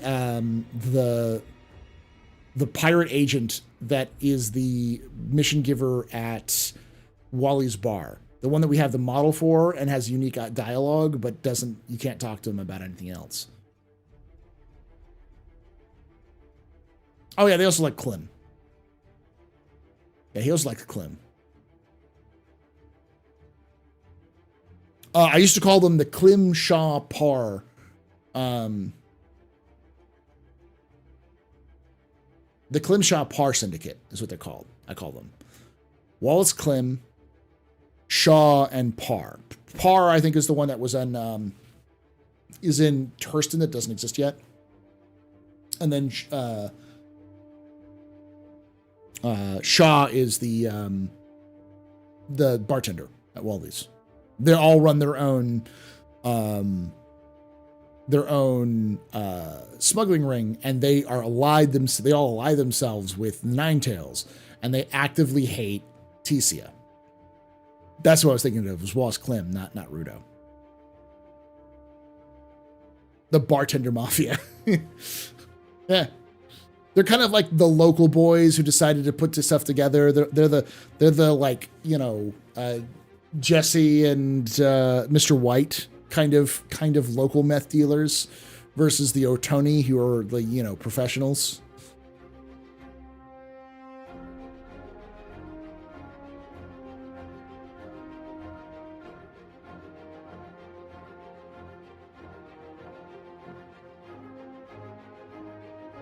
Par might be, yeah. Wait, who's Tecia again? Tecia is the woman who gives you missions in Area 18. So if you go into the side streets of Area 18, she's the one who will have those cornrows, or not cornrows, the braids. She has like the funky eyes. That woman is Twitch Pacheco, yeah. She's that like, from what I can tell from her lore, do not fuck with Twitch Pacheco. She will fucking gut you and leave you for dead. She will hang you upside down and let the blood drain out of you and let you watch you slowly die before you regen, and then tell you to come back to her. So if you want to talk, this woman is fucking insane. She doesn't have her hair yet, no. But like, for what I know about Tecia, about Twitch, nope. That is some Saint Olga of Kiev energy that I don't you do not want to fuck with. Just wide berths. Just don't piss her off. They're the one who's sitting kind of in the chair like this, kind of like.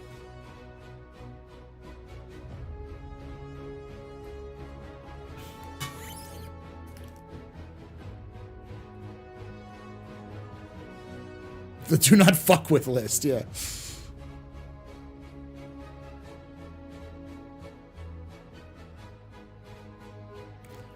Didn't Walter White lose by dying in the end? It feels like the local boys going to lose in the end. Yeah, they're kind of in a fucked situation. Their only advantage is that they're best friends with the Nines.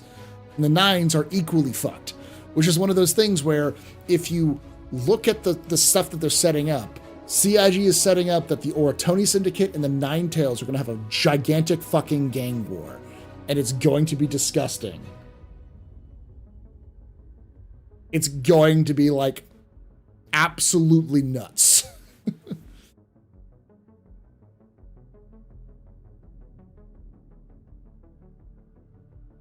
I am here for that gang war. Whatever CIG throws at us, I'm here for it. I'm here for just shit exploding and going bad. I'm here for... So one of my best MMO experiences was I played World of Warcraft, and then I stopped playing for a while, and I came back. When I came back, there are these giant floating pyramids over every major city.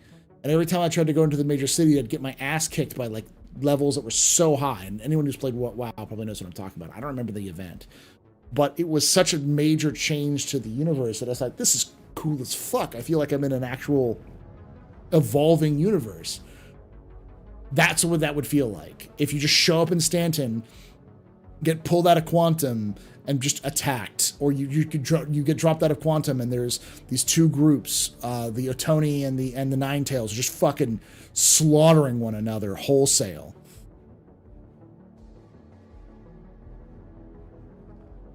Was the original Wrath launch? The Scourge Invasion. I think that's what it was.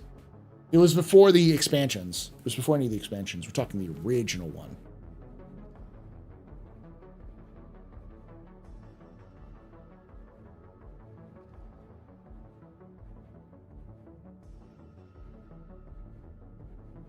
It feels like an ideal test for the expanded rep system. Yeah. It was before the Lich King. Yeah.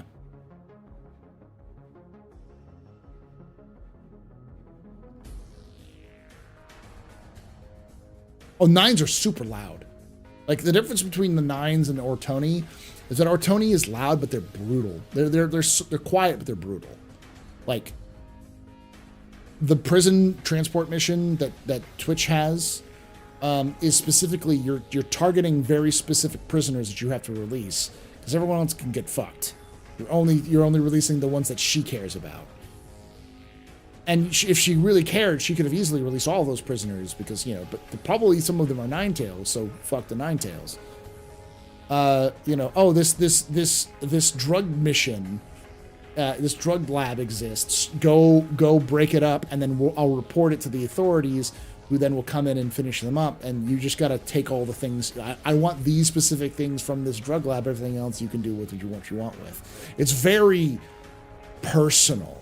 Like, I mean, it is sort of for her backstory, but like, her missions feel very viscerally personal. Like, yeah, there's this entire lab that's piled high with like massive numbers of drugs. I need 5 crates and that's it. Everything else you can do what the fuck you want with. It's like, that's a message. That's not a mission. That's a message. I took 5 things from you and burned everything else to the ground. I needed 4 people released from this entire prison. I knocked out this prison transport. I got my people in to kill every single prisoner, and I only released the 5 prisoners. The rest of you can go fuck yourself. Like, damn, girl.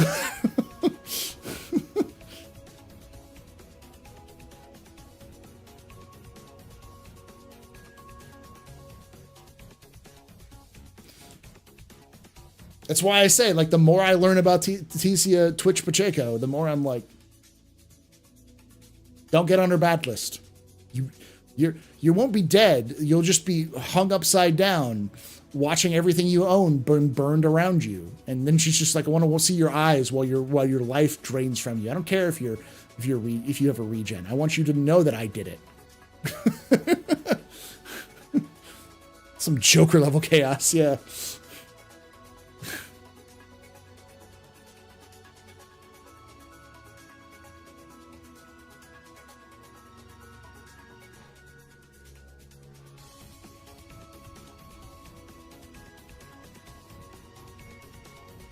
And to her, it is kind of personal, but yeah.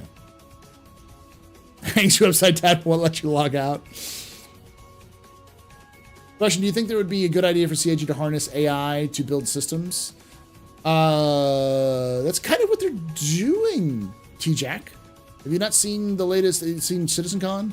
Towards the end of CitizenCon, when they were doing a lot of the discussions about the planet tech stuff they've upgraded, they talked about how they have early prototypes for AI-driven planet builders. So the AI, they feed it a bunch of information, and the AI will not only dynamically create planets, but also place biomes that make sense based off the data that they input. So all they have to do is input data, and the system will create it for them.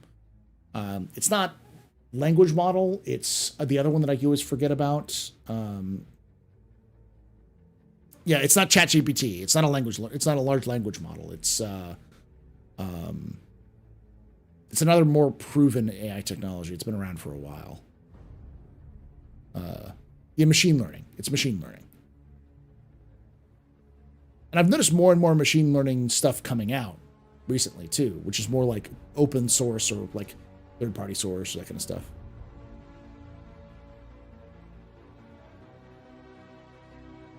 Generative, yeah.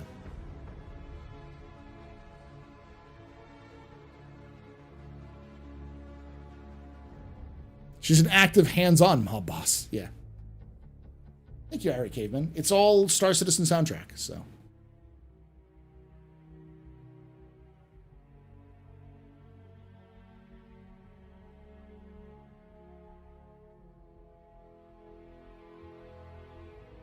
You did a course on neural nets in grad school? Cool.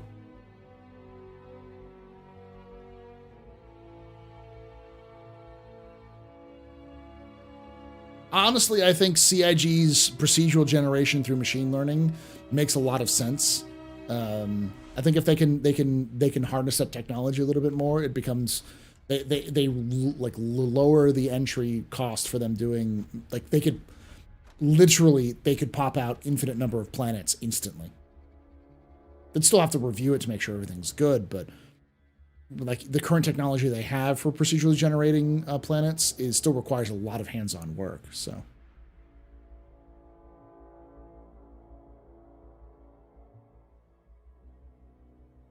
and it makes a lot more believable biomes. That's one of the problems I have with CIGs, that their biomes are so hodgepodge and like haphazard. It doesn't feel realistic.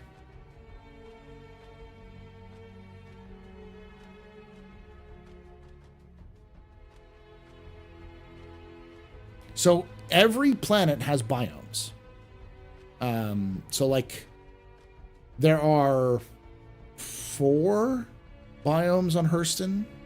You've got the savanna, you've got the trash, you've got the desert,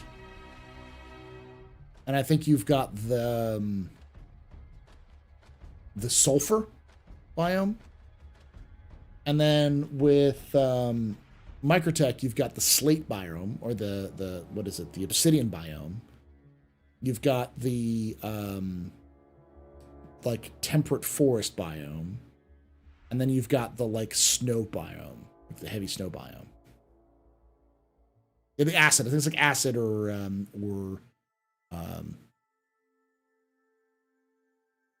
sulfur or something like that kind of stuff. Yeah.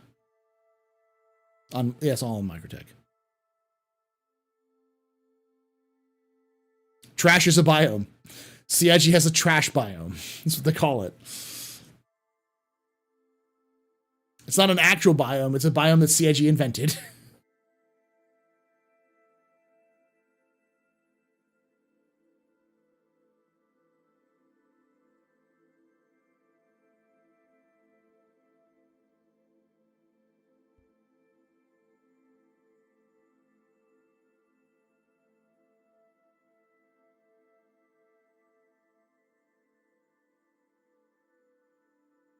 The problem with those biomes, though, is that those biomes are hand placed.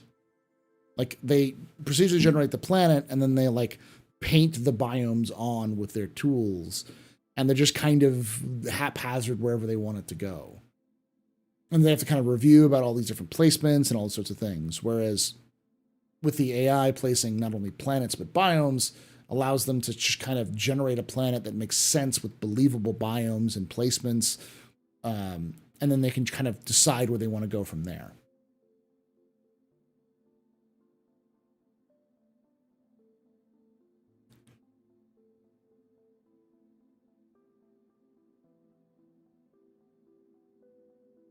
I do remember Southhurst and South Pole Ridge. We used to have the giant wall of the North Pole on Yella had this giant wall that stuck through it.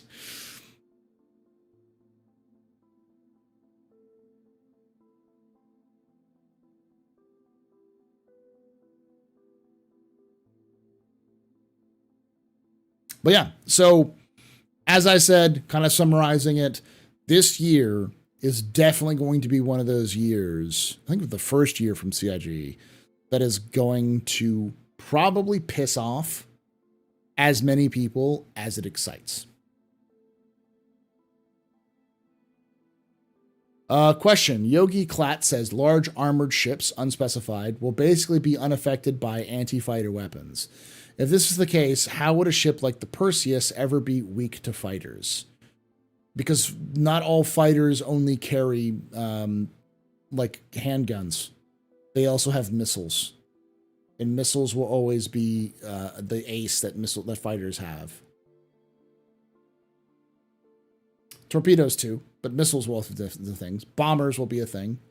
You're almost certainly, to deal with a Perseus, you almost certainly want to deal with like a Gladiator. Because a size 5 torpedo is a size 5 torpedo. Perseus isn't going to be able to handle a torpedo up the ass. So torpedoes and missiles will always be the checkmate that they can use. The problem is that likely certain sizes of torpedoes or certain sizes of missiles will not affect armored targets as much. And they're limited in number. So if you've got size 2 or size 3 missiles, they might do some more damage, but they may not do a lot of damage if they're like Rattlers compared to if they're specific types.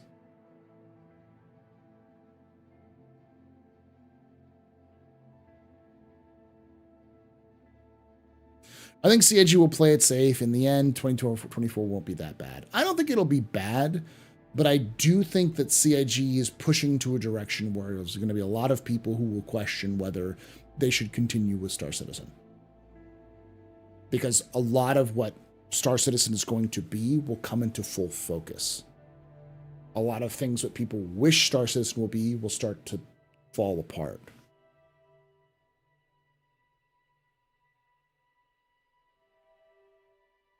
Also cost to replace those missiles, which will go up. Where do you see Squadron? I see Squadron as internally planned for the end of this year. And I see in about 3 months, they're going to have a meeting to kind of test on, see where everything is. And all of the developers at Squadron will be like,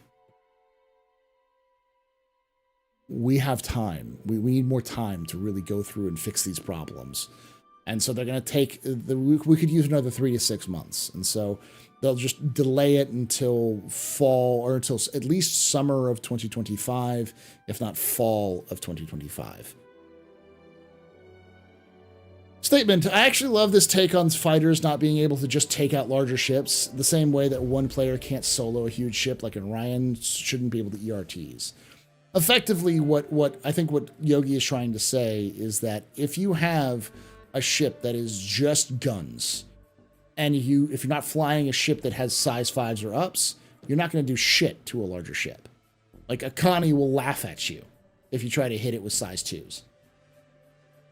It will just tell you to go fuck yourself and respond back with size 2s that will just destroy you.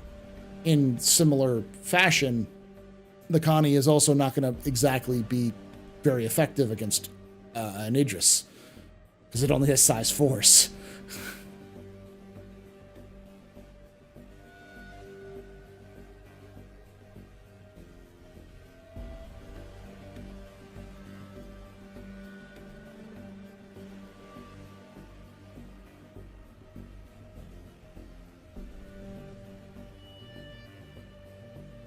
Yeah.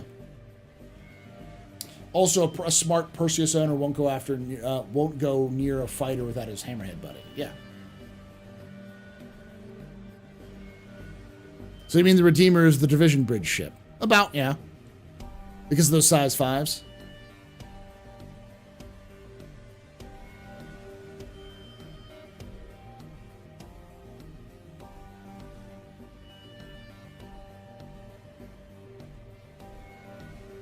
I don't know if we'll see armor in the game. We might see armor in the game this year, but they've been very wishy-washy about a lot of this stuff, so that one's a little harder. Like, we'll have multiple players and ships, which will start to see multiple ships and task forces and multiple support for protection. The goal that CIG wants to shoot for, as I said at the very beginning of this, not very beginning, earlier in this stream, is CIG wants it to make it more valuable to have 4 players in a 4-player ship than 4 players in their own ships. And to do that, it's going to cause some disruptions. The people who are the light fighter jockeys are going to find out very quickly that they're not very good against everything. Like, the people who sit there going, you know, right now the people who are really, really worried about the F8 becoming the meta fighter are like gonna lose their mind when they found out the F8 can't even hurt a Connie. Because it's not really a solo F8, at least. I do think that volume of fire will start to matter. So if you have a squadron of, you know, Hornets going up against a Connie, that Connie's fucked.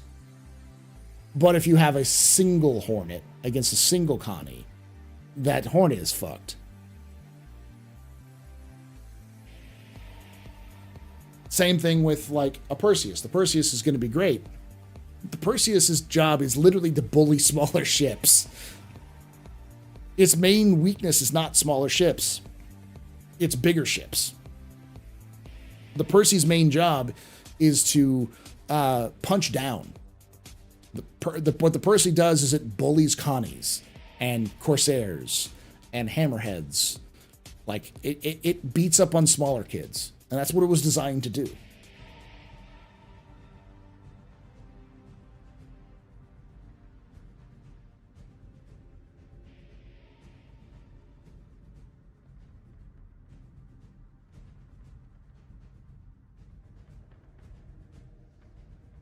I get the analogy of having 50 guys shoot a tank with a 9mm. The tank doesn't give a fuck, though. I get that. But it's also a video game, so I think what CIG wants to reward is cooperative gameplay. So if you have a squadron of F7Cs versus one fully crewed Constellation, I think that would be an interesting fight. And I think CIG wouldn't want to penalize the squadron of F7Cs because they're a squadron, or just because they have smaller ships. I do think the squadron of F7Cs would have a disadvantage compared to one Connie, because the Connie will have the ability to repair itself and maintain itself, whereas the squadron, if they get hurt, they're going to be worse. But I also think that CIG would also encourage players to start using the Gladiator, for instance, because the Gladiator will be able to take out those ships because it's designed to. Thus making players diversify their even solo squadrons. They're like, you know, solo ship squadrons where you have 5 people, you have people who are flying escort protection, people flying the heavy hitters, so on and so forth. Or the Ion, yeah. Or an Ion to take them out, because the Ion's designed to punch up. It's size 7. Who's the sexiest CIG dev? Jake. You know this answer. It's always Jake.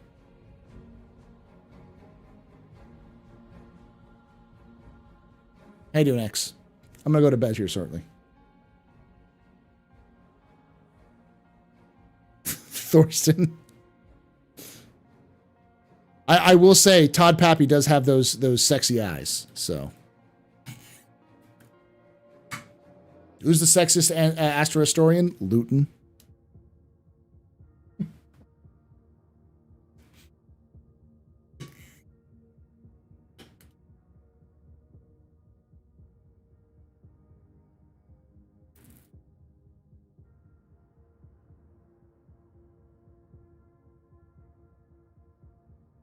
You're assuming CIG knows the ships exists as opposed to the Gladiator and Reliant being forgotten list on the I forgot list. I still believe that the Gladiator is in this list. You got them Pappy Dog eyes. You can take away my spaceship. You can take away my space suit. You can even take away You're my kind of space partial John Pubes. but you can never, ever take away my I was supposed to space go. I was supposed to log off 30 minutes ago.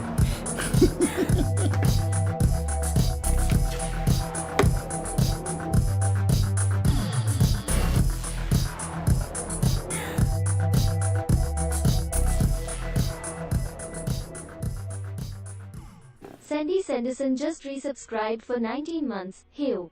Heyo, how you doing there, Cindy? You're a very important pupper, very impressive pisser, very pedestrian.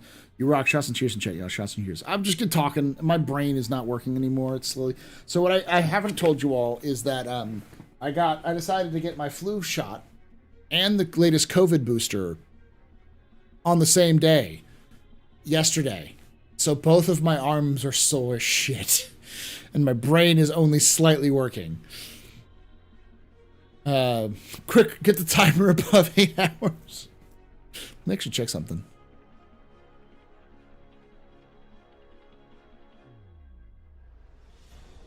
Oh, it's already dead. Okay.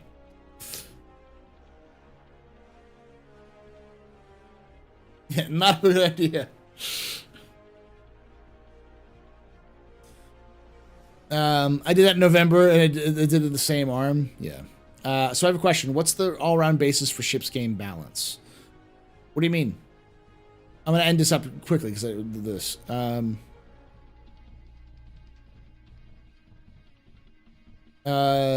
Like, what's the best all basis for ship game balance? I don't know. I don't understand the question. In other games, usually small, medium, large, maybe some faction of type ships.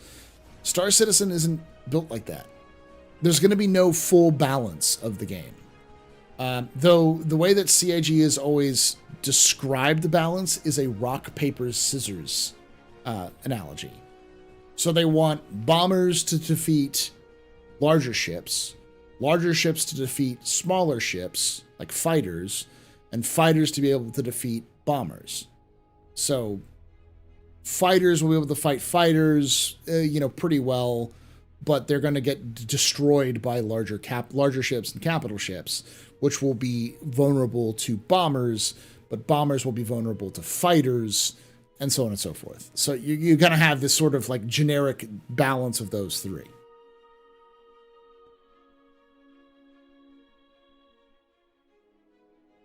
One and a half years. It's telling me I can't log in for some reason. Yeah, that's generally the way it works.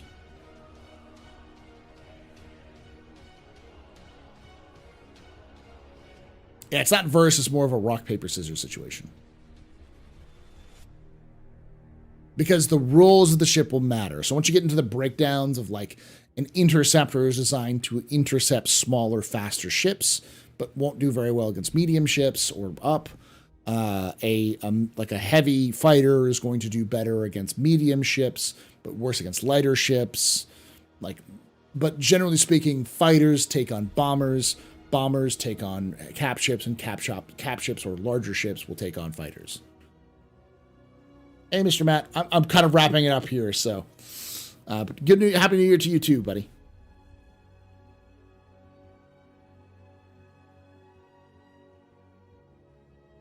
All right, y'all, thank you for hanging out. Love your faces. I'm going to get some sleep. I'll be back tomorrow a little earlier than normal.